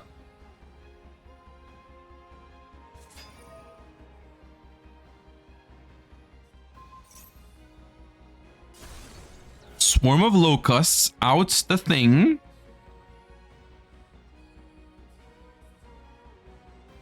It's so close. 250 versus 800.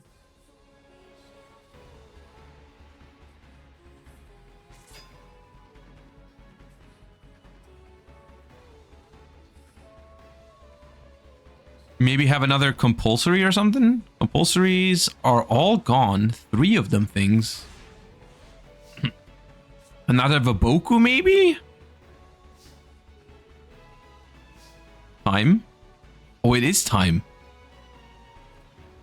You're right, it is time. We just hit time like 20 seconds ago. And we are live. So I think the flip-flop deck just wins this.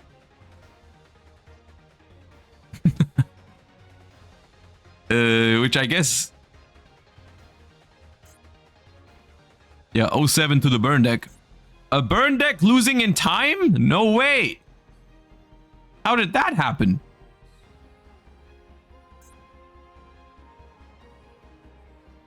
Dude, that Pot of Greed top deck Gyaku Gear Panda was kind of crazy though. They almost turned it around. They may have just turned it around if it wasn't time. Who knows? They may have been winning this turn. Oh well.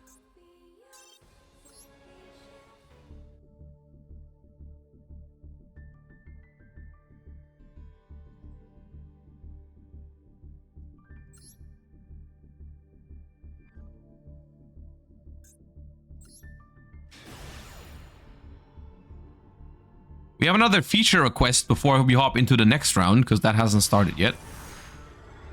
Let's see what you've requested. Another burn versus chaos. Royal Decree in the main deck. Okay. We are seeing... People have seen enough, okay? This is a super rare, by the way. We've lost the burn one time too often. We're like, I'm going to the collection. I'm crafting Royal Decrees. It's over. I don't want to deal with that anymore. Scapegoat, not the best card versus Gyakugir Panda. End phase Royal Decree. Tsukuyomi. End phase.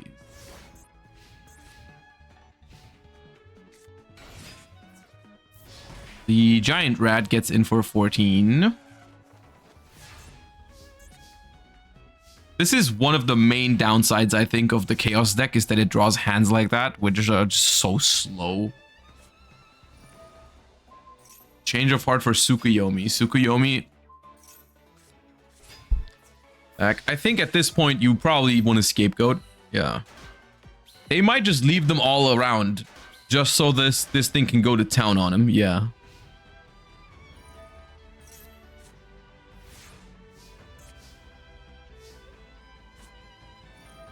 Change of heart on Cyberjar. Activate Cyberjar, nuke the entire field, and summon out Tribe and the Koichi and draw 3 cards. Cyberjar is so chaotic. 2 Noblemans, Level Limit, Ojama Trio, Just Desert, Gravity Bind, and Heavy Storm. All draw 5 cards. Essentially.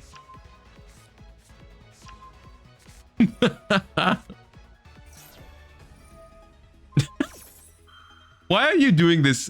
Why don't you just set some cards? Oh, I guess you do want the dark in the graveyard. I guess. Yeah, you do want the dark in the... Oh, yeah. No, you just win. I didn't even see that. Is that game? It is game. Oh, well, I didn't realize how much damage we had. That was a nice play. That was well spotted. I didn't see that.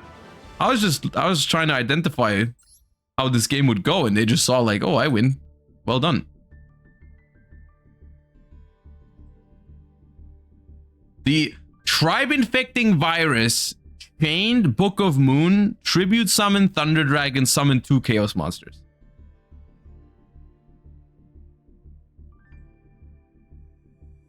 Not that slow. Yeah, I mean, that's the thing, right? If you have a bunch of Chaos Sorcerers and Black Luster Soldiers in hand, if you find a way to make them live, then all of a sudden your hand goes from very slow to very fast real quick.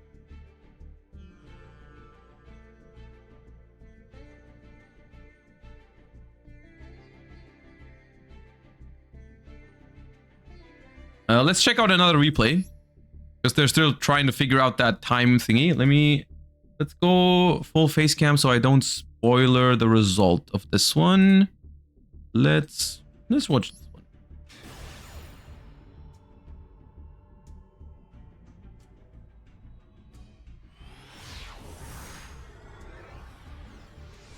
Why did we have to book the Koichi? Because when you activate Tribe Infecting Virus, you cannot call any attribute. You have to call an attribute that is present on the field. So they had to declare machine. And if they didn't chain the Book of Moon, the Koichi would have been destroyed by it. So they had to put it face down so it doesn't no longer destroy it. Possessed Dark Soul. You contribute this face-up card. Take control of all face-up level 3 or lower monsters your opponent currently controls. What's the idea behind that card?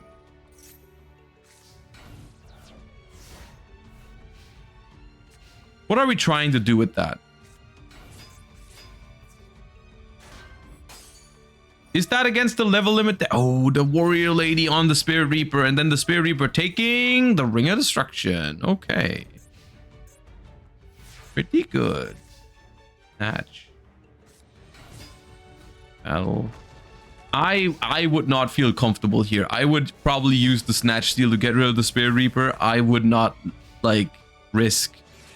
And you are being punished for that. They have an answer to the Pyramid Turtle, so you're taking the Reaper once again. Wind-headed... Oh, they play Polymerization.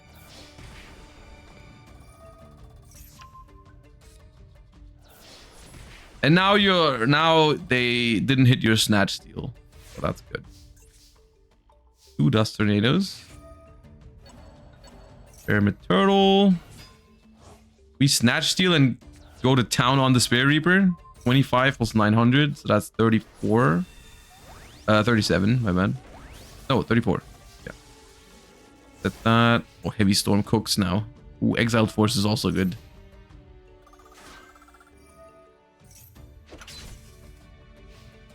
We don't use Exiled Force, okay?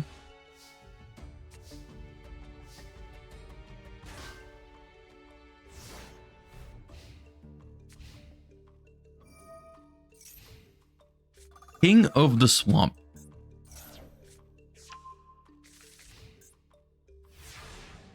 Did you guys know that the reason why so many modern archetypes have ways to like fuse from the deck or have a whole bunch of fusion material that replaces itself immediately when sent to the graveyard?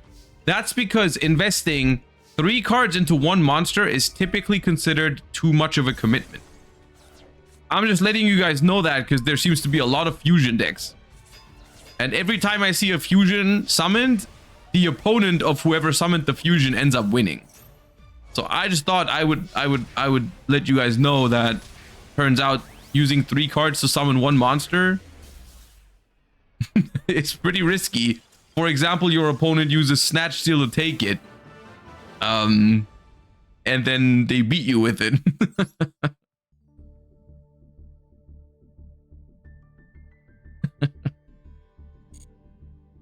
All right, pairings for round 6 are now out. Round 6 is about to begin in a few minutes, which is the last round of Swiss. And then we will have a top 8 top cut.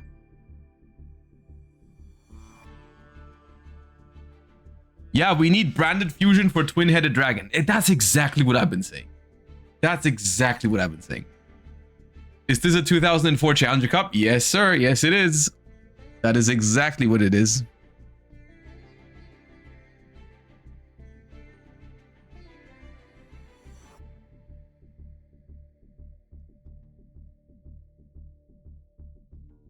That's why I'm a fan of MathMech Circular. You invest 1 card and win the game on the spot.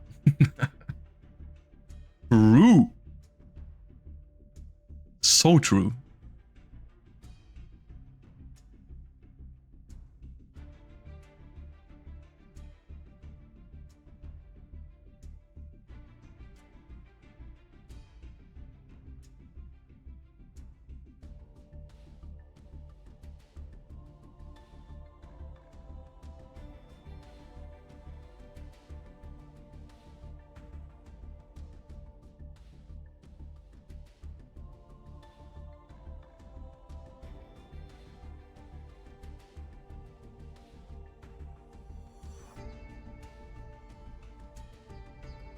All right, and your timer for round number 6 starts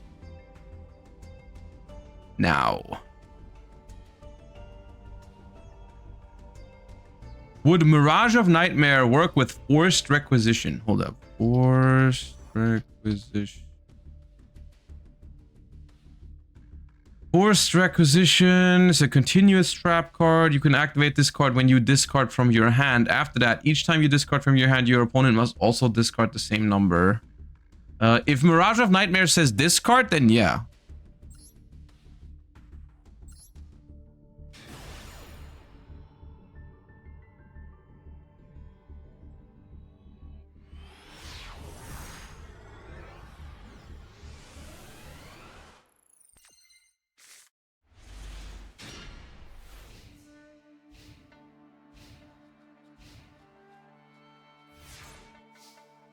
All right, last round of Swiss. Let's see what we've got here.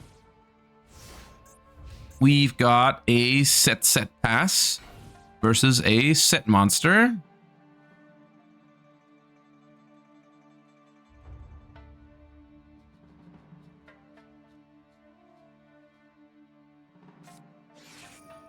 And it's another burn deck. Wave Motion Cannon starts ticking on turn 1 immediately. One of the scariest thing that the burn decks can do on the first turn, really. That card just...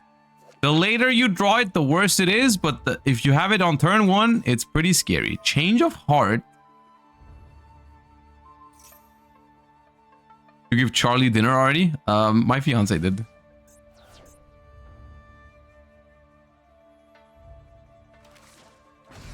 Mobius. Mobius is very good against burn decks. That's another card that I'm like very happy to see here. They chained the Ojama trio here, which is obviously a little annoying that they have a very good chainable here. But still, you know, we're going to destroy the wave motion cannon. We've gotten rid of the Marshmallow too. And the Mobius can attack him. And the set monster, if it's something that has good attack points, can also just attack. So we're putting on immense pressure. Mother Grizzly, we're taking off half their life points here almost. Down to 42. That is a good amount of pressure. Now, of course, it's annoying that we've got Ojama tokens now, but still.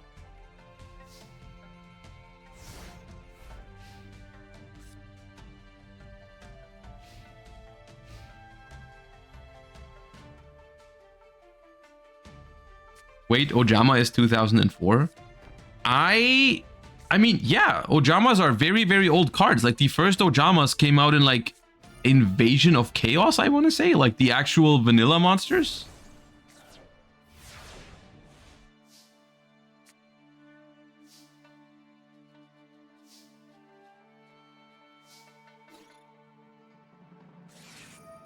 Of course, we have a gravity bind now, so we can't attack. We need another Mobius. Green came out first, then black and yellow. Oh, okay. I thought they were all in the same set. What set is Ojama Green then? Because I know Ojama Black is Invasion of Chaos. At least I'm pretty sure it is. I thought it came out in GX. Well, I mean, you probably think that because they are in GX. But the cards are older than that.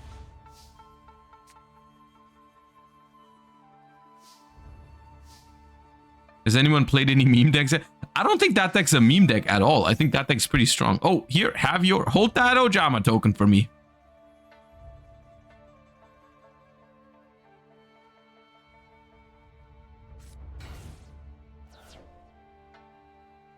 And we received trade offer. You receive Ojama token. I receive your set monster.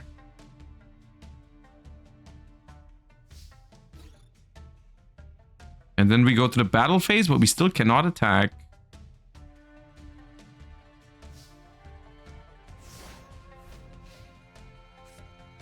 Ojama Trio is Dark Crisis, yes.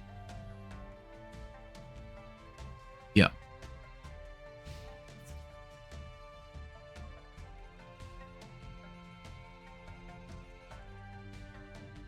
Alright, so this is going to do 1800 piercing damage plus 300 because of Ojama Trio. So we're down to 5000. And just for good measure, let's put down another one of those. Because why not?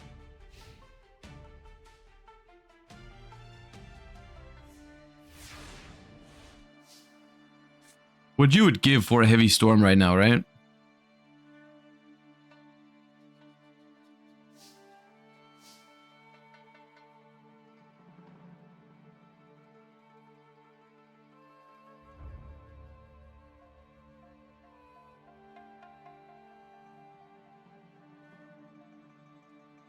Or another Mobius. Another Mobius would be so good right now.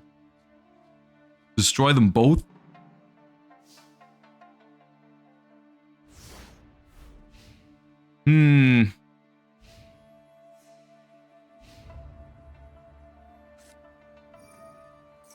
That is probably the thing you don't... That's the thing you definitely do not want to see. In this sim, like your opponent is so low on cards in hand, you're like, yeah, I almost got him. All I need is like removal for those, and then I'm good. And then they drop pot of greed.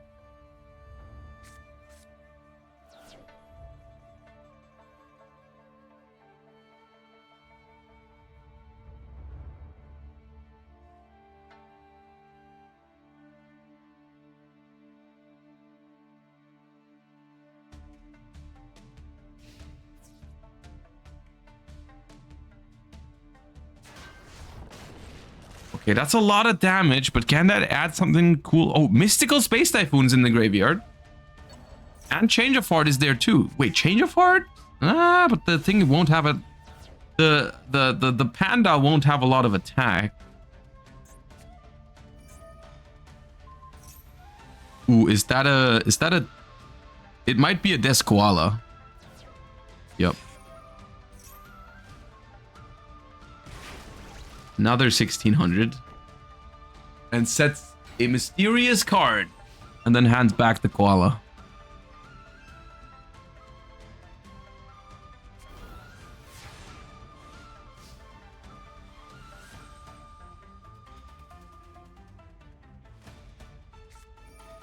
Just desserts. Yup.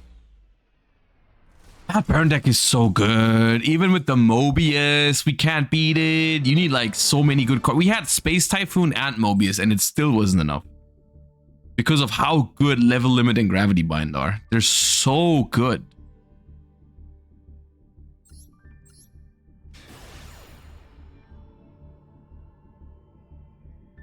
Especially because there's no side deck. Yeah, like the side deck is another big factor for these types of decks. Like back in the day, you would probably lose game 1 to it, but then you could adjust accordingly, take out all the bad cards versus it. Like it, yeah. That is another very, very big factor.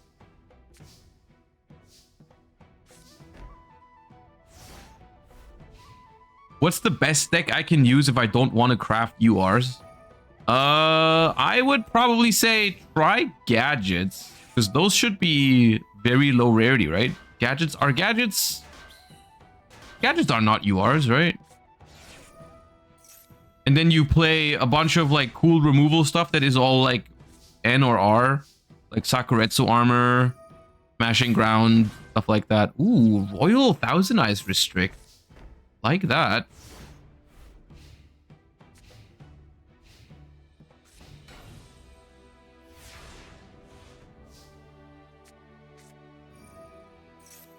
Carve Greed. Then Tsukuyomi on the Thousand Eyes. Destroys the Deslakud. No, not Runic Fountain. I am doing great today, Fabi. How are you?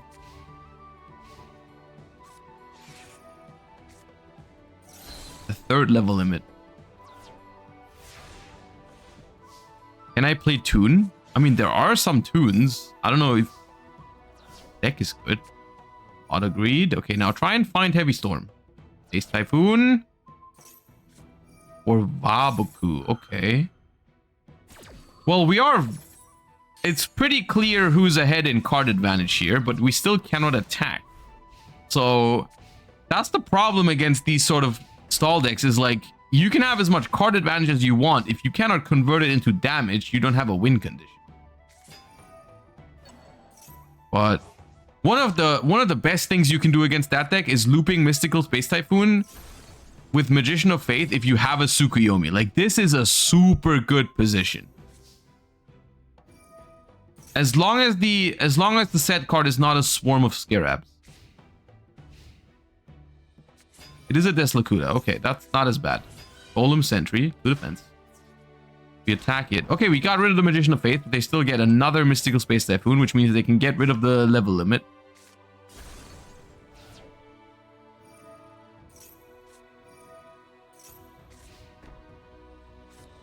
Another Scapegoat. Ooh, do we have another Metamorphosis? This, by the way, is one of the matchups where I feel like Goat Control is actually better than Chaos. Because Goat Control has more ways of dealing with those monsters. Like, the Metamorphosis stuff is very, very potent against this deck. Whereas Chaos just has, like, just a bunch of big dudes that can't attack.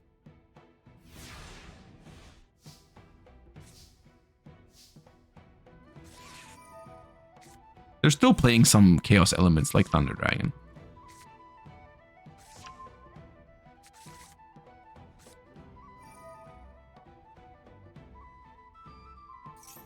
Okay, now we're getting rid of the level limit. We've had enough. Time to flip Gravity Bind, I guess.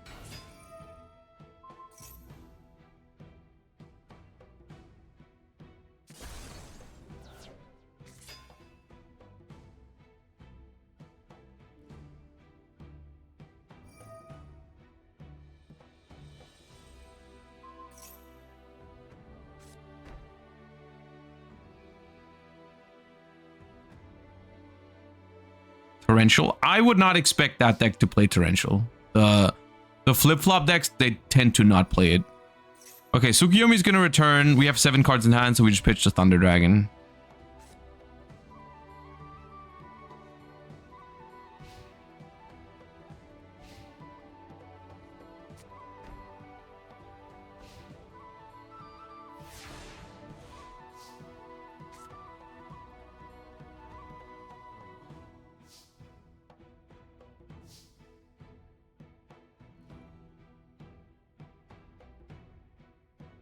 Now, you can do some damage here with the Tsukuyomi every turn. You can summon Tsukuyomi, put the Thousand Eyes face down, attack with Tsukuyomi, and then flip the Thousand Eyes back up. That allows you to do 1,100 every turn, basically. Or you could just tribute summon Thunder Dragon over it, sure. Which technically puts the opponent on a 5 attack clock. You know, 5 Thunder Dragons is 8,000, so don't hate it. The weird thing with Scapegoats is that you're kind of doing to yourself what your opponent is trying to do with Ojama Trio, right? Like you have like Threatening Roar because there is 1 Thunder Dragon?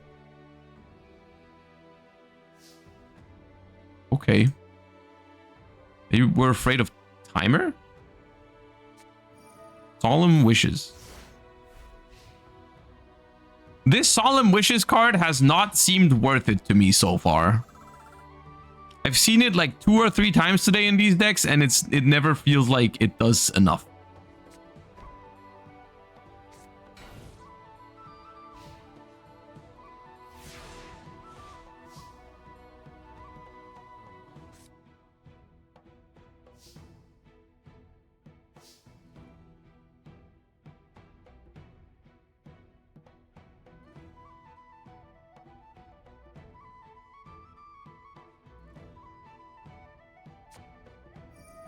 Ooh, Nobleman. Spirit Reaper out of the way.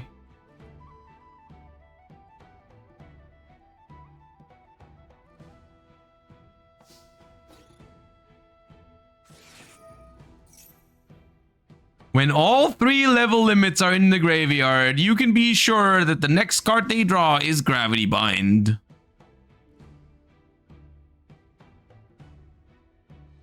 You can loop Mystical Space Typhoon however many times you want.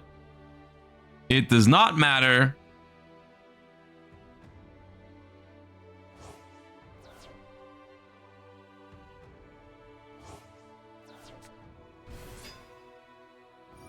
Okay, Chaos Sorcerer, start banishing those Scapegoats, I think is a good idea.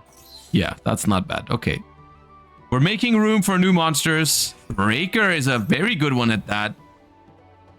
Okay, now we've identified where the Gravity Bind is and we've popped it. Good, good, good, good. I like this. I like this. Okay. Now, what is the next one? Wall of Revealing Light?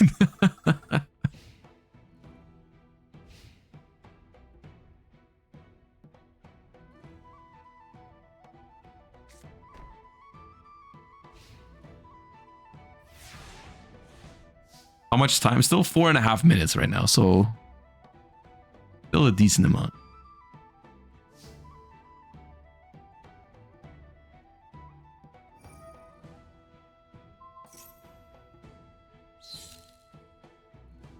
Get rid of the token. Go to battle.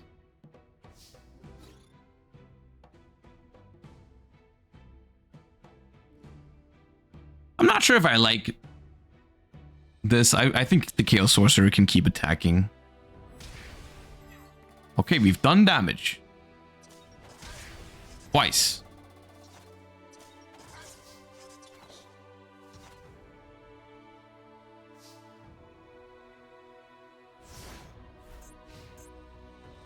Okay, draw back to 6,300.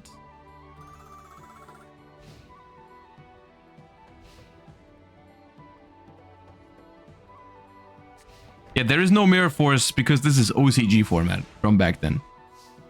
And in the OCG, Mirror Force was forbidden.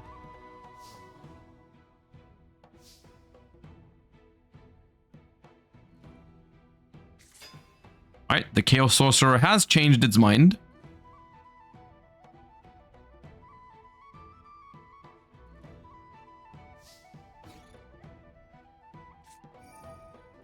Threatening roar.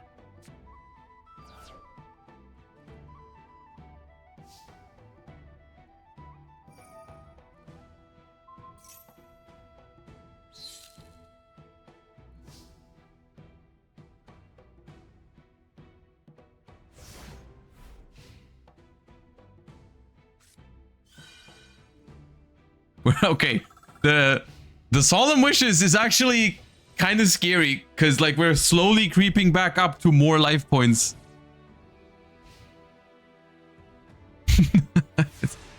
The timer, hold up.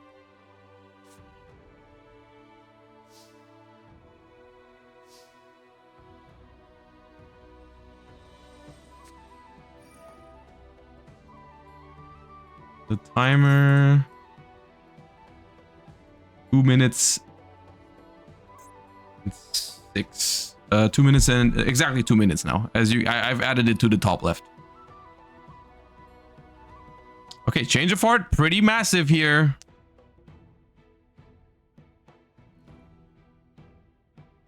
Your decision cannot possibly be this hard. Pain compulse. That's not bad. We're gonna take a lot of damage here, though. Presumably.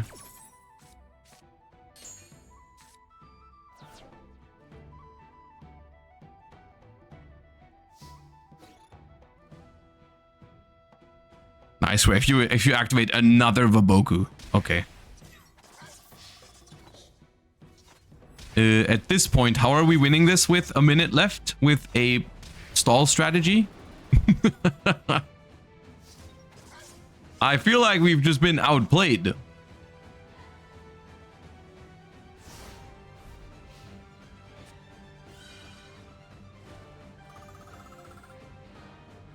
Watch them activate like a bunch of draw cards now. Pot of Greed, gain 1,000. Summon Chundra, yeah.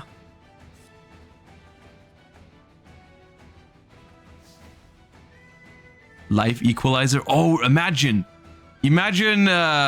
Secret Barrel Chain Life Equalizer or something. Okay, now you're showing off. Now you're showing off.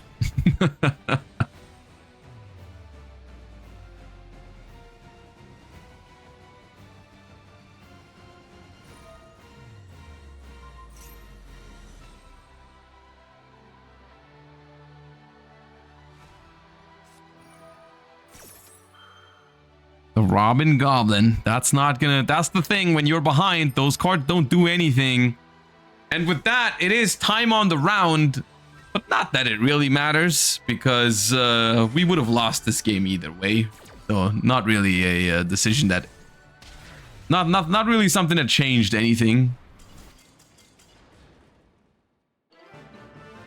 Alright, and with that, Dominic takes down Kylel here in round number 6 in a very down-to-the-wire Chaos versus Burn matchup. And that was the last round of Swiss in this tournament. We will now be waiting for our top 8 players to assemble to give us a nice little top cut. Now, from here on out, we're going to be playing best of 3 matches. Let me see. Let me join the new room, because there is going to be a new room for the top 8. So everyone who played in the event and did not make it into the top 8, unfortunate, but thank you for playing. Hope you had a good time.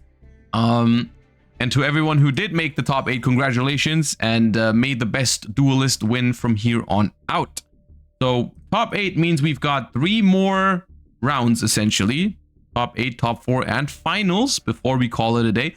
I want to say quickly, before we hop into these top 8 matches, we will be live tomorrow as well for a 3v3 tournament in Master Duel. So if you don't want to miss that, feel free to follow the channel and tune in tomorrow to a 3v3 tournament that I will be hosting, or casting rather, tomorrow. It starts at 2 p.m. Central European time, so a little bit earlier than we started today. So yeah. Is Farfa in top 8? Let me check for you.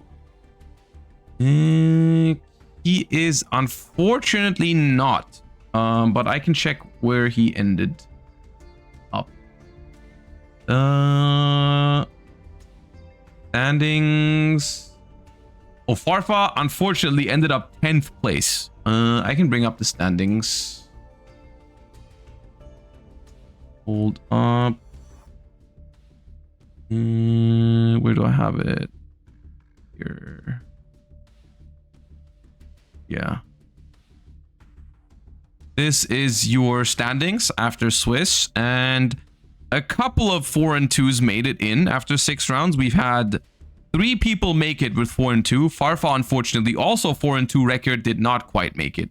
10th place, unfortunately. Well, yeah, as it is sometimes. Oh, there he is. Thank you for the raid, Farfa. Unfortunate tiebreakers there. Would have liked to see you continue. Very nice Jinzo win earlier. We saw that. That was cool. All right, top 8 is ready, hopefully, and we'll start soon. It'll start. Yeah.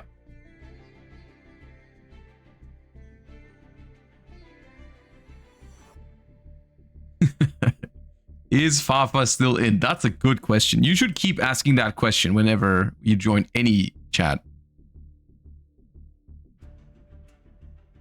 I take 20th is nice. As long as you're happy and as long as you had fun.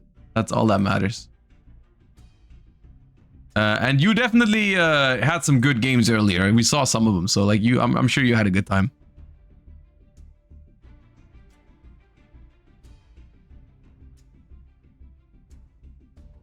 All right, get over here. That is our room for the top 8. Our players are starting to assemble soon, hopefully.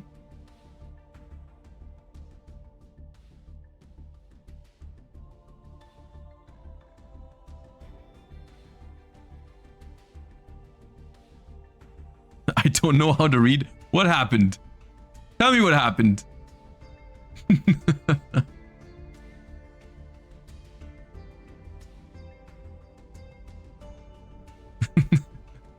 Because the games I watched you play, they seemed fine. You seem to do well. You tried to 1000 ice restrict your own monster. That is not possible. Yeah. So just to give it attack points or what? Just so you could like make it as big as possible and swing with it?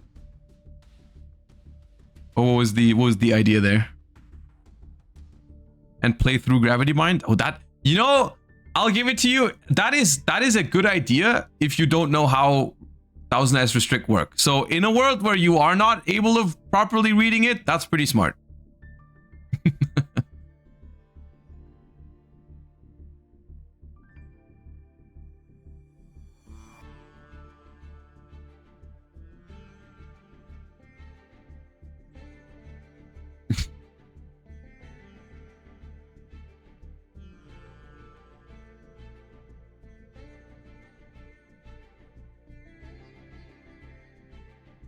Well, I'm sure you had a better time than me, because before this Challenger Cup, I was trying to make a Spirit deck work.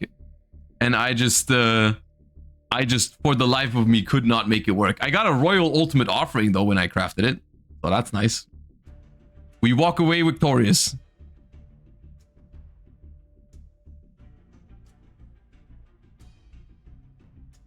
But I kept losing to the Gadget Loaner, which is the exact same thing that happened last time when this event was happening for the first time. Like I built like a deck with all the good cards, all the good removal spells, you know, like I play my Sakuretsu armors and stuff like that, and people just be summoning gadgets all day, and all those cards just don't do anything against gadgets.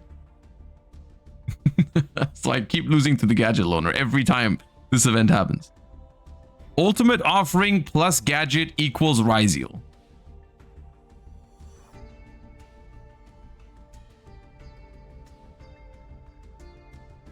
Okay.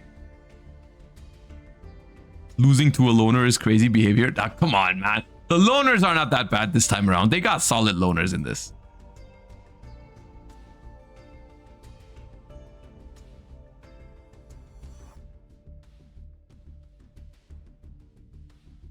Can we please try spirits again later with anti-gadget techs? I don't know. We'll see. I'll come up with something tomorrow that we can play. I'll think of something cool for in between rounds for tomorrow's tournament. Because I'm guessing that when this one ends today, it's going to be rather late for me because it's already 9 p.m. and we've still got an entire top 8 to be played. So after this tournament, after the finals, we'll probably call it a day for today. But I can see myself building something before tomorrow's stream so that we can play in between rounds when we wait for the next round to start. Mind Crush may work. I'll tell you right now, against the Gadget Loner, the first time I activate Mind Crush, calling the gadget they added last turn, my opponent is going to chain Raigeki Break and discard that gadget. And then I'm going to be very sad and very upset. Because that Loner has like 2 or 3 Raigeki Breaks.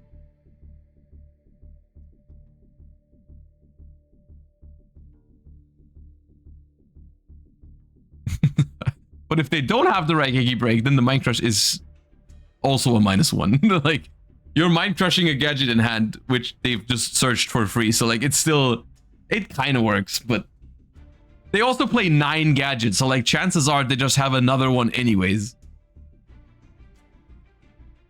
Are level limit and gravity bind good versus gadgets? They are, yes. The gadget deck cannot really attack you under those cards. The Loner does not have any monsters that can attack, I think. Maybe they have some, but like not much. The only thing, they have like spell trap removal, of course, but like, that's it.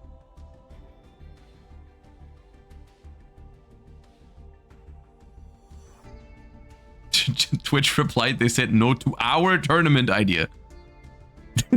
Okay, I like the way you're phrasing that, because it was definitely our idea to ask them to host a tournament, and you definitely communicated it to me before you asked them. So that's a real shame. I was really looking forward to that because I did so much planning for it, and I really like, I invested everything into this idea that we had, that we proposed to them, that we definitely talked about beforehand. So that's devastating news, actually.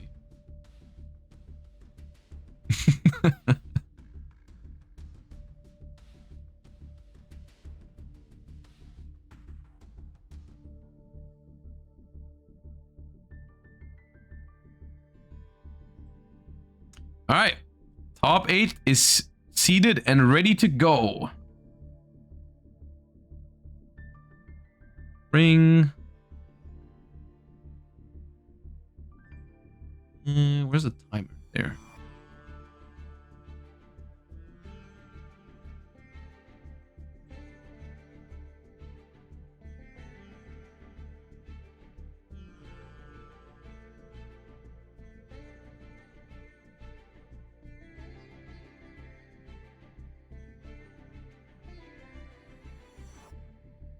The Gadget Loner only has 1 Injection Fairy Lily. Oh yeah, right. They do have Injection Fairy Lily. Yeah, that's a little dangerous, but that's the only thing. Okay, so I'm trying to think. I feel like we've spectated all of these players at some point throughout Swiss. All of these names seem familiar from games that we've watched. So I think we've seen all of their, at least their Swiss round decks yet. So I think we just start at table 1 and work ourselves through to see what kind of decks everyone's playing in top 8. I think. So what are you guys having the most fun with so far in this event? What decks are you running? Are you just going with like the standard quote unquote, the chaos, the goat controls, the burns of the world, or are you doing anything fancy?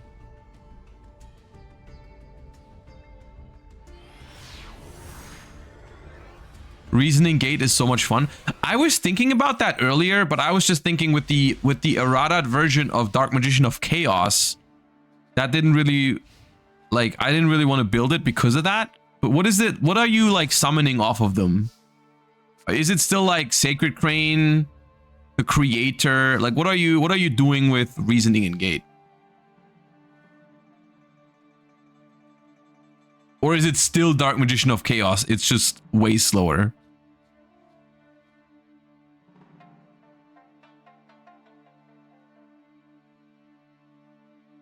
I tried to make Blue Eyes work.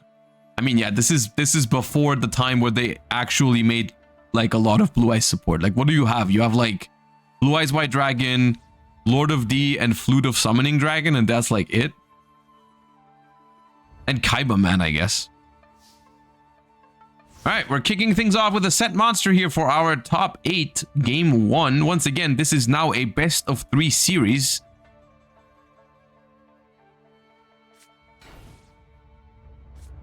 And we are countering with 3 face downs, 4 face downs, and a set monster. Ooh, that's gotta be a burn deck, right? Heavy Storm. Surely you have Solemn Judgment, right? You don't set 4. You don't have Solemn Judgment. Okay, just desserts. Just desserts. Do you have Ojama Trio? Do you have Ojama Trio? No. Okay, that's pathetic. That just desserts 500. 500. Oh, it's so sad. Oh, the Heavy Storm. The Justice. The Justice. Legendary Ocean? You topped with Legendary Ocean? Oh, do you know what's crazy? This card is insane against Level Limit Area B and Gravity Bind. That is absolutely... If everyone is... I mean, we've seen those cards. How many times have we seen those cards in the Swiss rounds? Like 20 times or something? That is so good. That's such a good call if everyone is trying to do that. So like, you chill with your Marshmallow, Gravity Bind, Level Limit Area B. I'll just attack you directly with my Amphibious Boogroth MK3. Okay, that Morphing Shell was kind of huge though.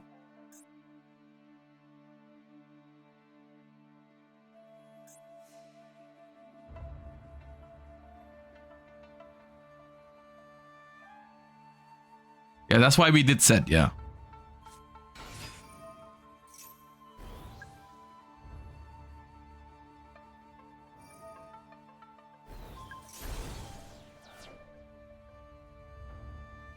Breaker pops the Legendary Ocean. But okay, how did we get from Burn deck got Heavy Stormed for their entire life savings to all of a sudden they're ahead by so much? How did this...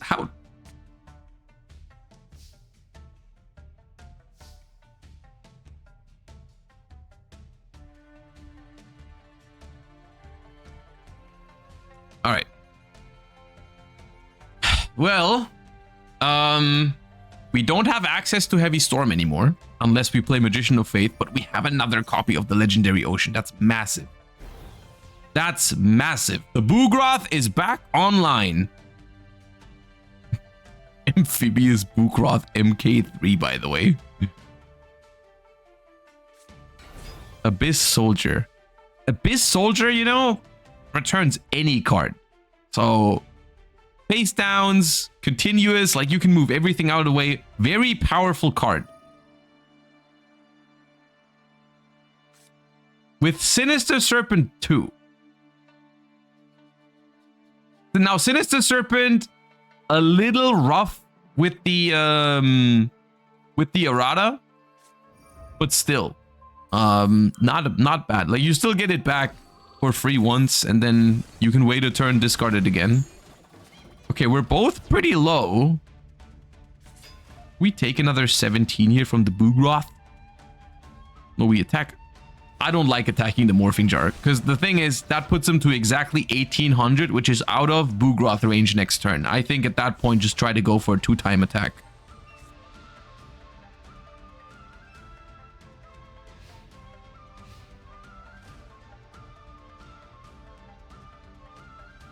Well, okay. We set a monster and we end turn.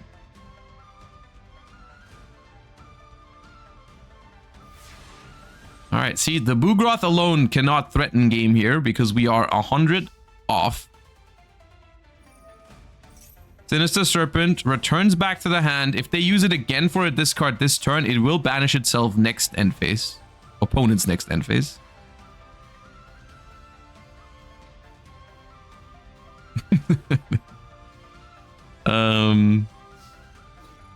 Alright. Battle phase. Direct attack down to 100. This could be game if we just did the same thing last turn, but Magic Cylinder's there. Okay. Oh, this is so scary. Call of the Haunted. See, oh, we would have had it without that cylinder. Oh, we would have had it. We would have had it. Why did we do it directly last turn? Why did we care about the morphing jar? Now they're on 100 and we might lose.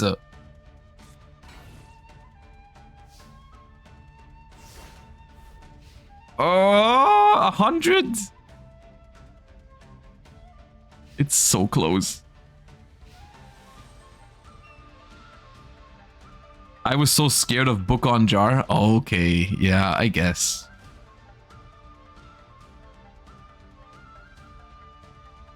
I guess. But now you have to be scared of so many other things.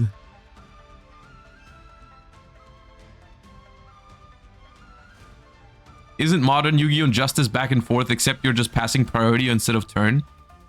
In some ways, you're right. Like, I don't think a game having more turns necessarily means it's more interactive.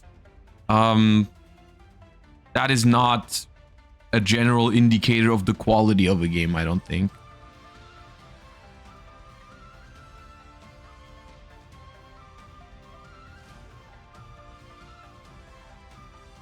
With the only exception sometimes being the very first turn of the game, because that's the one where sometimes if you don't have answers, then your opponent just does whatever they want to do. Oh, this Heavy Storm is good. This Heavy Storm is very good because it makes the breaker bigger than the Boogroth and able to attack it. And it even destroys the other Boogroth.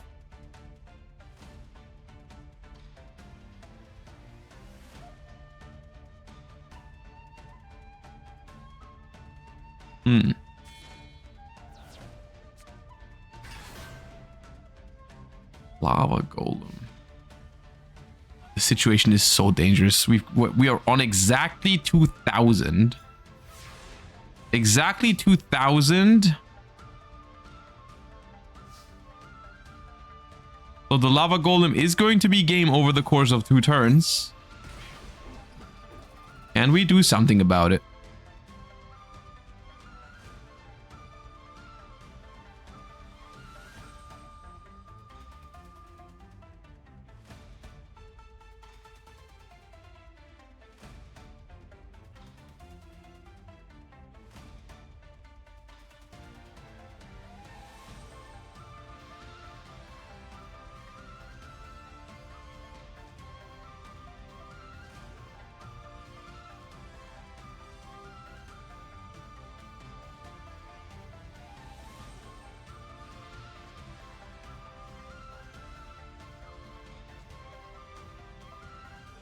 There. Waiting.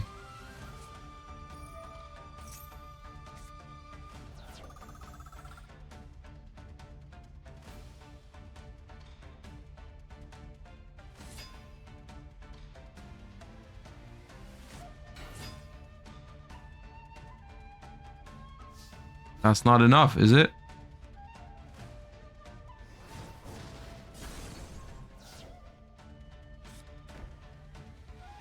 Maybe we have a surprise Book of Moon next turn, or a compulsory evacuation device, or Raigeki. I think Raigeki Break can destroy your own cards. Of course.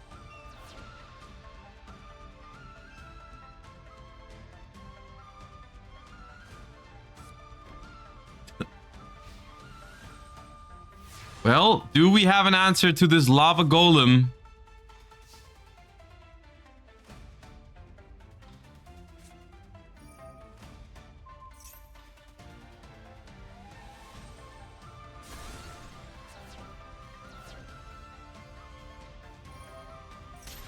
Nope.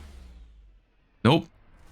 And once again, It was a close game, and I think it was decided by that decision earlier. I said it when it happened. I didn't like attacking the Morphing Jar, leaving them at 1800 when you had a deck around Boogroths that attacked directly for 17. Like, that was just... I understand you're taking a risk there. They might have a Book of Moon to reset the Morphing Jar and stuff like that, but still, that risk ultimately ended up costing you the game because it gave the opponent enough time to come back, which sometimes that happens. Sometimes you make a decision, you have your reasons for it, but it still ends up costing you the game, which is the beauty of the game sometimes, and it can also be very frustrating, like in this case, I'm sure, when the opponent is just on 100 and you just can't finish it.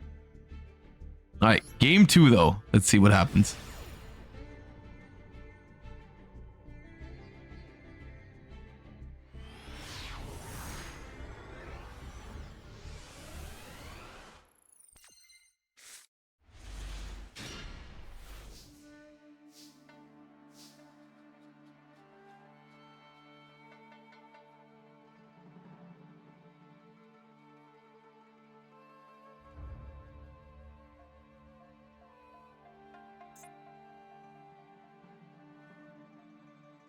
What is happening here?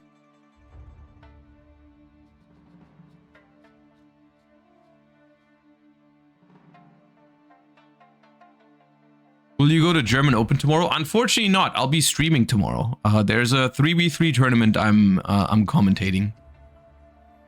So I'm not able to join the German Open, but that's fine. We'll have fun anyways. I think what happened is normally, because our bottom duelist here lost the first game, they should be able to go first. So I think they picked the wrong outcome on the coin. I think they're fixing that right now. Let's hop into a different match while they do.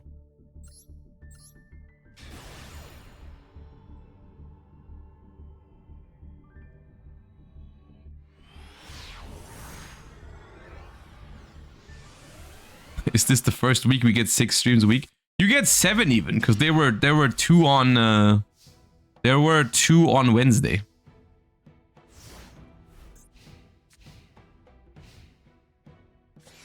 All right, Thunder Dragon.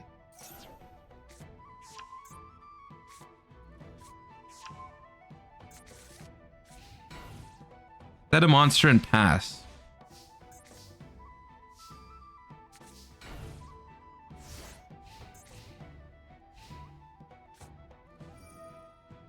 All right, let's see what we got there. A Gravekeeper Spy. Do we have a target for it? No, we don't.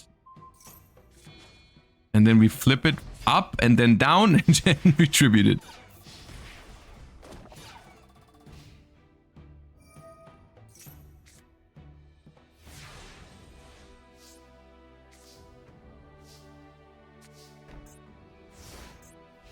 Not a whole lot going on after that Spy has been outed, apparently. It seems like it was the only monster in our hand, or the only monster that made sense to really play. Nobleman of Crossout takes out Magician of Faith out of both players' decks. Okay. A card destruction. Card destruction, I'm not a huge fan of that card. But it can help the Chaos deck set up the graveyard sometimes. But then you won't even know if you draw something that needs the graveyard setup, you know? If you have like something in hand already, then you can't use it. Because it's going to be gone. Okay, Royal Decree here. Set Space Typhoon, activate on Solemn Judgment. Chaos Sorcerer, we're going in. It's a Book of Moon though. And now we can't out the Spirit Reaper anymore. And now we're under our own decree. But we can't out the... Okay.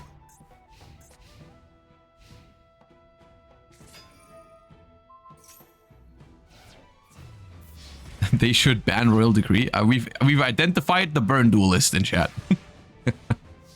The one that just said they should ban Royal Decree in all caps is definitely a burn duelist.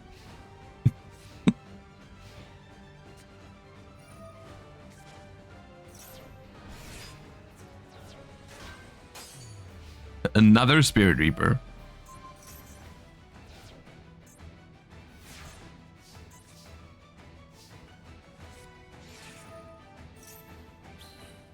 Do any of the cards in this format have an animation? That's a good question. I mean, I know the cards like Blue Eyes White Dragon and Dark Magician are technically legal, even though no deck really plays them. Reinforcement of the Army does. That's right. Heavy Storm does. A lot of the spell traps actually do. But yeah, I don't know about the. I don't know about the monsters.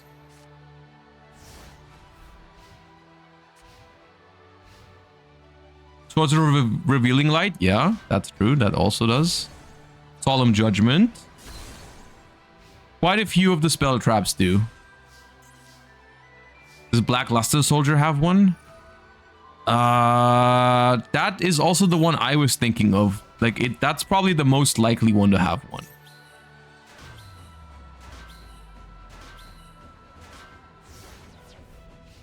King Dragoon has one. Ooh. That's a cool card.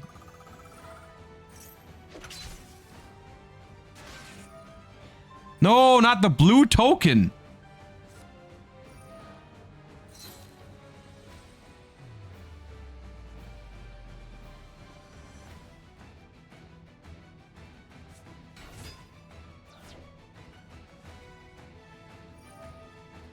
Black Luster Soldier does not have one. That's kind of crazy, isn't it? I feel like that card deserves one.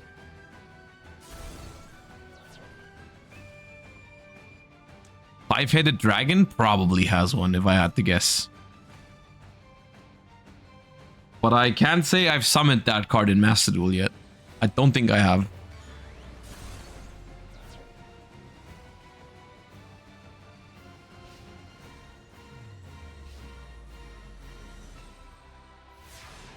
All right.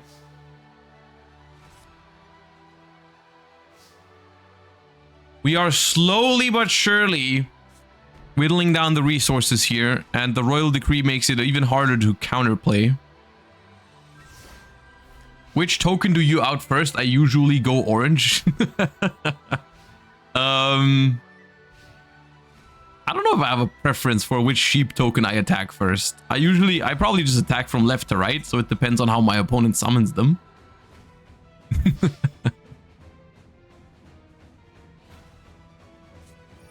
Ooh, Book of Moon is a good answer to the Thousand Eyes, actually. Under Royal Decree. But we can't attack it next turn because the swords are still there.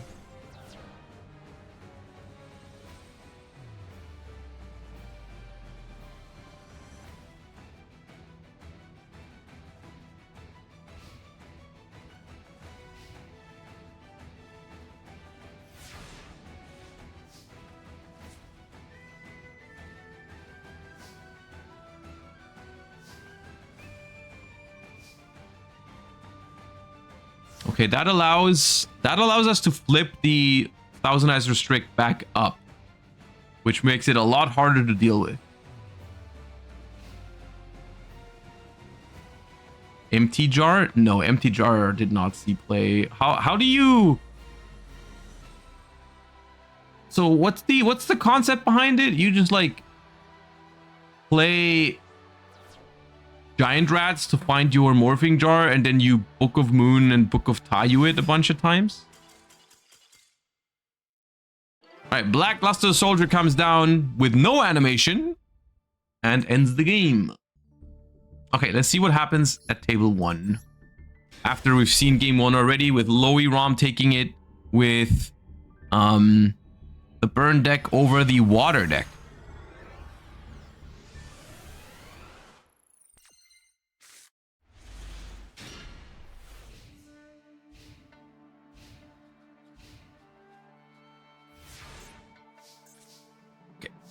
And now they figured out who gets to go first. Good, good, good. Set 1 and set 2 back row.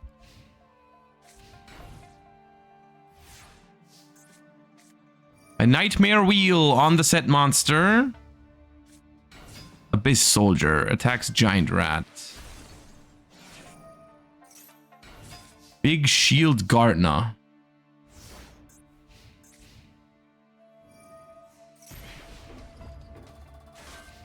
Abyss Soldier is a very good card against these sort of decks because you can like repeatedly bounce stuff, but you need a flow of water. Ooh. Another Heavy Storm. Do we have the Ojama Trio this time? We do not again have it. Okay. 2000 from the Just Desserts. 4 spell traps lost. Magician of Faith. Add back Heavy Storm out of this game. Oh god. Snatch Steal on Big Shield Gartner. Bounce the set monster. Summon another Abyss Soldier. Oh god. Yeah. That's right.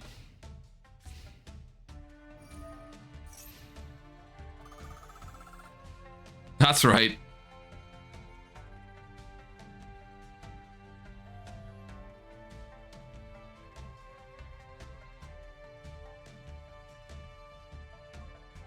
Yeah, so we're not immediately gonna win next turn, probably, but in the long run, how are you outlasting 2 Abyss Soldiers? And they also still got like a lot of life points. 5,500. Okay, well, that's... Okay. I should probably just stop talking because I feel like I'm just cursing everybody today. How are you outing 2 Abyss Soldiers, I say? Next moment, tribute them both for Lava Golem, activate level limit. Okay, cool. Yeah, never mind. Never mind. My bad. My bad. I should not have cursed you like that. That's on me. That's on me.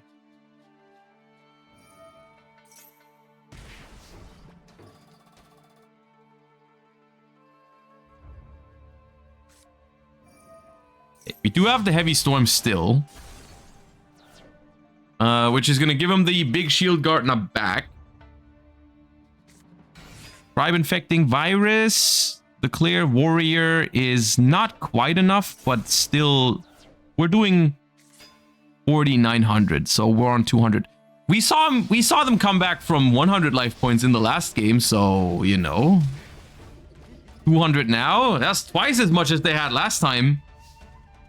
Should have turned it to attack before. No, it would have gone back to defense right away because level limit.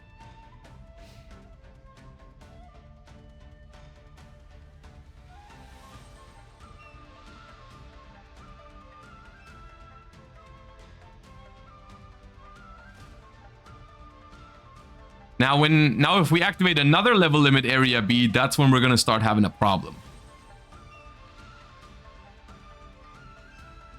Because now we are actually out of answers. We need to win with this board or we lose. Oh no, the Magician of Faith is actually... The Magician of Faith has got our back. That can attack still. That's right. I missed that. Yeah, that's true. We need more than that, actually. We need, like, level limit plus a monster that's bigger than Magician of Faith. Change of Heart. No. You're gonna attack the Magician of Faith and then activate level limit?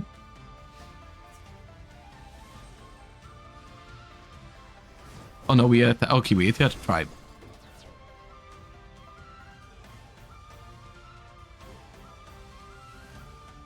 And now what?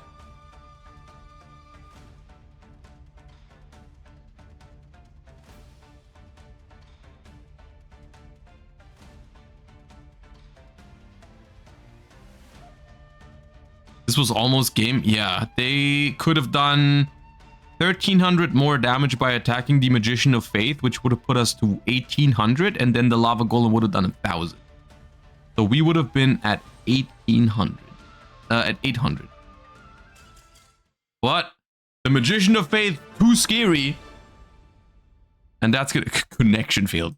And that is going to get us to game 3, I believe. Let me see if that's true. If that was game 2 or game 3. Loiram. That was the game I think they remade because they didn't start it properly. So that was game 2. Yeah, okay. Okay. Let's see. I do wanna wait for their game 3 because I really want to see the water deck more. Like that is definitely the most out of the box deck that we've seen today, I feel like, because the The entire interaction between Legendary Ocean and Level Limit Area B is fascinating to me, because we've seen so much of Gravity Bind and Level Limit Area B today.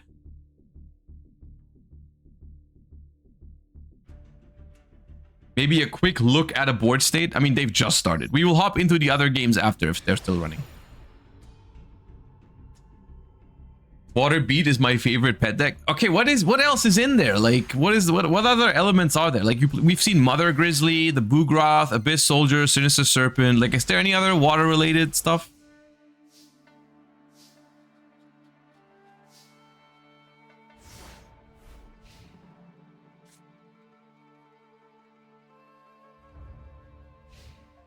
Do you actually play the Daedalus?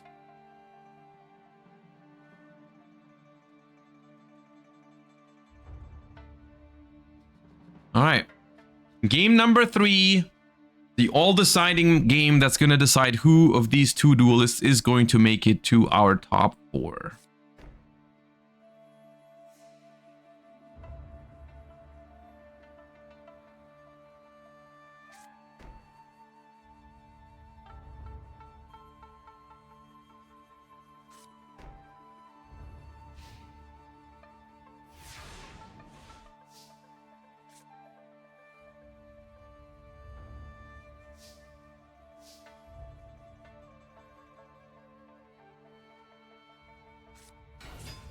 There it is, the Boogroth.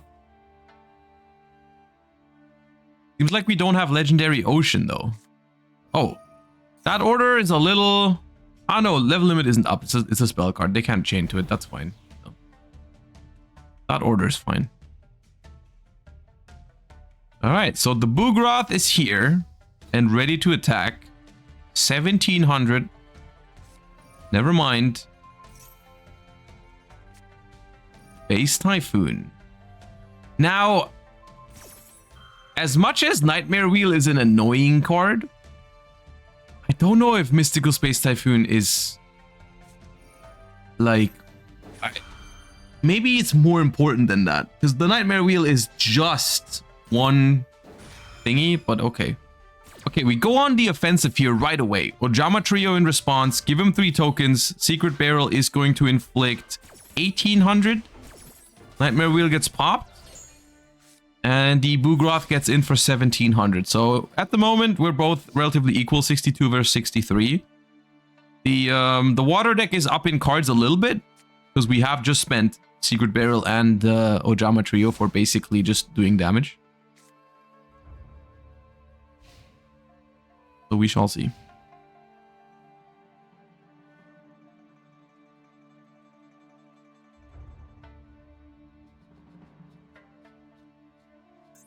There's plenty of time still, so I don't think for now that shouldn't be a concern. 16 minutes. Ojama Trio is really, really annoying. People that have never played the game before Link Summoning existed will never understand how annoying it was to have these little guys on your board and you couldn't do anything.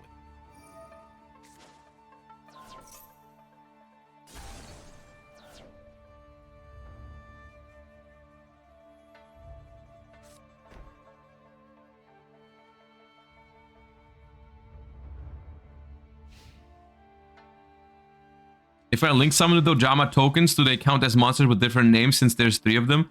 No, the different images is just flavor. They're all called Ojama tokens.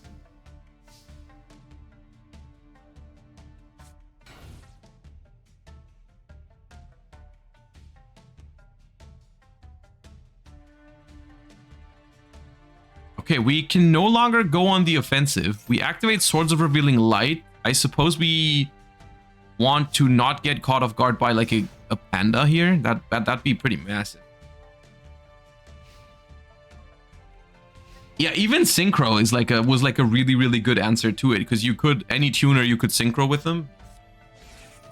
Level Limit Area B.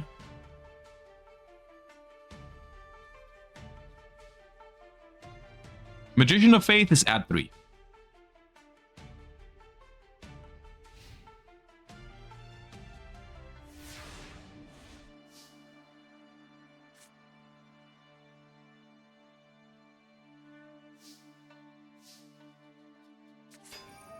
Magician of Faith.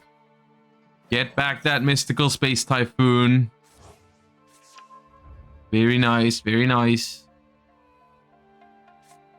Activate the Space Typhoon. Do we care about the level limit or do we care about the face down? We take out another Ojama trio. Do we have any sort of pressure though? Or is it just Magician of Faith going to town? Nope.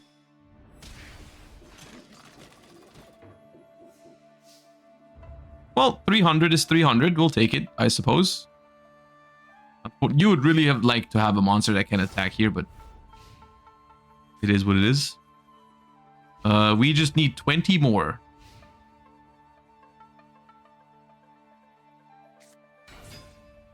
Injection Fairy Lily, but there is a Sword of Revealing Light. It cannot attack. Okay, but I suppose you don't want to set it because it can't gain defense points. So, do we have an answer to that Lily though?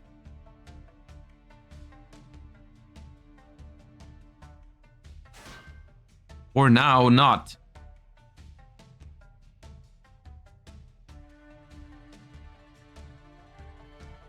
Once again, the Boogroth would be really good here, right? Ooh, Breaker's nice. The Boogroth would be really good here because it would just be able to attack directly and not care about anything that's going on. Okay, the Breaker is good against the Area B. However, your board is now full of monsters, and that is troublesome. Set a monster.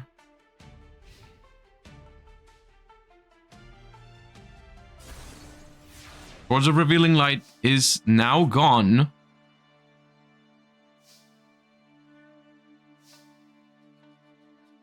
Haven't seen a Mobius in a while. I mean, they probably only play like 1 or 2. Alright, Breaker the Magical Warrior attacks. I wonder where we go here, because technically if you attack the Lily, I think it does more damage to the opponent than to yourself, right? Because it goes to 34, so it does 1800 over the Breaker. But they have to pay 2000 for it. So that is a trade that is maybe not the worst to you, but you are playing against the burn deck. Okay, so they are just not attacking at all. Interesting. Why? So they changed their mind, switched it to attack, and then didn't attack with it? Right.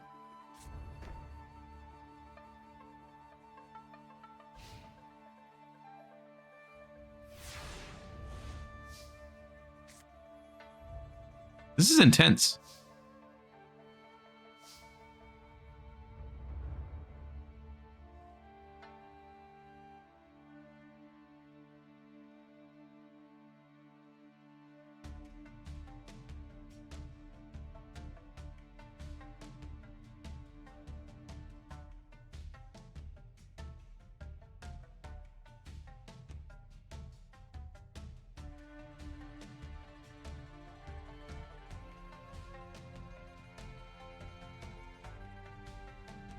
Ritual summoning outs Ojama tokens? Enemy controller does too. I think that's a more realistic way. Oh, that's... Really?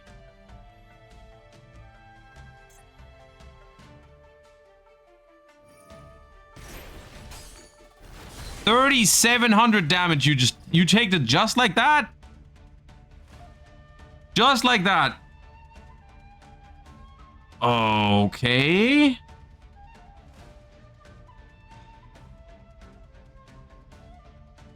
I mean, I understand you want those spaces open from the Ojama tokens, but for 3,700 damage?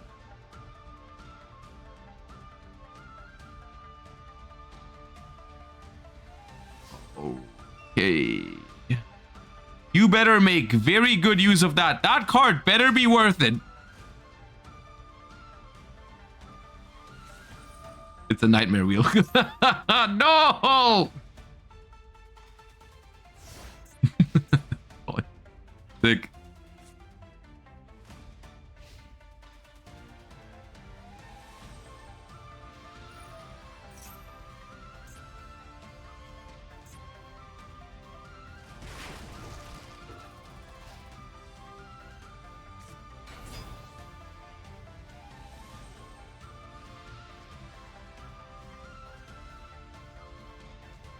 That's pretty big. That's pretty big. That panda's pretty big.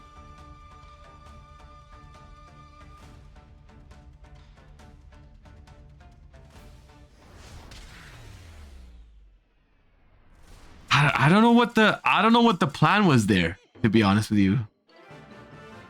I don't know why we offered them, hey, you can inflict 3,700 damage to me right now if you want. That was okay. I don't know. This didn't go as well as I thought it would for the water deck, because like I remember when this match started and they revealed like, oh, legendary ocean Boogroth technology. I felt like, oh, they're gonna be just fine. They can play under those cards no problem. And then I don't know.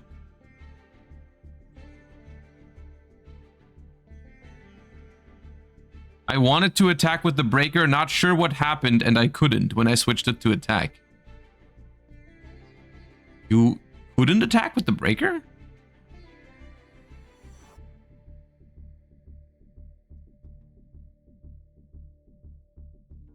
What was there?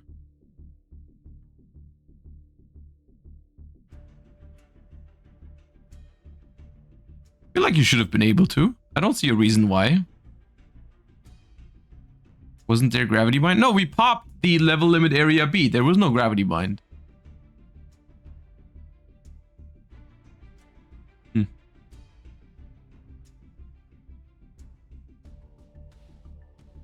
Weird. Okay, do we have any matches still going on, or is the next round already up? There was nothing to block attacks. Yeah, right. I mean, yeah, whatever. Either way, don't worry about it. You did great. Top 8 with the water deck is honestly very impressive. So don't beat yourself up over it. It's fine.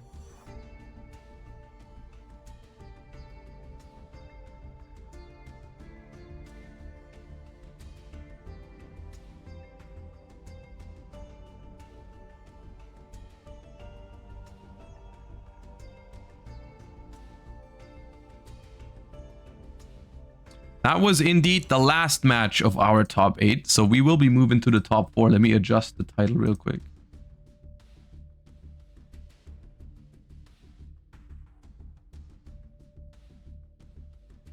That could have taken the whole thing kind of bummed out. That happens. Even if you are convinced you had the best deck in the tournament and they could have won, there still is a factor of, you know, luck, and you got to play it out and all that stuff. It's a card game after all. The best deck does not always win.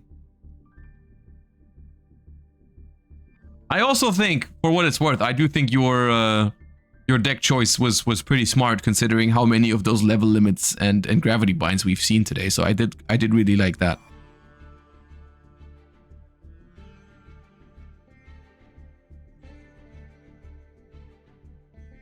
What is the Mother Grizzly summon other than Sinister Serpent and Boogroth? Is there anything else? Any other fancy stuff that you can bring out with Mother Grizzly?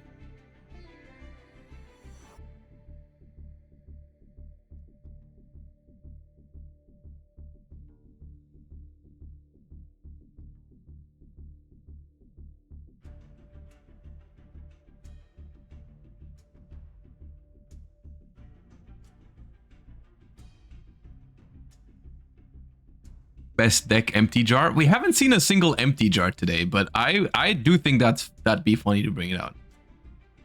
Oh, Yomi ship. Okay, Yomi ship. What's Yomi ship again? If it's destroyed by battle, it also destroys another, like the monster that it destroyed or something. That's not too bad, yeah. But mainly use it to get Serpent into rotation. That makes sense. That makes sense. For especially with the Abyss soldiers, it makes sense to have Serpent in rotation as fast as possible, yeah. Neat.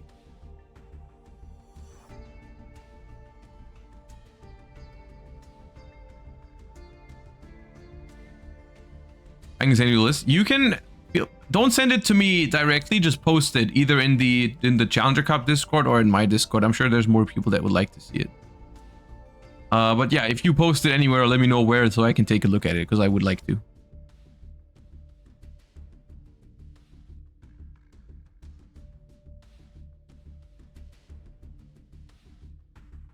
Why is the room unlimited, not just event? You cannot actually, for dual trials, you cannot set that as a rule for the room, unfortunately. That's just something you have to like communicate to the people that like please use a deck that abides by the rules. You have to do that, but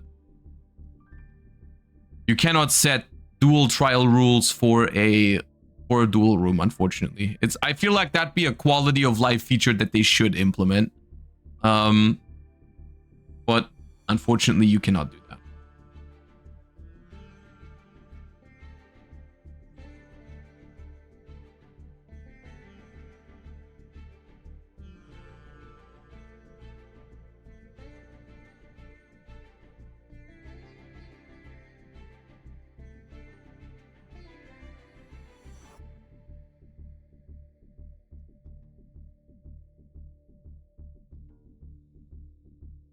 All right, we've got our top 4 duelists. Well, one is missing, but we're starting to assemble our top 4.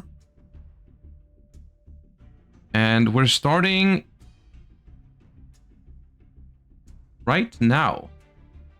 Timer is running, guys. You guys may be in.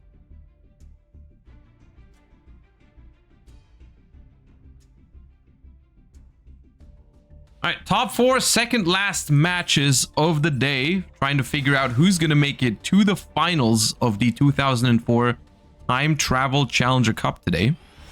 Hope everyone has been enjoying the show so far and hope we get even more exciting duels from here on out. So let's see what we've got here in our top 4. All right, we're going first here with a Pot of Greed. That's a good start. That draws you 2 cards. And then we follow it up with a Set Monster and a Level Limit Area B. This is really... I feel like this has got to be the most activated card today. Alongside like Ojama Trio.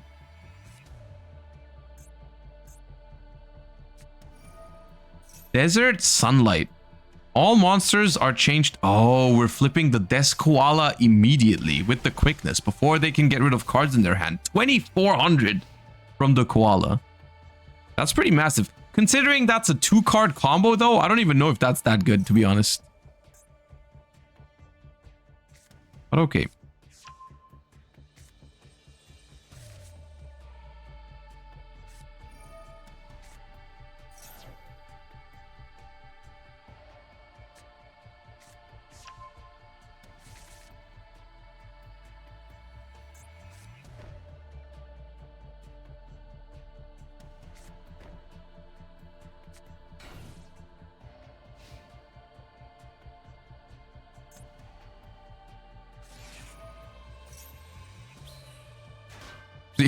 The squad is all here. Like I said.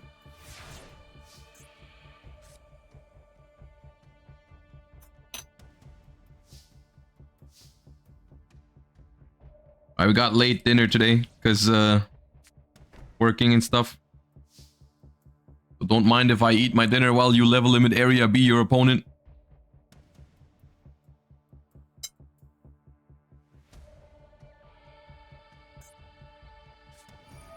We do have the Royal Decree, so that's a good thing against Burn, but the level limit area B is still annoying. Which is your favorite Ojama token? I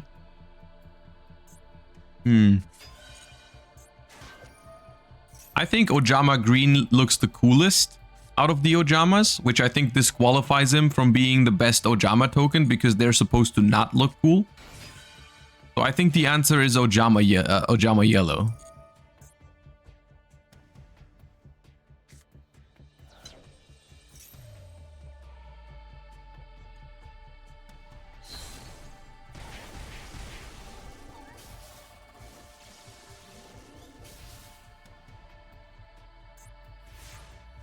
Alright, we discard the Sinister Serpent to take out the Desk Koala. I wonder if you even want to add back the Sinister Serpent. Because you're playing against a deck with probably Secret Burials in it. Might end up making a difference. Maybe you only add it back when you actually plan to use it, you know? Oh, Giant TrueNet is an interesting way to You can just use your trap cards now. Like, just use them before the decree is back.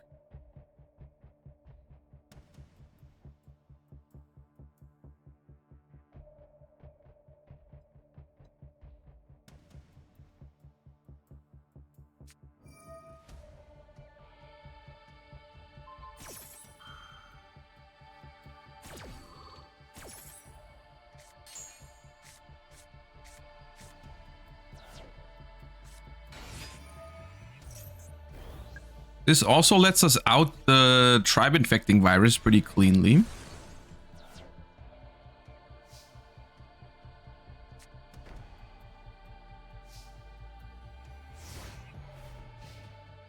I mean, the burn decks are still doing very well in the tournament, despite Heavy Storm and True Nate being illegal, right? So, like, it can't be that bad.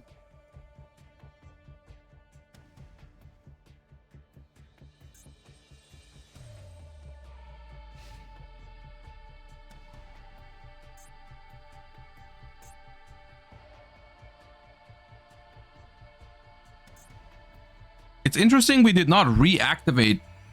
We did not reactivate the level limit area B. Ooh, the breaker gets stolen.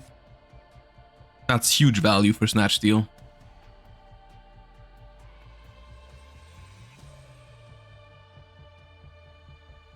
Feels like TrueNet is actually a buff for burn. I mean, sometimes it can be, yeah. Sometimes they just use it to make sure they can connect with their pandas and stuff.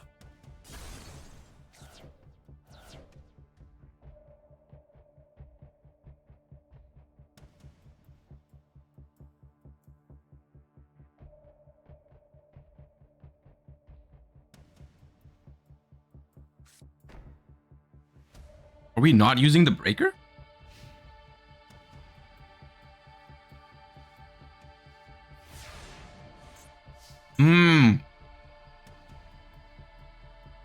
We're holding on to it because we know they have level limit area B.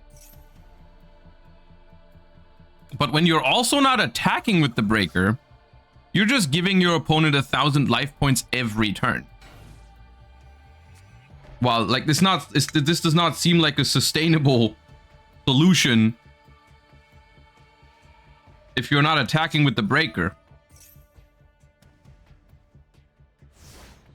I guess you want to resolve the decree before attacking. So in some ways, you kind of got it on lock, right? You got decree for the trap cards, you got breaker for the level limit. Now what we need is a way to deal with that set monster, and we're good. So I do kind of like this approach. I wonder if that's gonna work out, but it seems good.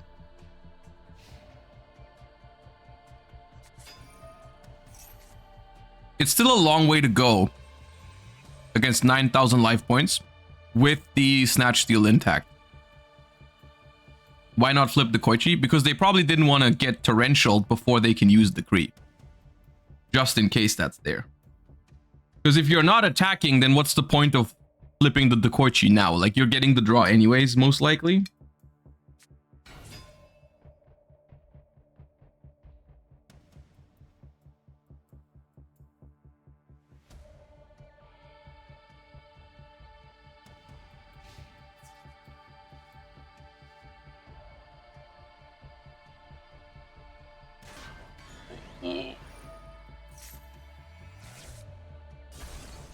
And they had Heavy Storm as well.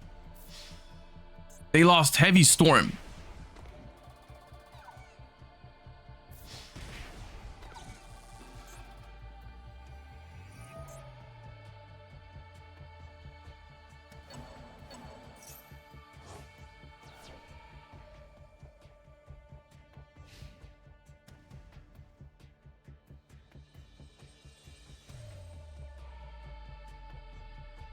That was pretty massive. That morphing jar is a huge card. Okay, they found Pot of Greed at least. I don't think finding Pot of Greed is worth losing Heavy Storm for in this matchup. Like, that is genuinely a bad trade.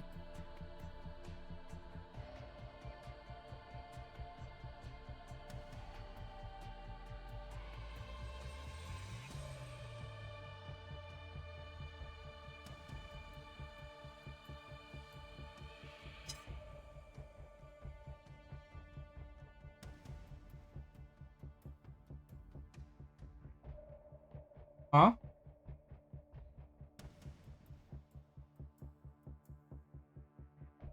We have a little orange visitor.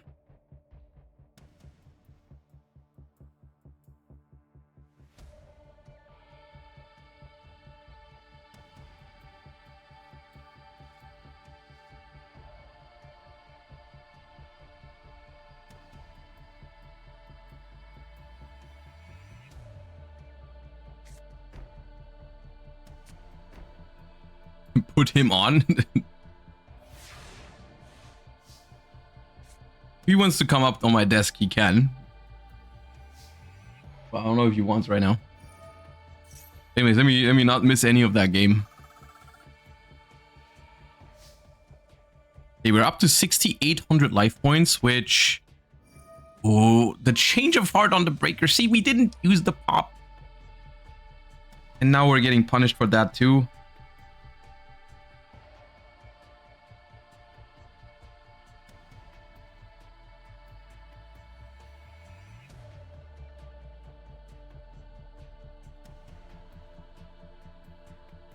The ring is really nerfed. The ring is really nerfed, yeah. Okay, here, Book of Moon on Breaker will stop the change. No, will not stop the change of heart. Change of heart does not care about position. Change of heart still takes it anyways. But it also just returns because the snatch steal is no longer there. But like, you do get rid of the counters, I guess.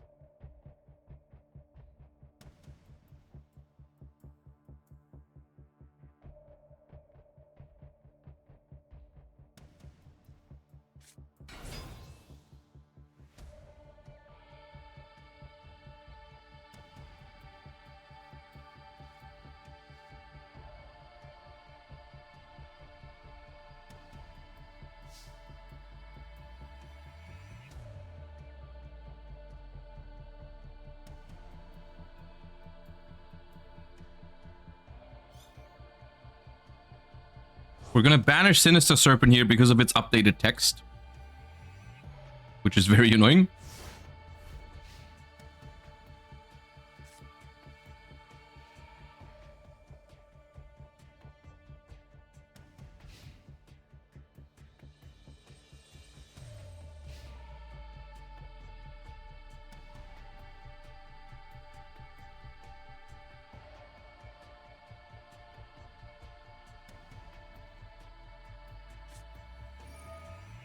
Metamorphosis for a level 4.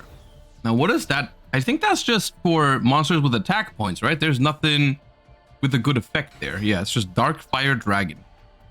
Now, is that necessary? Do we need a Dark Engrave maybe by any chance? We do need a Dark Engrave. Yeah, that's the reasoning. We do need a Dark Engrave. We get to summon our Chaos Sorcerer. And Chaos Sorcerer can take care of the Panda. So the Book of Moon on the Breaker was pretty big because it protected the Royal Decree. I'm assuming that's what we would have destroyed with the Breaker if we could have. But now we can just run over the Breaker. It's 1,000 defense. The Kaiku will connect. We're down to 5,000. And the Decree is still up.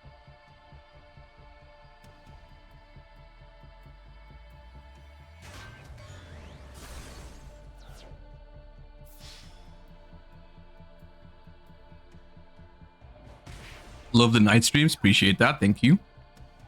How do you guys like weekend streams in general?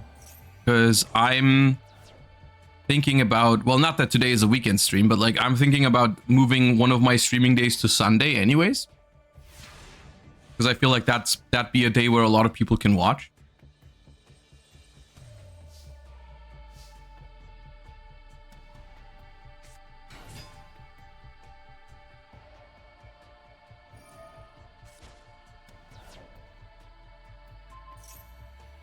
I've been thinking about because like technically for me it doesn't really matter which days I stream, and Sunday just happens to be the day where I can't do much anyways because everything's closed and stuff.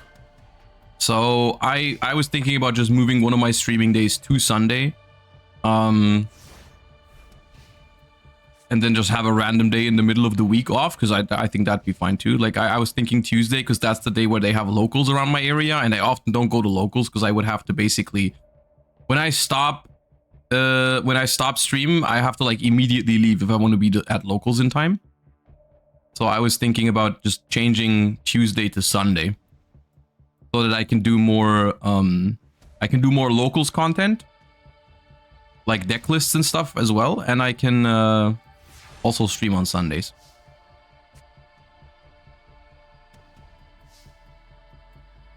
I might try that at some point in March or something.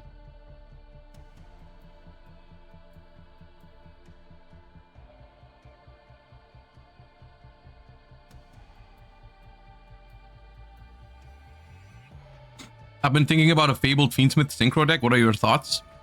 I think that sounds like... I like some of the Fabled cards, but I don't think there's enough good ones to completely make that deck work. I mean, there's nothing wrong with trying, though. I feel like it's something you could try. If you spend a lot of work on it, it probably ends up being a working concept. That is true for a lot of Yu-Gi-Oh decks. Like, if you just put enough work in, they will work. To an extent, of course. They might not be the best deck in the game, but they can work.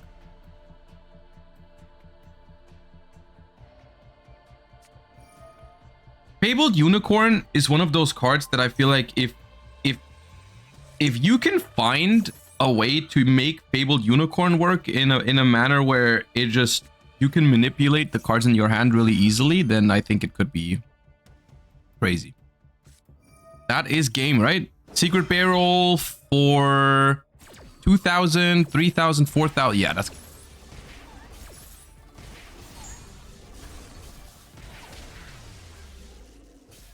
Man, this burn deck is so powerful. It feels like we have all the answers. We have the like Snatch Steal for Breaker, we have the Royal Decree, we have all of that, and they still come back from it in these games. You know, we've seen games where they get Mobius and they come back, they get Jinzoed and they can come back. It's so resilient as well. We've seen it win games after getting heavy stormed. Like it's massive. Such a massive deck in this format. Let's see what's happening on table 1.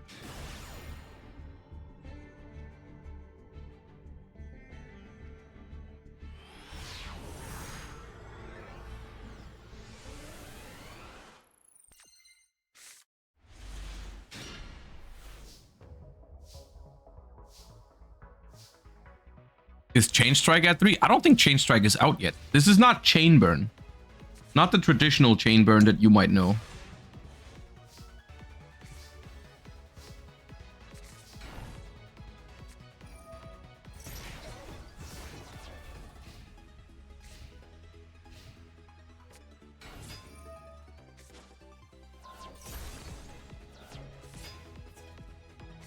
Okay, now we're on some sort of hybrid here. We got Secret Barrel, but we're still playing Exiled Force and Spirit Reaper, so it's not just burn, it's some other stuff as well.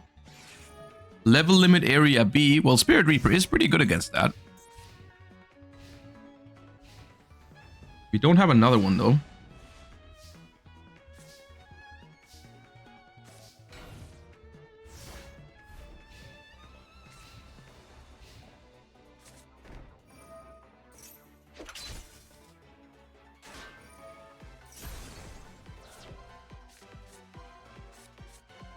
Thought that card was older. What? Chain Strike?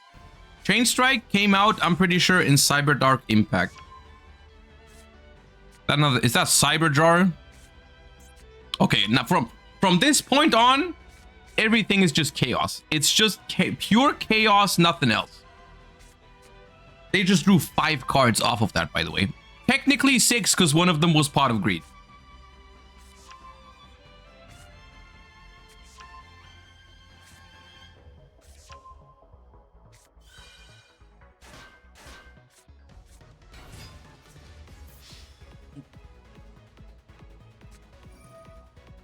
Cylinder on Lily is so pathetic. Take 400.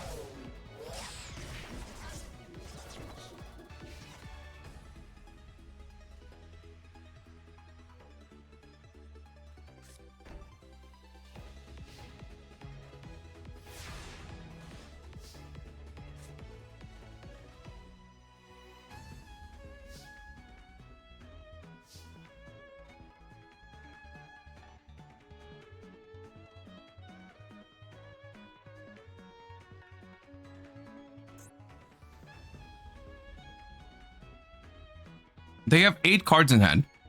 They had 2 cards in hand just a second ago.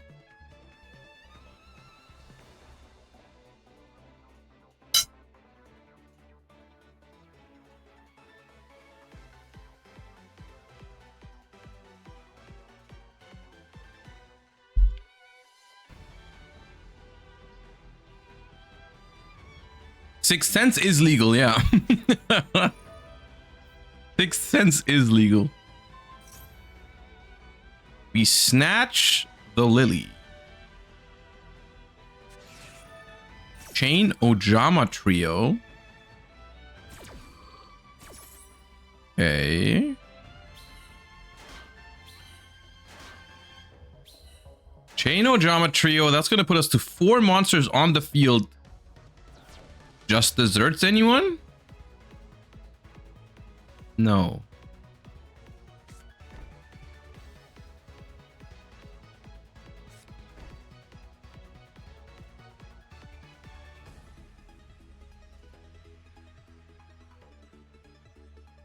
Now they only have 2 months. That was probably the reason why they activated the Snatch Steal. I don't think they're going to attack with it and pay 2,000 here. They're probably just... Their goal is probably to just resolve their own Ojama Trio.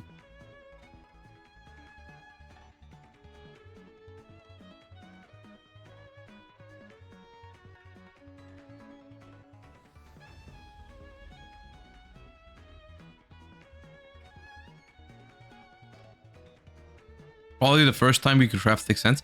I think Sixth Sense and Painful Choice, if I remember correctly, were not craftable for a long time. Because I don't remember them being available last time for this event. But I think they have added them since. As well as Dimension Fusion as well. Like they're adding some of those cards in over time.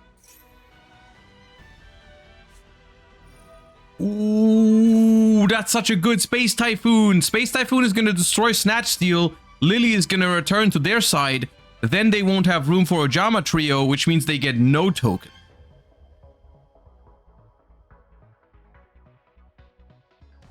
Dimension Fusion is not that good in GOAT. I know it's not that good in GOAT, but it's still nice to be for it to be in the game. Ideally, for me, I think every single card is craftable, so you can play whichever format you like with your friends.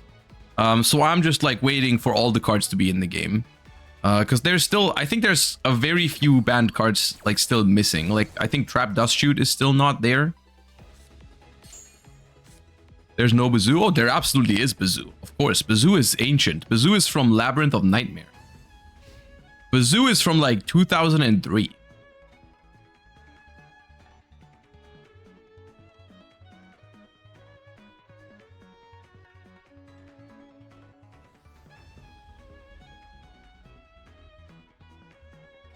I don't miss Dust Shoot. I don't either. But I still, when I'm playing Edison format, for example, like 2010 March in Master Duel, which I have done on stream before, it is a card that's missing for the full authentic experience from back in the day, if you know what I mean. Like I don't love getting Trap Dust Shooted, but it is part of that format. So if I want to play that format, I feel like the card should be there. Even though, yeah, I also don't miss it in that sense. And it's also still fun without it. Some might even say it's more fun without it. Royal Oppression 2. Yeah.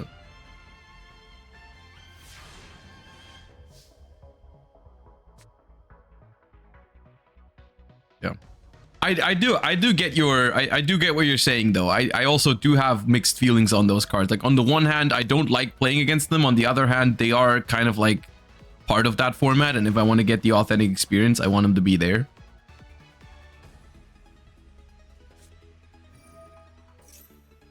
Heart of Greed. So back up to 7 cards. Somehow there's 2 burn decks here, right? Burn deck 1, burn deck 2. And they've been going at each other for 11 turns.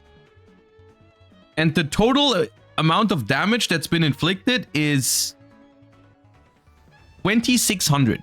22 over here, 400 over here. How is this possible? You guys are... This is the worst burn mirror I've ever seen. That's a joke, by the way. But, like, you haven't done anything. 2 burn damage, burn decks.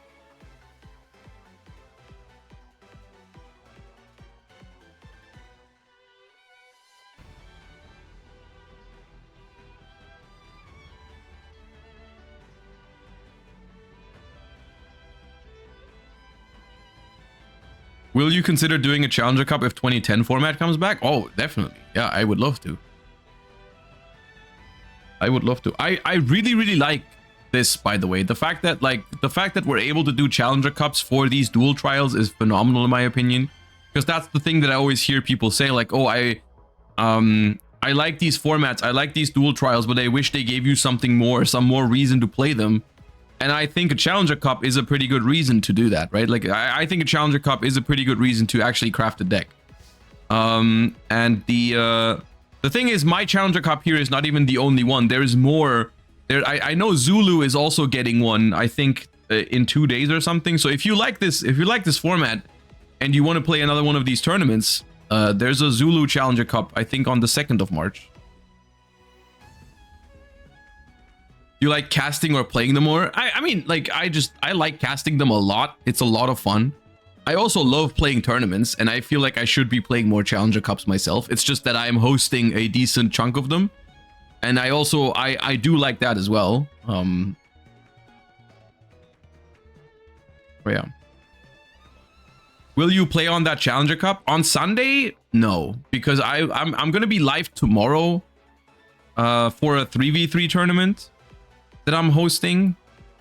So I'm gonna be off on Sunday because I've been live 6 out of 7 days this week then, and even on one day I was live twice because for the Elizabeth training on Wednesday.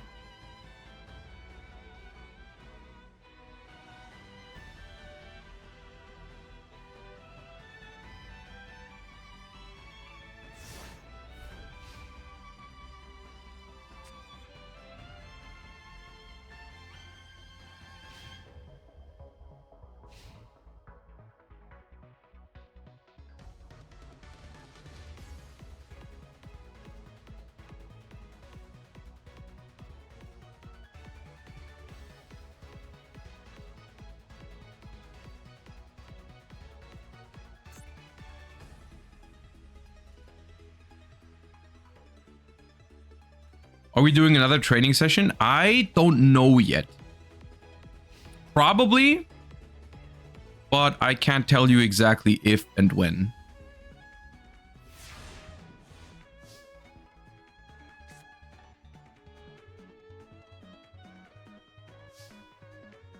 But I'm glad you liked those streams. I'm glad you enjoyed them. All right, the lava golem is finally taking us another step into the direction of 0, which is what these decks are supposed to do.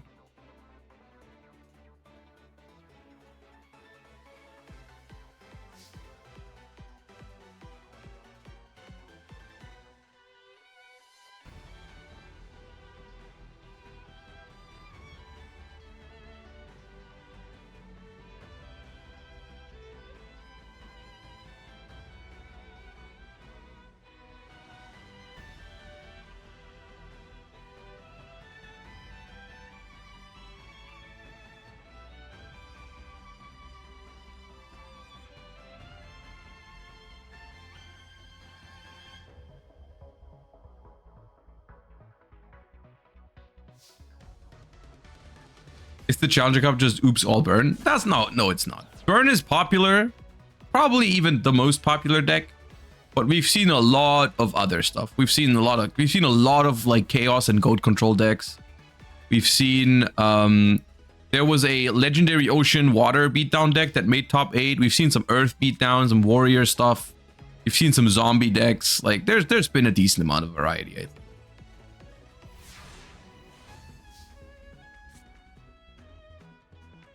It feels like Swords of Revealing Light has been on the field forever. It really does feel like that, right? Every time a Swords of Revealing Light is here, I always think to myself, like, this has been here for way longer than I thought it would be. Okay. we have been freed. We have been freed from this cursed game state that the cyber jar has created because we just left. What's the score here? The score is 1-1 now. Okay, the score is 1-1, and the other match has ended. With Pierre losing to Yip. And now we're going to a game 3 between Loey and Geg.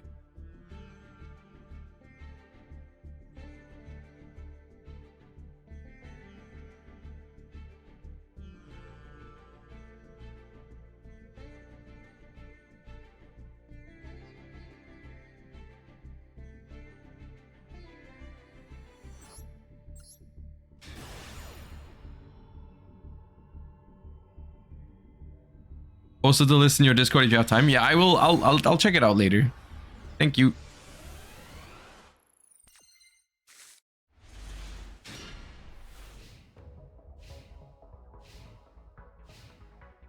Sixth Sense? Sixth Sense could come back, I think. I personally don't think there would be a lot of decks using that card, and even if they did, it'd be very slow.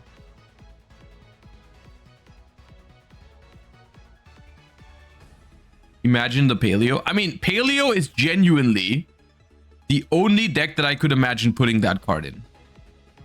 And even there, it's like not even that crazy. Imagine Labyrinth with Sixth Sense. They would not play Sixth Sense. Labyrinth would not play Sixth Sense.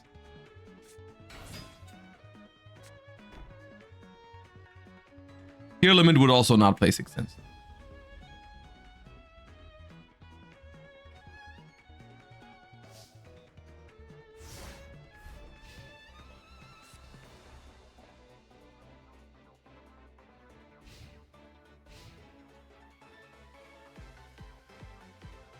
What do you call in Paleo? I would say 3-4, probably.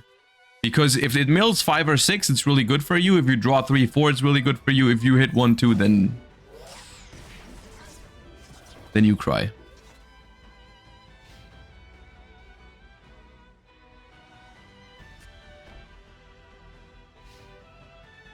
Or you do some risk management and you call 2 and 3. So that you either draw 2 or 3 cards or mill 4, 5, 6, and then if you just pray the 1 doesn't happen.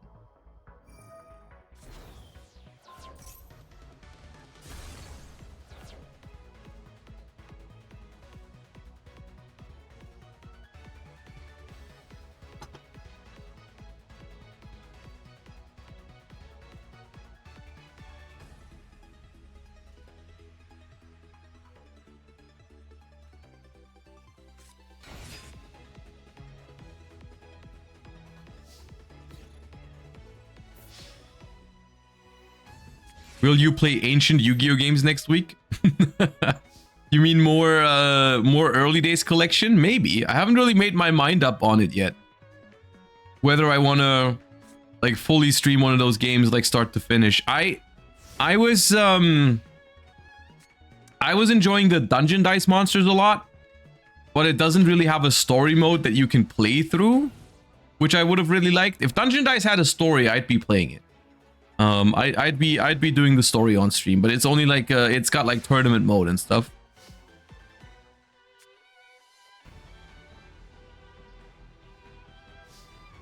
Is it Warrior versus Burn or Burn versus Burn? I think it's Burn versus Burn.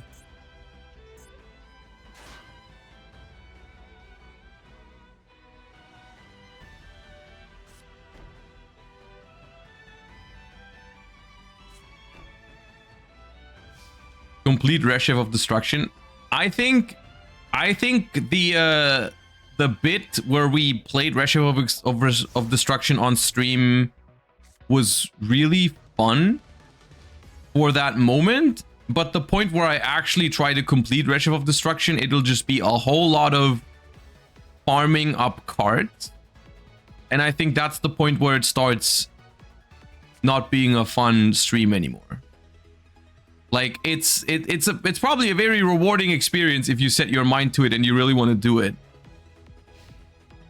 for yourself. But like, if I just sit here on stream farming characters the entire time, I don't know if that's the most entertaining thing to watch, you know?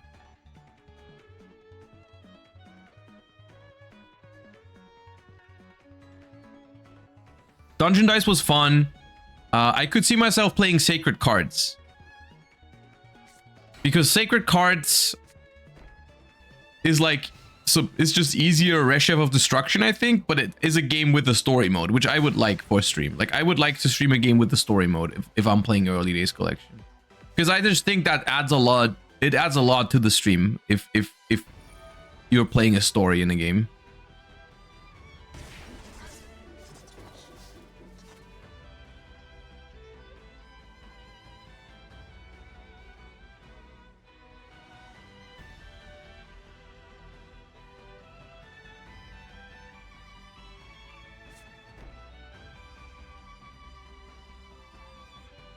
Right. It's the nice thing about Burn versus Burn, you know, you can talk about life, you can talk about everything. You can talk through 16 different games in the Early Days Collection or whatever.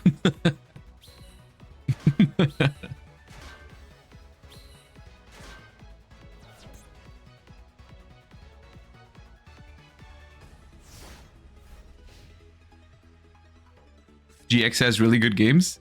They do, yeah. I remember some of these games quite fondly as well, yeah. 2 Ojama trios. What's the word for 6, like, trio, quadruple, quintuple? Ojama sextet? Sextuple?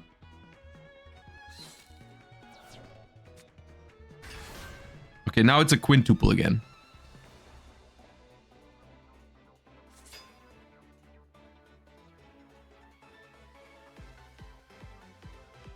Ooh, we have a Solemn Judgment versus Morphing Jar decision, and we don't make decision. Who's Solemn it?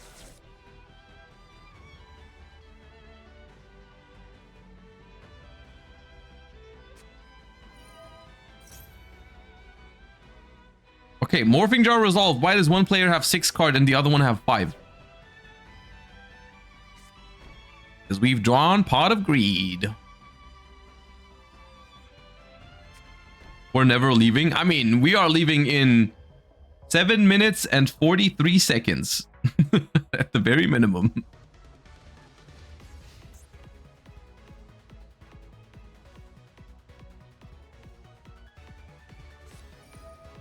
You might be leaving a lot sooner because that's a massive just dessert. 25.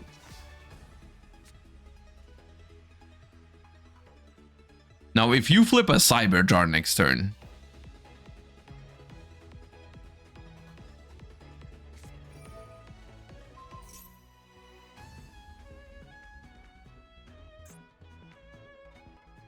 why are we activating Nightmare Wheel right now? Because that only does damage during your own standby phase. Could have waited with that.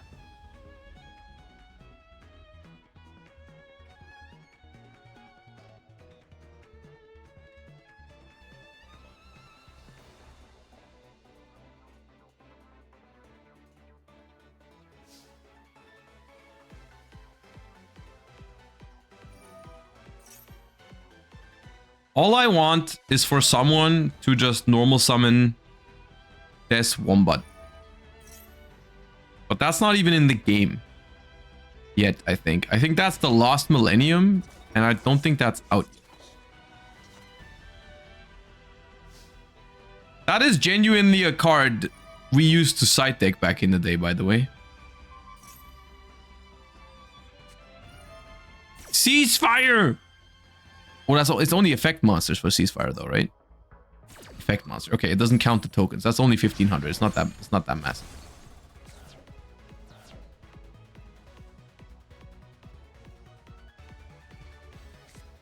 You've been playing locals lately? Not yet, but I'm planning to go again on Tuesday because I wanna play test the Blue Eyes deck. I've been planning to put out a Blue Eyes list for a while now, but I do want to get some like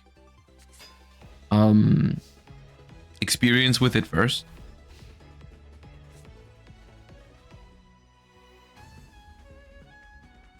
Just desserts, 25. Are we out of here? Are we out of here? Just desserts, we're out of here.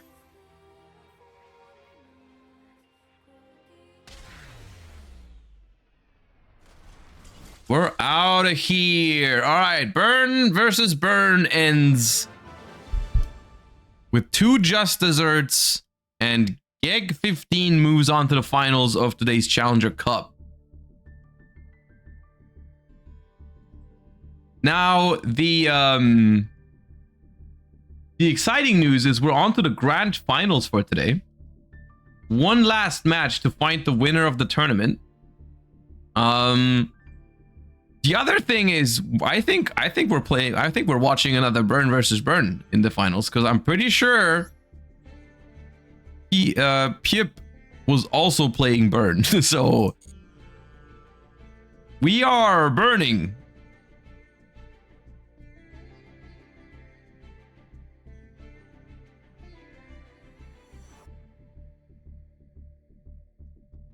These decks are so powerful. Is there a prize for these events? Yes, there is. There is prizes for this event. I can tell you what the first place wins today. Now, today was a little bit of a smaller cup. The bigger cups have even better pricing. But considering they are free to enter, I think it's pretty cool. So first place today wins the branded playmat, the Master Duel white sleeves, a Mirror Jade acrylic figurine, and a Time Wizard plush. That's what first place gets today.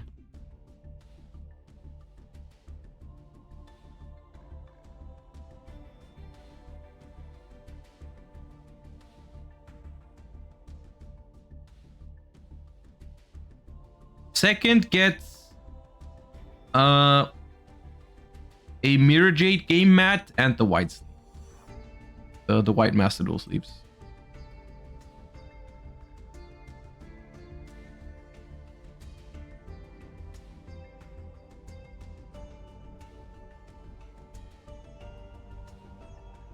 Yeah, Burn is a deck that back in the day was already pretty powerful, but people knew about that. And so there was a lot of cards in people's side decks versus Burn, like Royal Decree, Mobius the Frost Monarch, Dust Tornado, even cards like Death Wombat or something that prevent burn damage were very, very popular cards back in the day. And the thing with the funny thing, I remember this with this trivia fact about Mobius the Frost Monarch. Mobius the Frost Monarch is actually, competitively speaking, the most played Monarch of all time. Simply because, like, you would think the answer would be Caius or Ryza, but the answer is Mobius, because after Mobius's printing, he was just played in so many side decks for like 9 years straight or something, that Mobius overall has the most tournament play out of all the Monarchs. More than Caius and Ryza. Even though they were more popular in like people's main decks and stuff by far. Mobius like came out in 2003 or 4 and saw consistent side deck play until like 2010, 11. People play a lot of Mobius. And like, it's because of those kind of decks.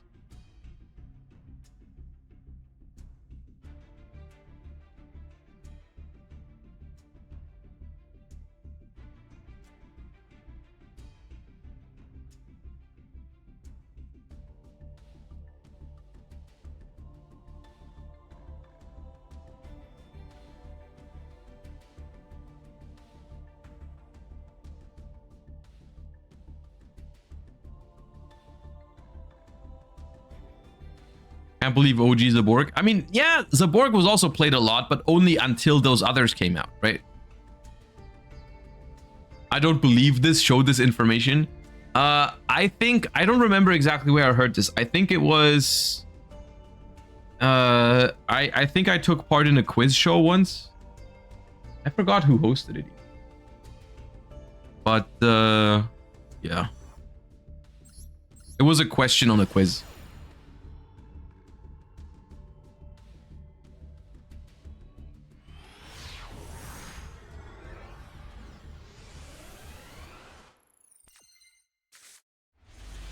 What's the most played card of all time?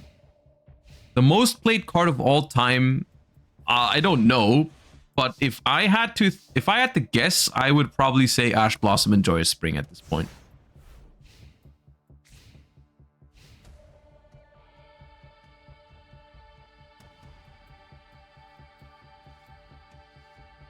Mystical Space Typhoon. So Mystical Space Typhoon. Okay, so are we counting just if the card is in a deck, it counts as being played, or are we counting like 3 copies of it counts more than 1 copy?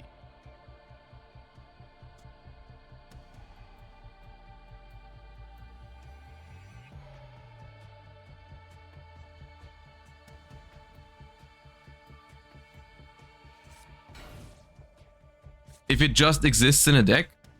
Okay, so let's think about that. Mystical Space Typhoon was in almost any deck from 2002 or 3 until 2010, 11-ish. Even somewhere in 12 and 13 still.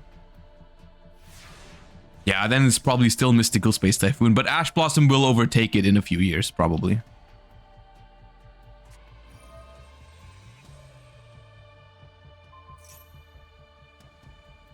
You would kind of have to factor in, like, are we just looking percentage-wise, like how many % of players were playing the card? Because the game did also get a lot bigger, I guess, over the course of the years.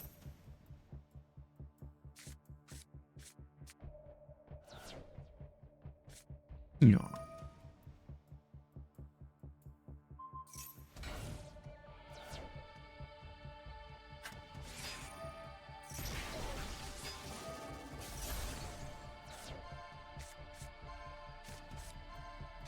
Like in terms of raw copies being played, I think Ash Blossom already has it. Is that Cyberjar again?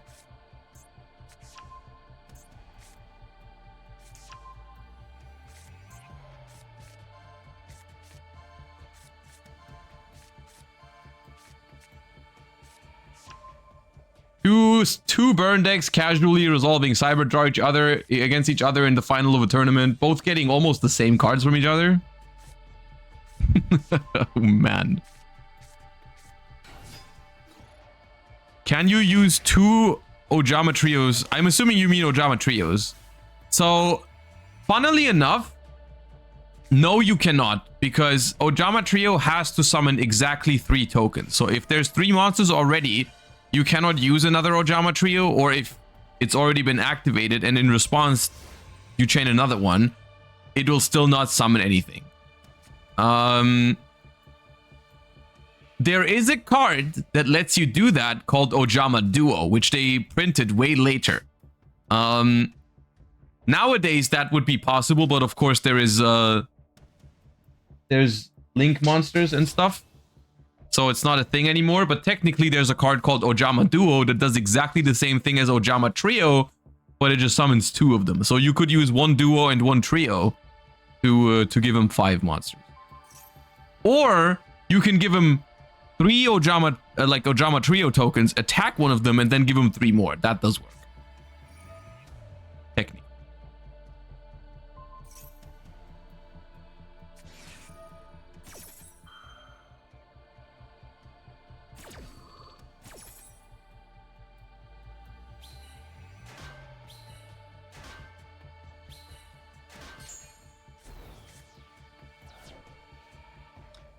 I find it very hard to commentate a game that Cyberjar has resolved in, because they've just like, what card could they have? Well, they're gonna have all of them. They just win here off of the Cyberjar, by the way, because they got both. They got 2 Just Desserts and thing. Okay, well, Cyberjar just creates the craziest game states. Like, game 1 goes to, I suppose. The way you could look at it is that the games after Cyberjar often go to the player whose turn the Cyberjar resolved on, because they get to set their trap cards off of the Cyberjar first, right? So like both players have like an infinite amount of cards in hand, but if it's my turn, I can set 5 trap cards first, use all of them, next turn set my other trap cards and use them again, and that'll probably be enough. While my opponent will be a little slower than that, because they will take longer to use their cards.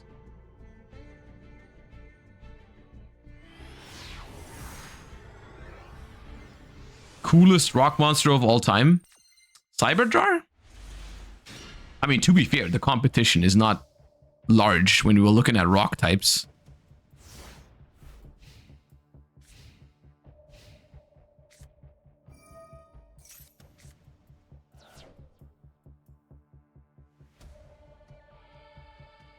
Grand Mole is a pretty cool rock type. Grand Mole is a pretty cool rock type. I think Grand Mole has got Cyberjar beat. Maybe not. Nibiru is a cool card, but that's almost too mainstream these days, you know? Can't really say Nibiru.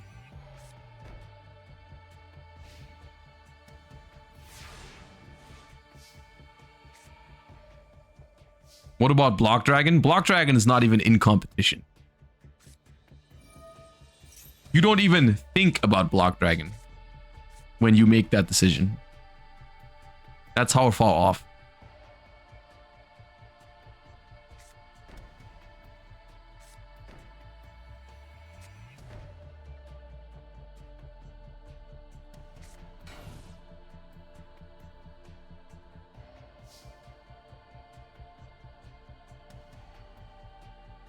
Gaia Plate? Gaia Plate? That's not the coolest rock monster out there. There's no way. Nightmare Wheel. I'm going to have nightmares of Nightmare Wheel tonight.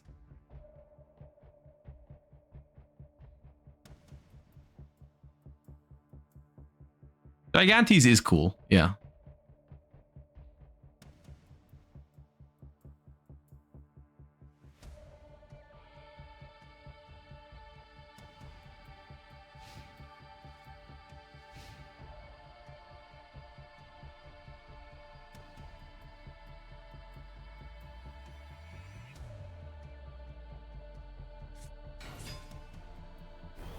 All right, the panda has hit the board. And once again, is Ojama Trio at 3 in this event? I feel like Ojama Trio is there every time.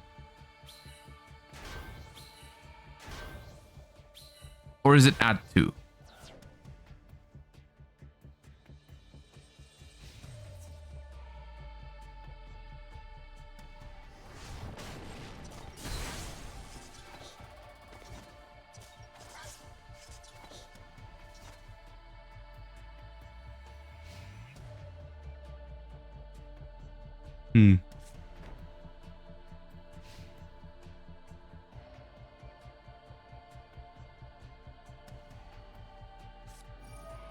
They have it. It's got to be at 3.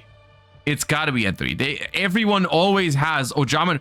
It's like coded into the game today. Ojama Trio, level limit area B, Nightmare Wheel.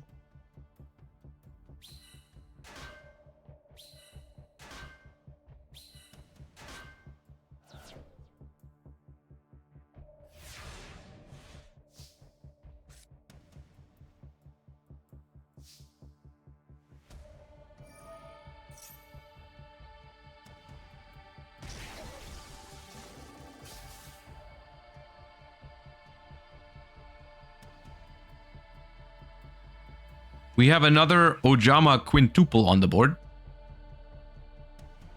Can you play these events? If I'm not casting them, yeah.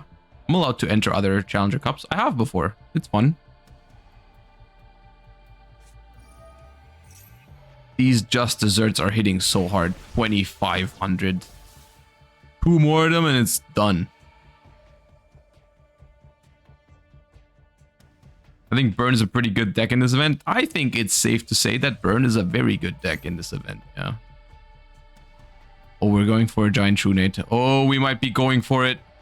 We might be going for it.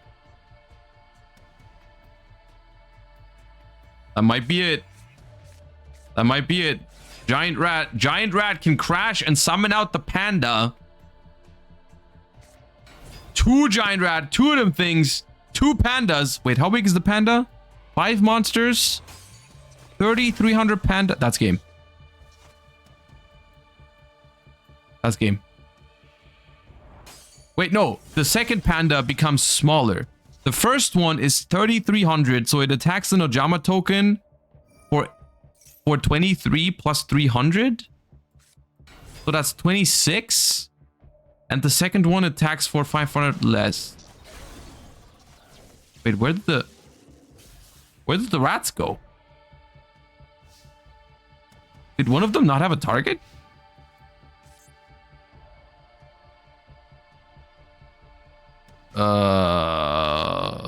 Okay. They clicked no. Was that a deliberate decision or did they misclick? Accidentally right click. Okay. Maybe they want to have less monsters on the board to not be so susceptible to like more of the burn traps, but okay, curious.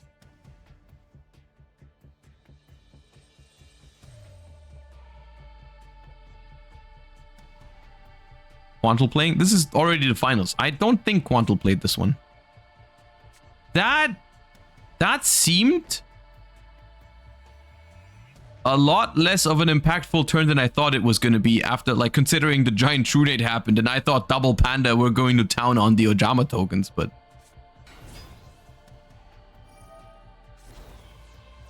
you missed it. Oh, I get it, because we right clicked on the effect, so we're Quantal. Okay, now I get it. Yeah, my bad. Look, it's late, okay? It's 10:30. Do we have the deck lists on Joshua's Discord? I know that the water deck is on my Discord. They said earlier they were gonna post it there, which was nice of them. So if you're interested in that list, that's gonna be there. They did post it.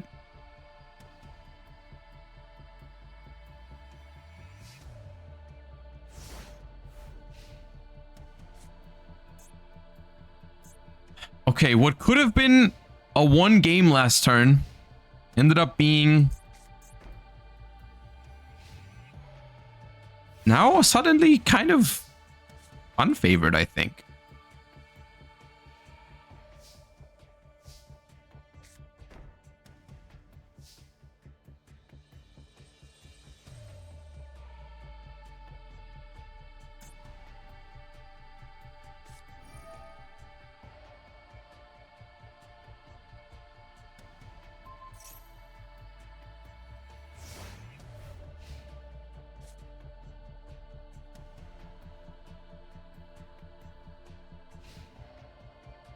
Okay, what is that? What is that copy pasta now? I don't get it.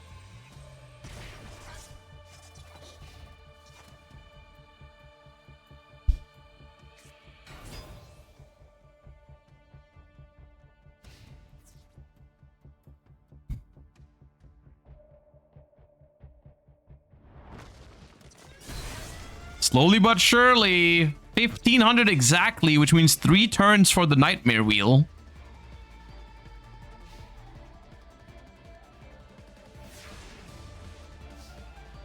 Is Cylinder played in the burn decks? We've seen some, yeah.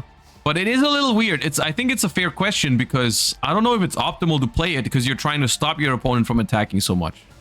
Like, you're gonna draw a Cylinder when like you've got Level Limit up and Gravity Bind up and Wall of Revealing Light up and Sword of Revealing Light up, and like it's not, I don't think it's an auto include in the deck, but a lot of them have been doing it.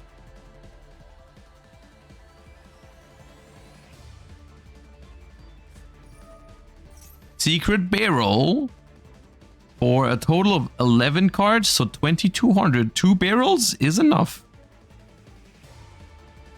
2 barrels are enough.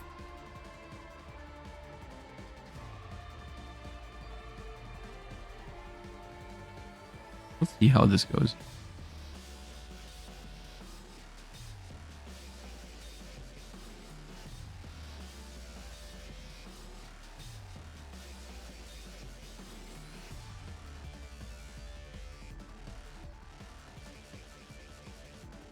Secret Blast does it here. Secret Blast is not out yet. Only Secret Barrel. Secret Blast is like years after 2004, I'm pretty sure.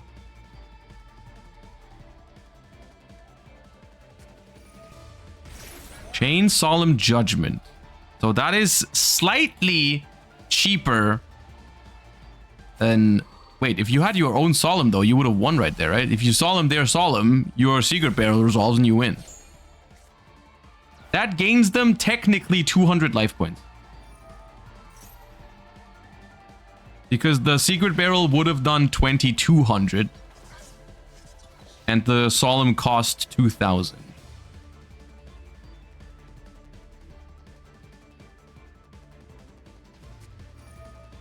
Just dessert. That's good enough.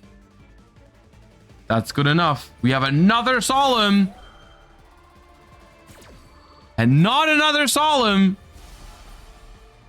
No.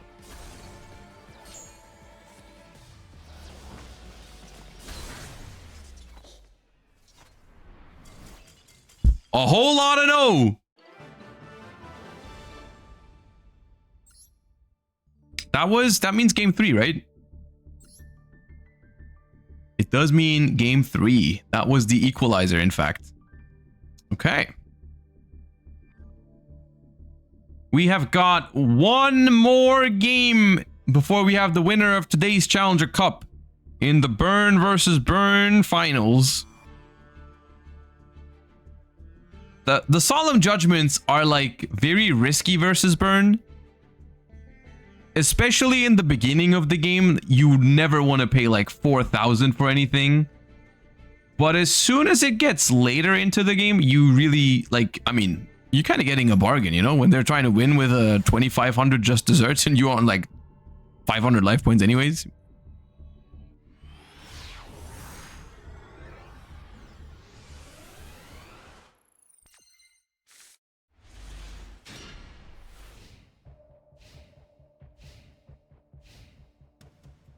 Okay. Let's see. Heart of Greed. What a way to kick off game 3. Set a monster. Set 1, 2, 3. Pass.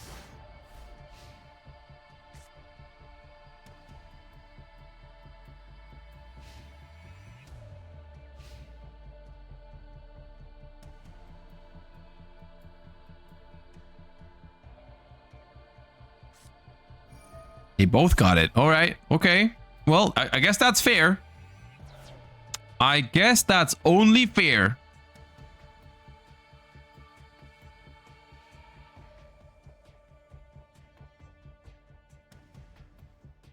I've never seen a burn mirror in my life, and suddenly I've seen 15 today. It wasn't 15, but I know what you mean. It was definitely the most popular deck today. Yeah. For good reason though, like the deck is so powerful in this format. It is so hard to be faster than it. Like you'd have to build your deck basically specifically to beat it, but then you would start losing to other decks, which is difficult. It's difficult to find a deck that's both good into other stuff and good versus this deck, which is why this deck thrives so much. The Giant Trunade. No responses. So we can get in for some damage here, if we want to.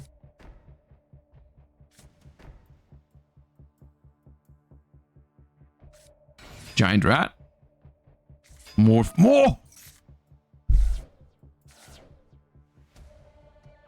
Giant Trunade to Morphing Jar is so evil. That's so evil. And the Premature on the Exiled Force.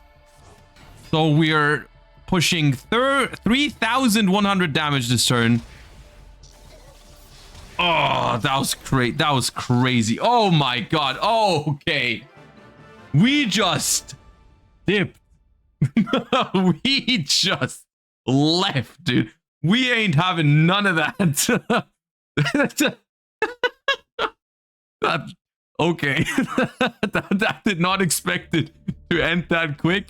But that is a That is a 1-2 punch combo. The giant true nade into reset all your stuff, into normal summon, into flip morphing jar. All of a sudden, you've got 10 cards. Your opponent has 5. We're out of here. Oh, God. Okay, well, congratulations to Piep for winning the Time Travel 2004 Challenger Cup. It's been great fun. I hope you enjoyed the show. Thank you for tuning in. Thank you to Konami for sponsoring the Challenger Cups. Once again, we will be live tomorrow with a 3v3 tournament. So make sure to follow the channel or tune in tomorrow if you don't want to miss that action. That's going to be regular Master Duel format, but in a 3v3 tournament style. So that's going to be fun. Tune into that if you don't want to miss any of that. And once again, if you enjoyed the Challenger Cups, there's another one of these happening on Sunday on Zulu's channel. So just go !! Challenger Cup here if you want to join the next Time Travel Challenger Cup. Until then, good night or wonderful rest of your day wherever you